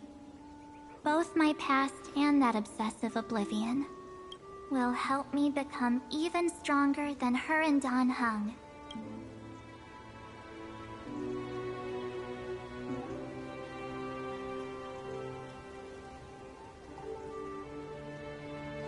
I'm sorry for becoming an obstacle in your journey. Don't apologize, Evernight. We're just two sides reflected by the same mirror, aren't we? So, when we bid farewell to our division and become one,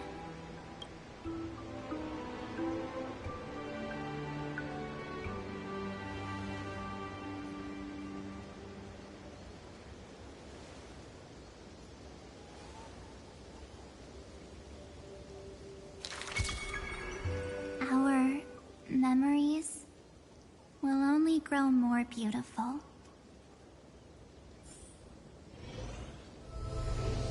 Many thanks, Mr. Sunday. Are they in this memory zone? Yes, but we can't let our guard down. Let's go find them.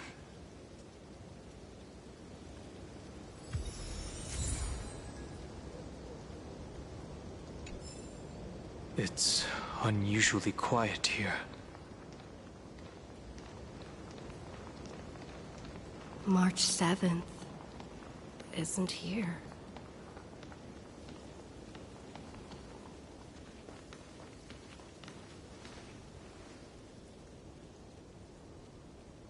quite ready.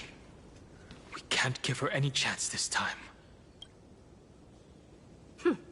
3 of a kind. 2 pair. Ace. Ace?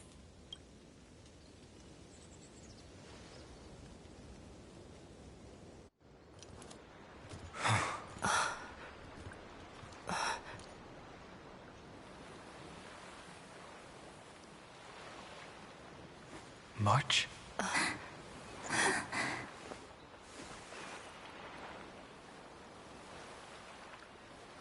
Of course it's me. It's been a while.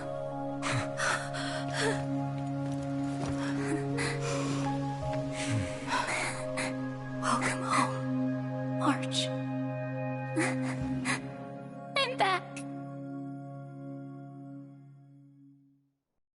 Finally.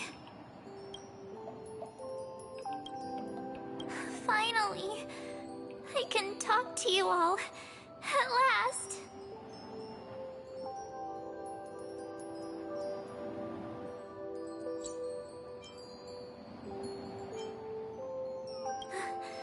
How can I possibly hold back my tears at a time like this?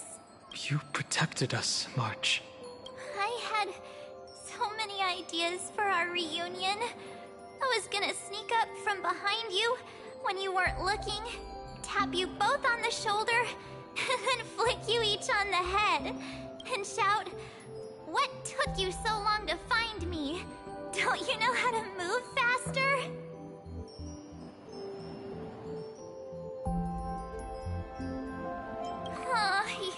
You too?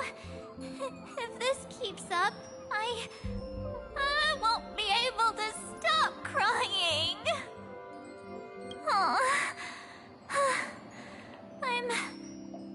I'm just so happy. We both know that you've been by our side this whole time. This Trailblaze journey wouldn't be complete without you. We'll not only trailblaze into the future together and save the world, we'll also return to the Express together and head towards our next destination. After we complete this trailblaze, let's hold hands and head home together. If a new life is to be born, its seed has to be dead. March 7th. When you bid farewell to your past and are born from the 6-phased ice, have you thought about the version of yourself you want to see in the mirror? As of now, I have no intention of making choices for you. You've already decided on your next destination.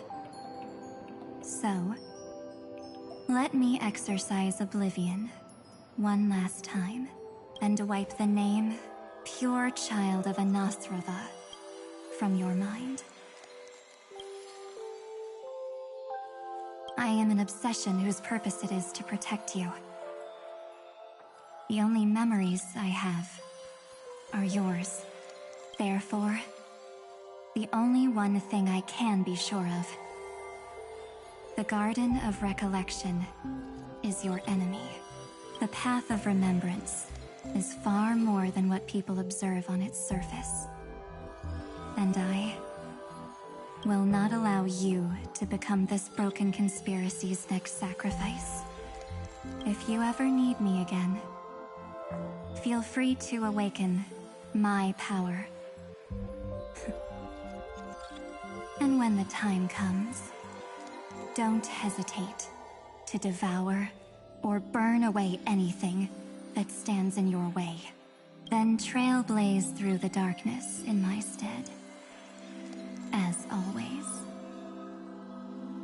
Oblivion shall keep watch over your past, veiled in the hush of the Evernight, silent and serene.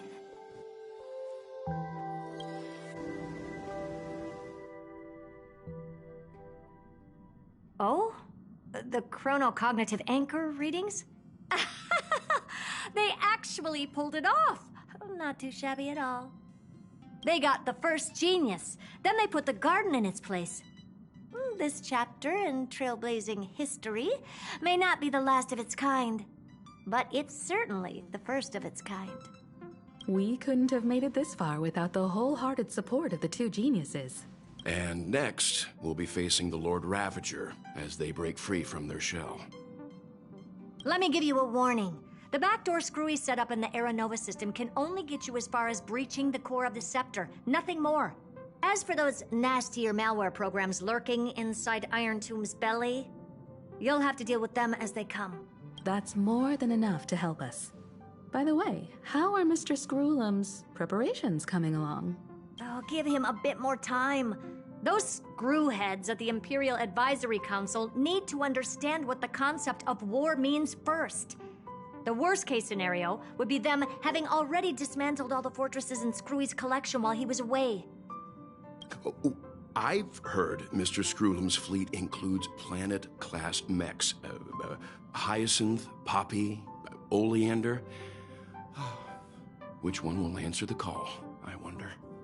You sure know your stuff. I'd rather none of them show up and let my space station save some face.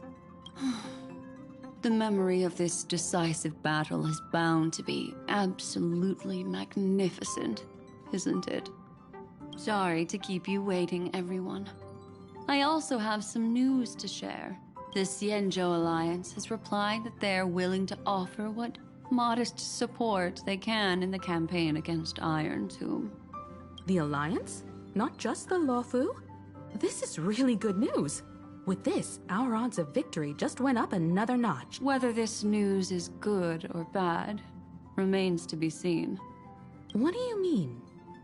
Something has happened that even General Jing Yuan couldn't understand. He urgently wants me to inform the two geniuses that Emphorius' causality has vanished from the matrix of Prescience Ultima. This means the instant in Noosa's calculations is drawing closer to this world.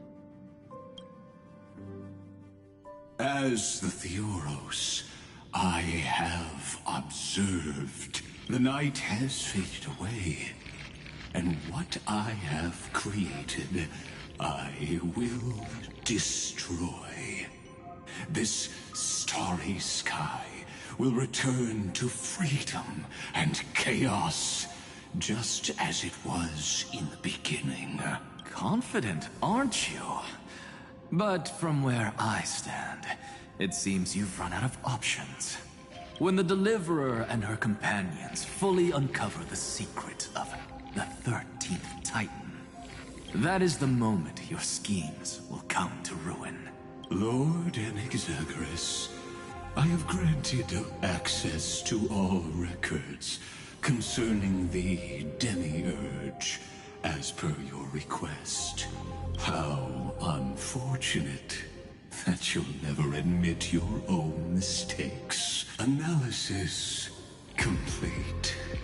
Before I erase you completely, allow me to reveal the truth to you, if only as a courtesy to the final thinker. The Demiurge never existed. If it never existed, then where did the nameless Titan's tomb come from? Isn't that exactly why it's called a tomb? Because it only houses the remains of what once was. Let me give you an example from a story you're familiar with. A sage from the grove once conducted an experiment. He took a chimera embryo, removed its head before maturity, and continuously stimulated its body to make the chimera believe it still had a brain. Then nurtured it in an ichor vessel. Remarkably, this chimera regrew its skull, but it was completely hollow inside. It had reserved a space for a brain it never possessed. The experiment was over.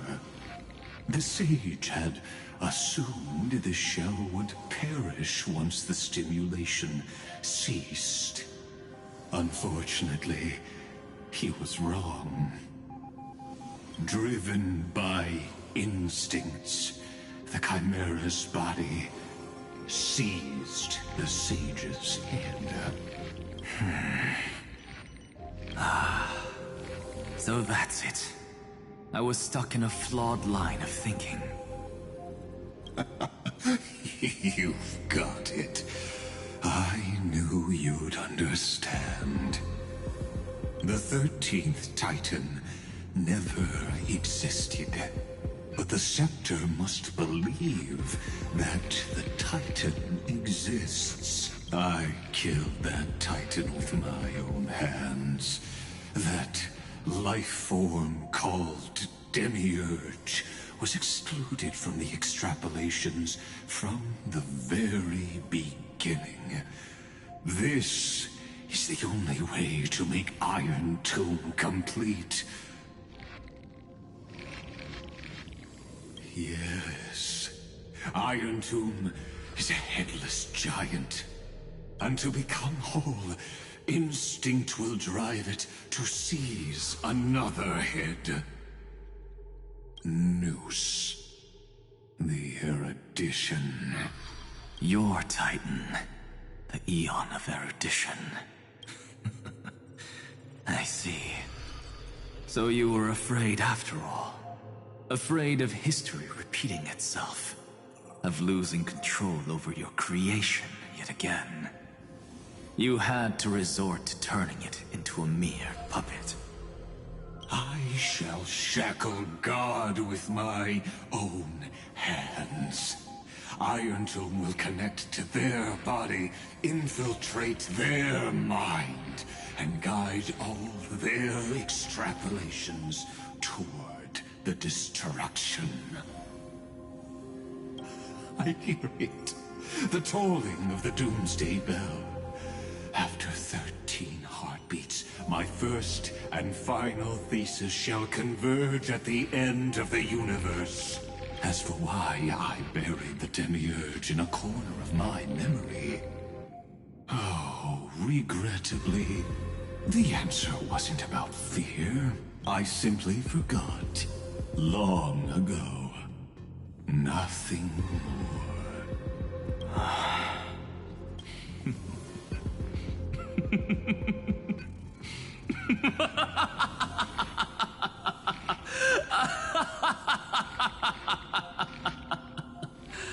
Your laughter is but a helpless sigh.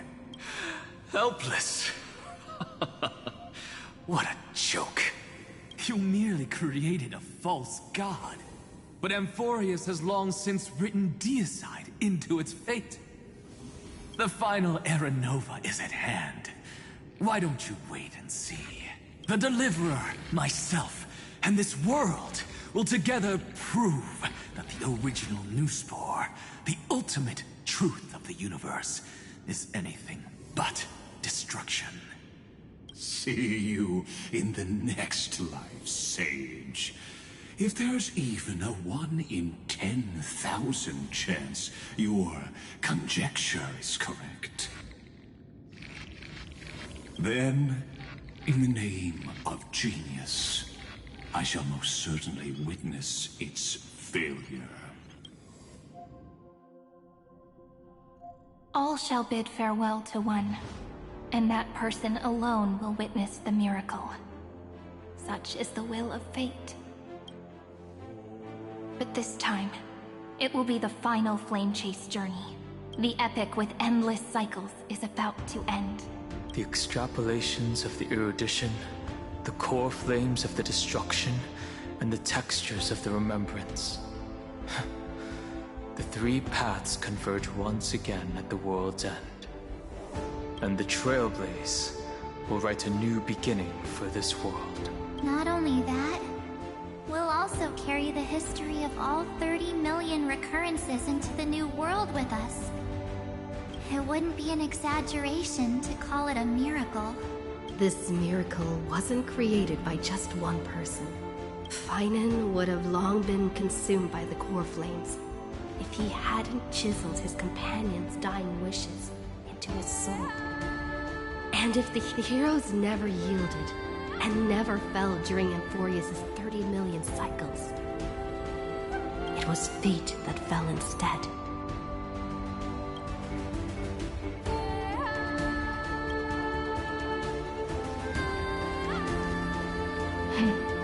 I know you're watching, aren't you?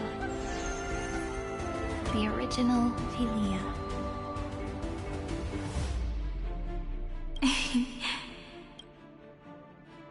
Weird. I still couldn't recover the memories of these 30 million lives in the end. But that doesn't matter anymore, right? I will make the same choice as you, because that's just who I am, and I will always have my charm. Losses are a constant on the flame chase journey, but even if everything fades away with the wind, there's one feeling that will remain.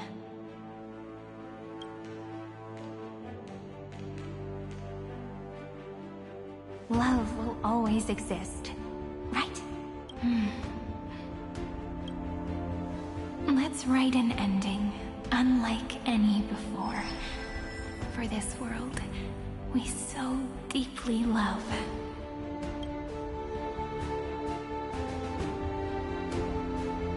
Behold, O gods, Amphorius has achieved her victory, and the Era Nova approaches. The Radiant Soul has arrived, having walked through the bustling nights, bearing the golden fire and blood, stepping with pride into daylight.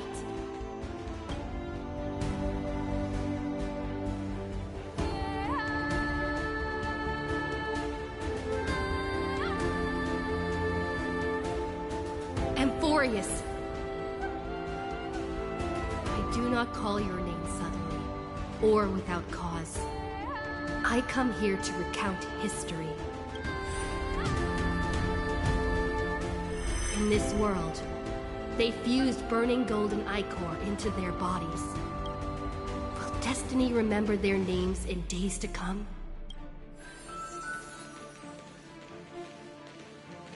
Isn't that gonna be way too many names to remember? 30 million times 1,000? No, wait. Times 1,001.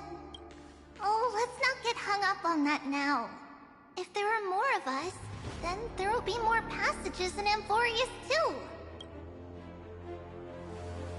Together, let's reach the end of the west wind where flowers bloom in spring. See you tomorrow.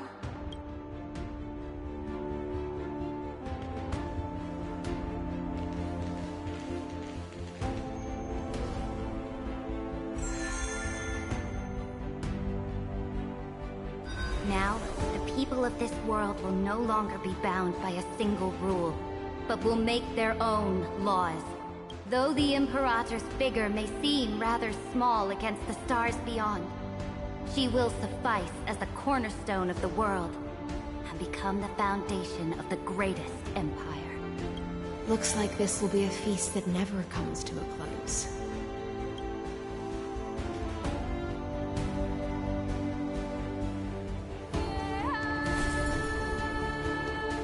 May the fish never leave the ocean, and may the days ahead shine like pearls.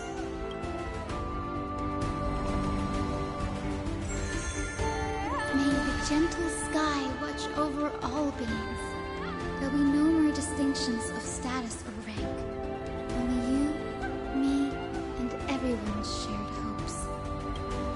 Reason or defects, they will all be sown by my own hands. If there's anything else to say, I urge future scholars not to put me on a pedestal. Just make use of what I leave behind. May the newborn dawn keep the world's eyes ever bright. Their defiance may be bitter. Romance shall never perish.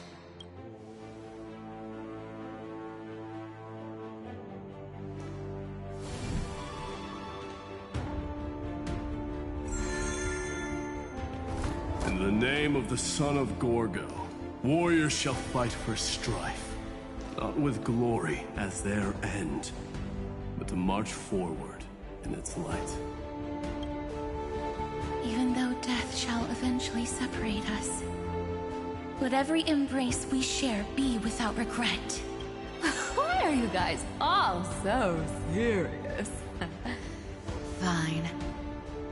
Then I'll wish for there always to be water in deserts, and gold in fertile soil, and for everything in this mortal realm to be attainable through trickery.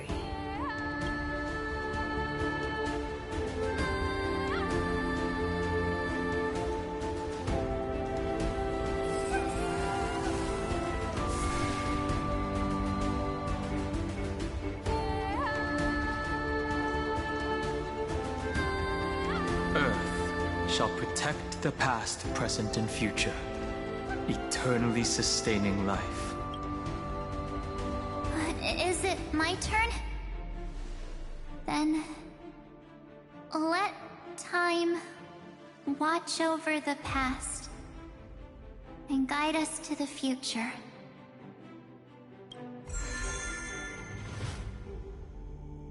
Just like the Trailblaze. It isn't like you to be this serious, partner. Are you hesitating about how to carry out the divine authority of world-bearing? Or do you already know the answer in your heart? That's right. Just keep moving forward. In your own way. Bring a true dawn to Emphorius.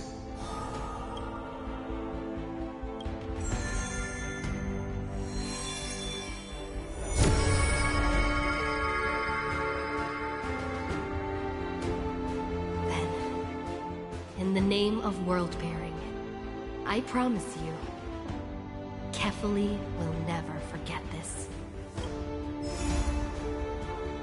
And now, let us all embark on this final grand journey. Stand with me and become heroes. Turn over this nearly eternal page.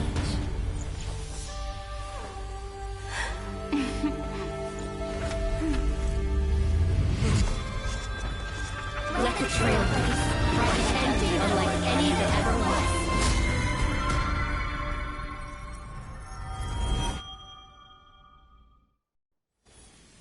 In the legend's ending, the world was pure chaos. Then the gods cast down the core flames, and the Titans were born within. The destruction's black tide fell to the ground, as Doomsday's distant reckoning resounded. Yet still, there were giants who chased the flames, leading the way in the grand undertaking of Trailblaze. Flow, golden blood, flow. Converge into a boiling river that flows across the divine inscriptions of this world. Aglaia, the chrysalis of gold, you must caress the holy city's web and hearken to the sounds of the stars. There shall be the three-faced goddess traversing through myriad passages, bearing tidings to you from the universe. Anaxagoras of reason has enough knowledge to refute the world and to stir up a torrent capable of enlightening all. Go seek the holy maiden who severs dawn from dusk, and let the sky become the slumbering cot from which she wakes. Make him return. Mighty Los, the lance of fury, pierce the enemy's king with Kremnos' heroic souls. Set her at rest, Cyphera, the coin of whimsy. Command the frozen fate to once again flow. And that hand of shadow, Castoris, the master of the River of Souls. She has been granted the right to embrace and warm new life, now blossoms at her fingertips. You will hear the chalice of plenty reverberating through eternity. You will see the Veil of Evernight visiting before the break of dawn. Until the journey's end, when all beings reach the end of the earth. And the nameless new king ascends the throne, alongside countless heroes, to embark on the grand mission of deliverance. I have witnessed the distant past, where the blazing sun once etched the footprints of humanity. The children of humanity, known as the Chrysos heirs, have restored the gods' core flames and once more upheld the world. Losses are a constant on the flame chase journey, among which even life itself holds little value. Therefore, we cast even ourselves into the flame, only to inscribe the opening stroke in the poem of creation.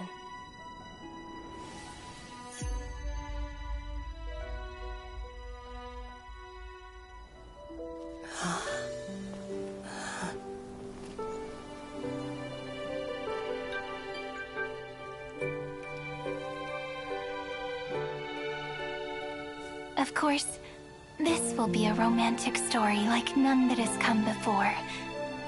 You think so too, right?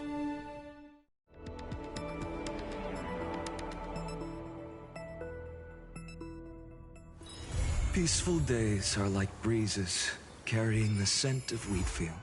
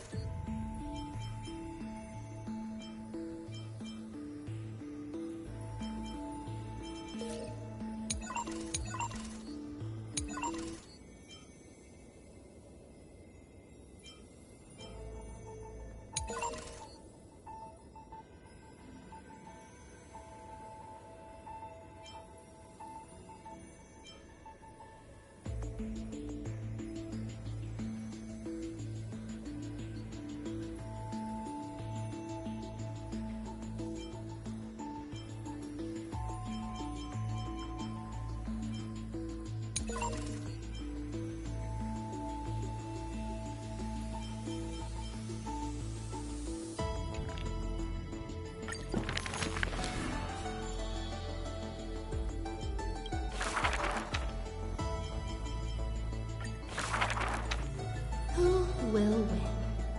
The fanatic out of it in the... Who?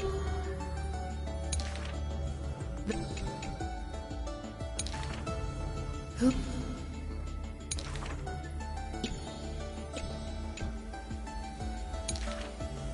Who? It's...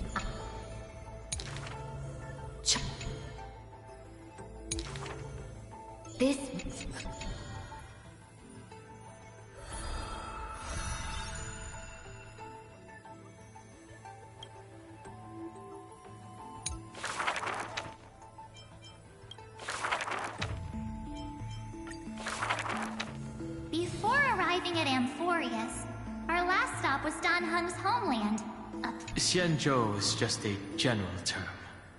This starship... I had some wonderful times. I'd say... To map... Oh, Mastery... Heart... Every... During... There... The...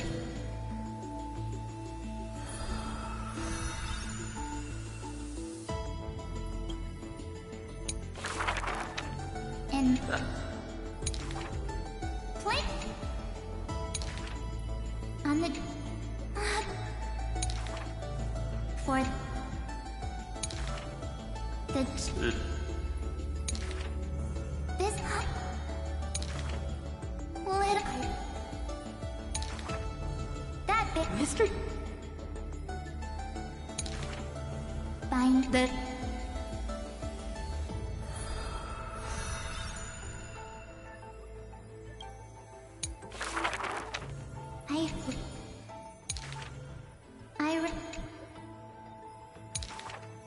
Every...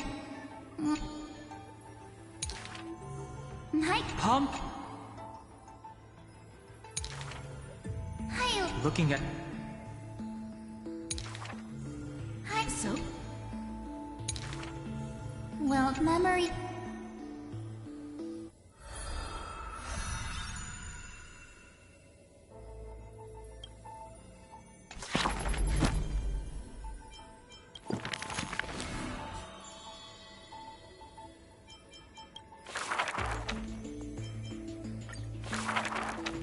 And the trick wolf.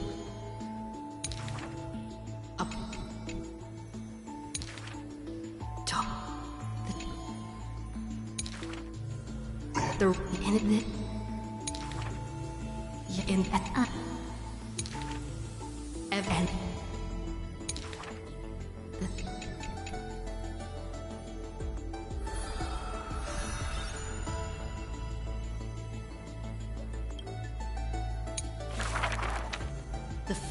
foolish Earth Beast. A heretic who refuses to serve the Flame Chase! after staying for several days, the giant dragon bids farewell to the Imperator. A decree.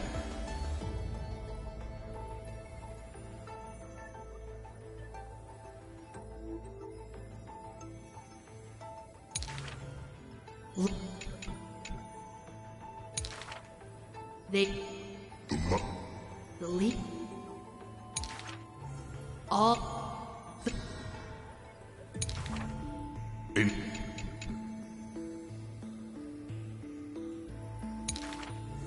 Wreck Earth as in the giant. But in the.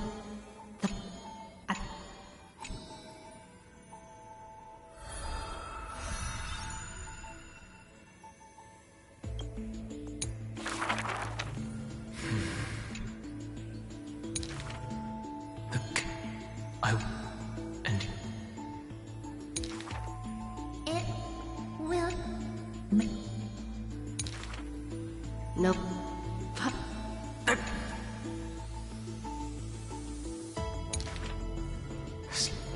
Enough.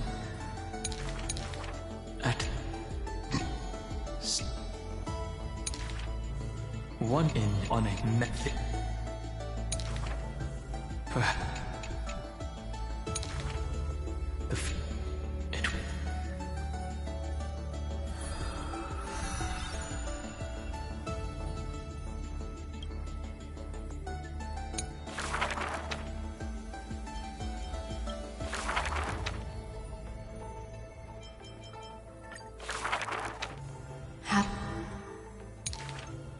A sliver of light fell from a crack on the cave ceiling. A blazing ray pierces the surface of the sea. An aching in the ducks and She... Evans. She... in the... I too. Now... The musician... She's... She sang. She... the... You...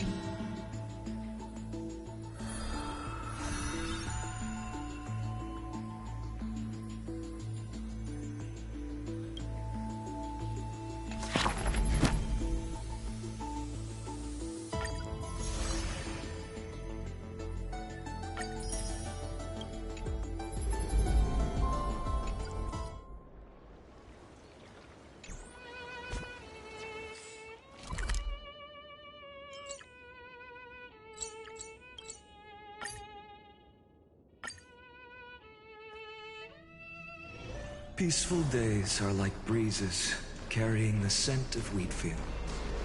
The taste of some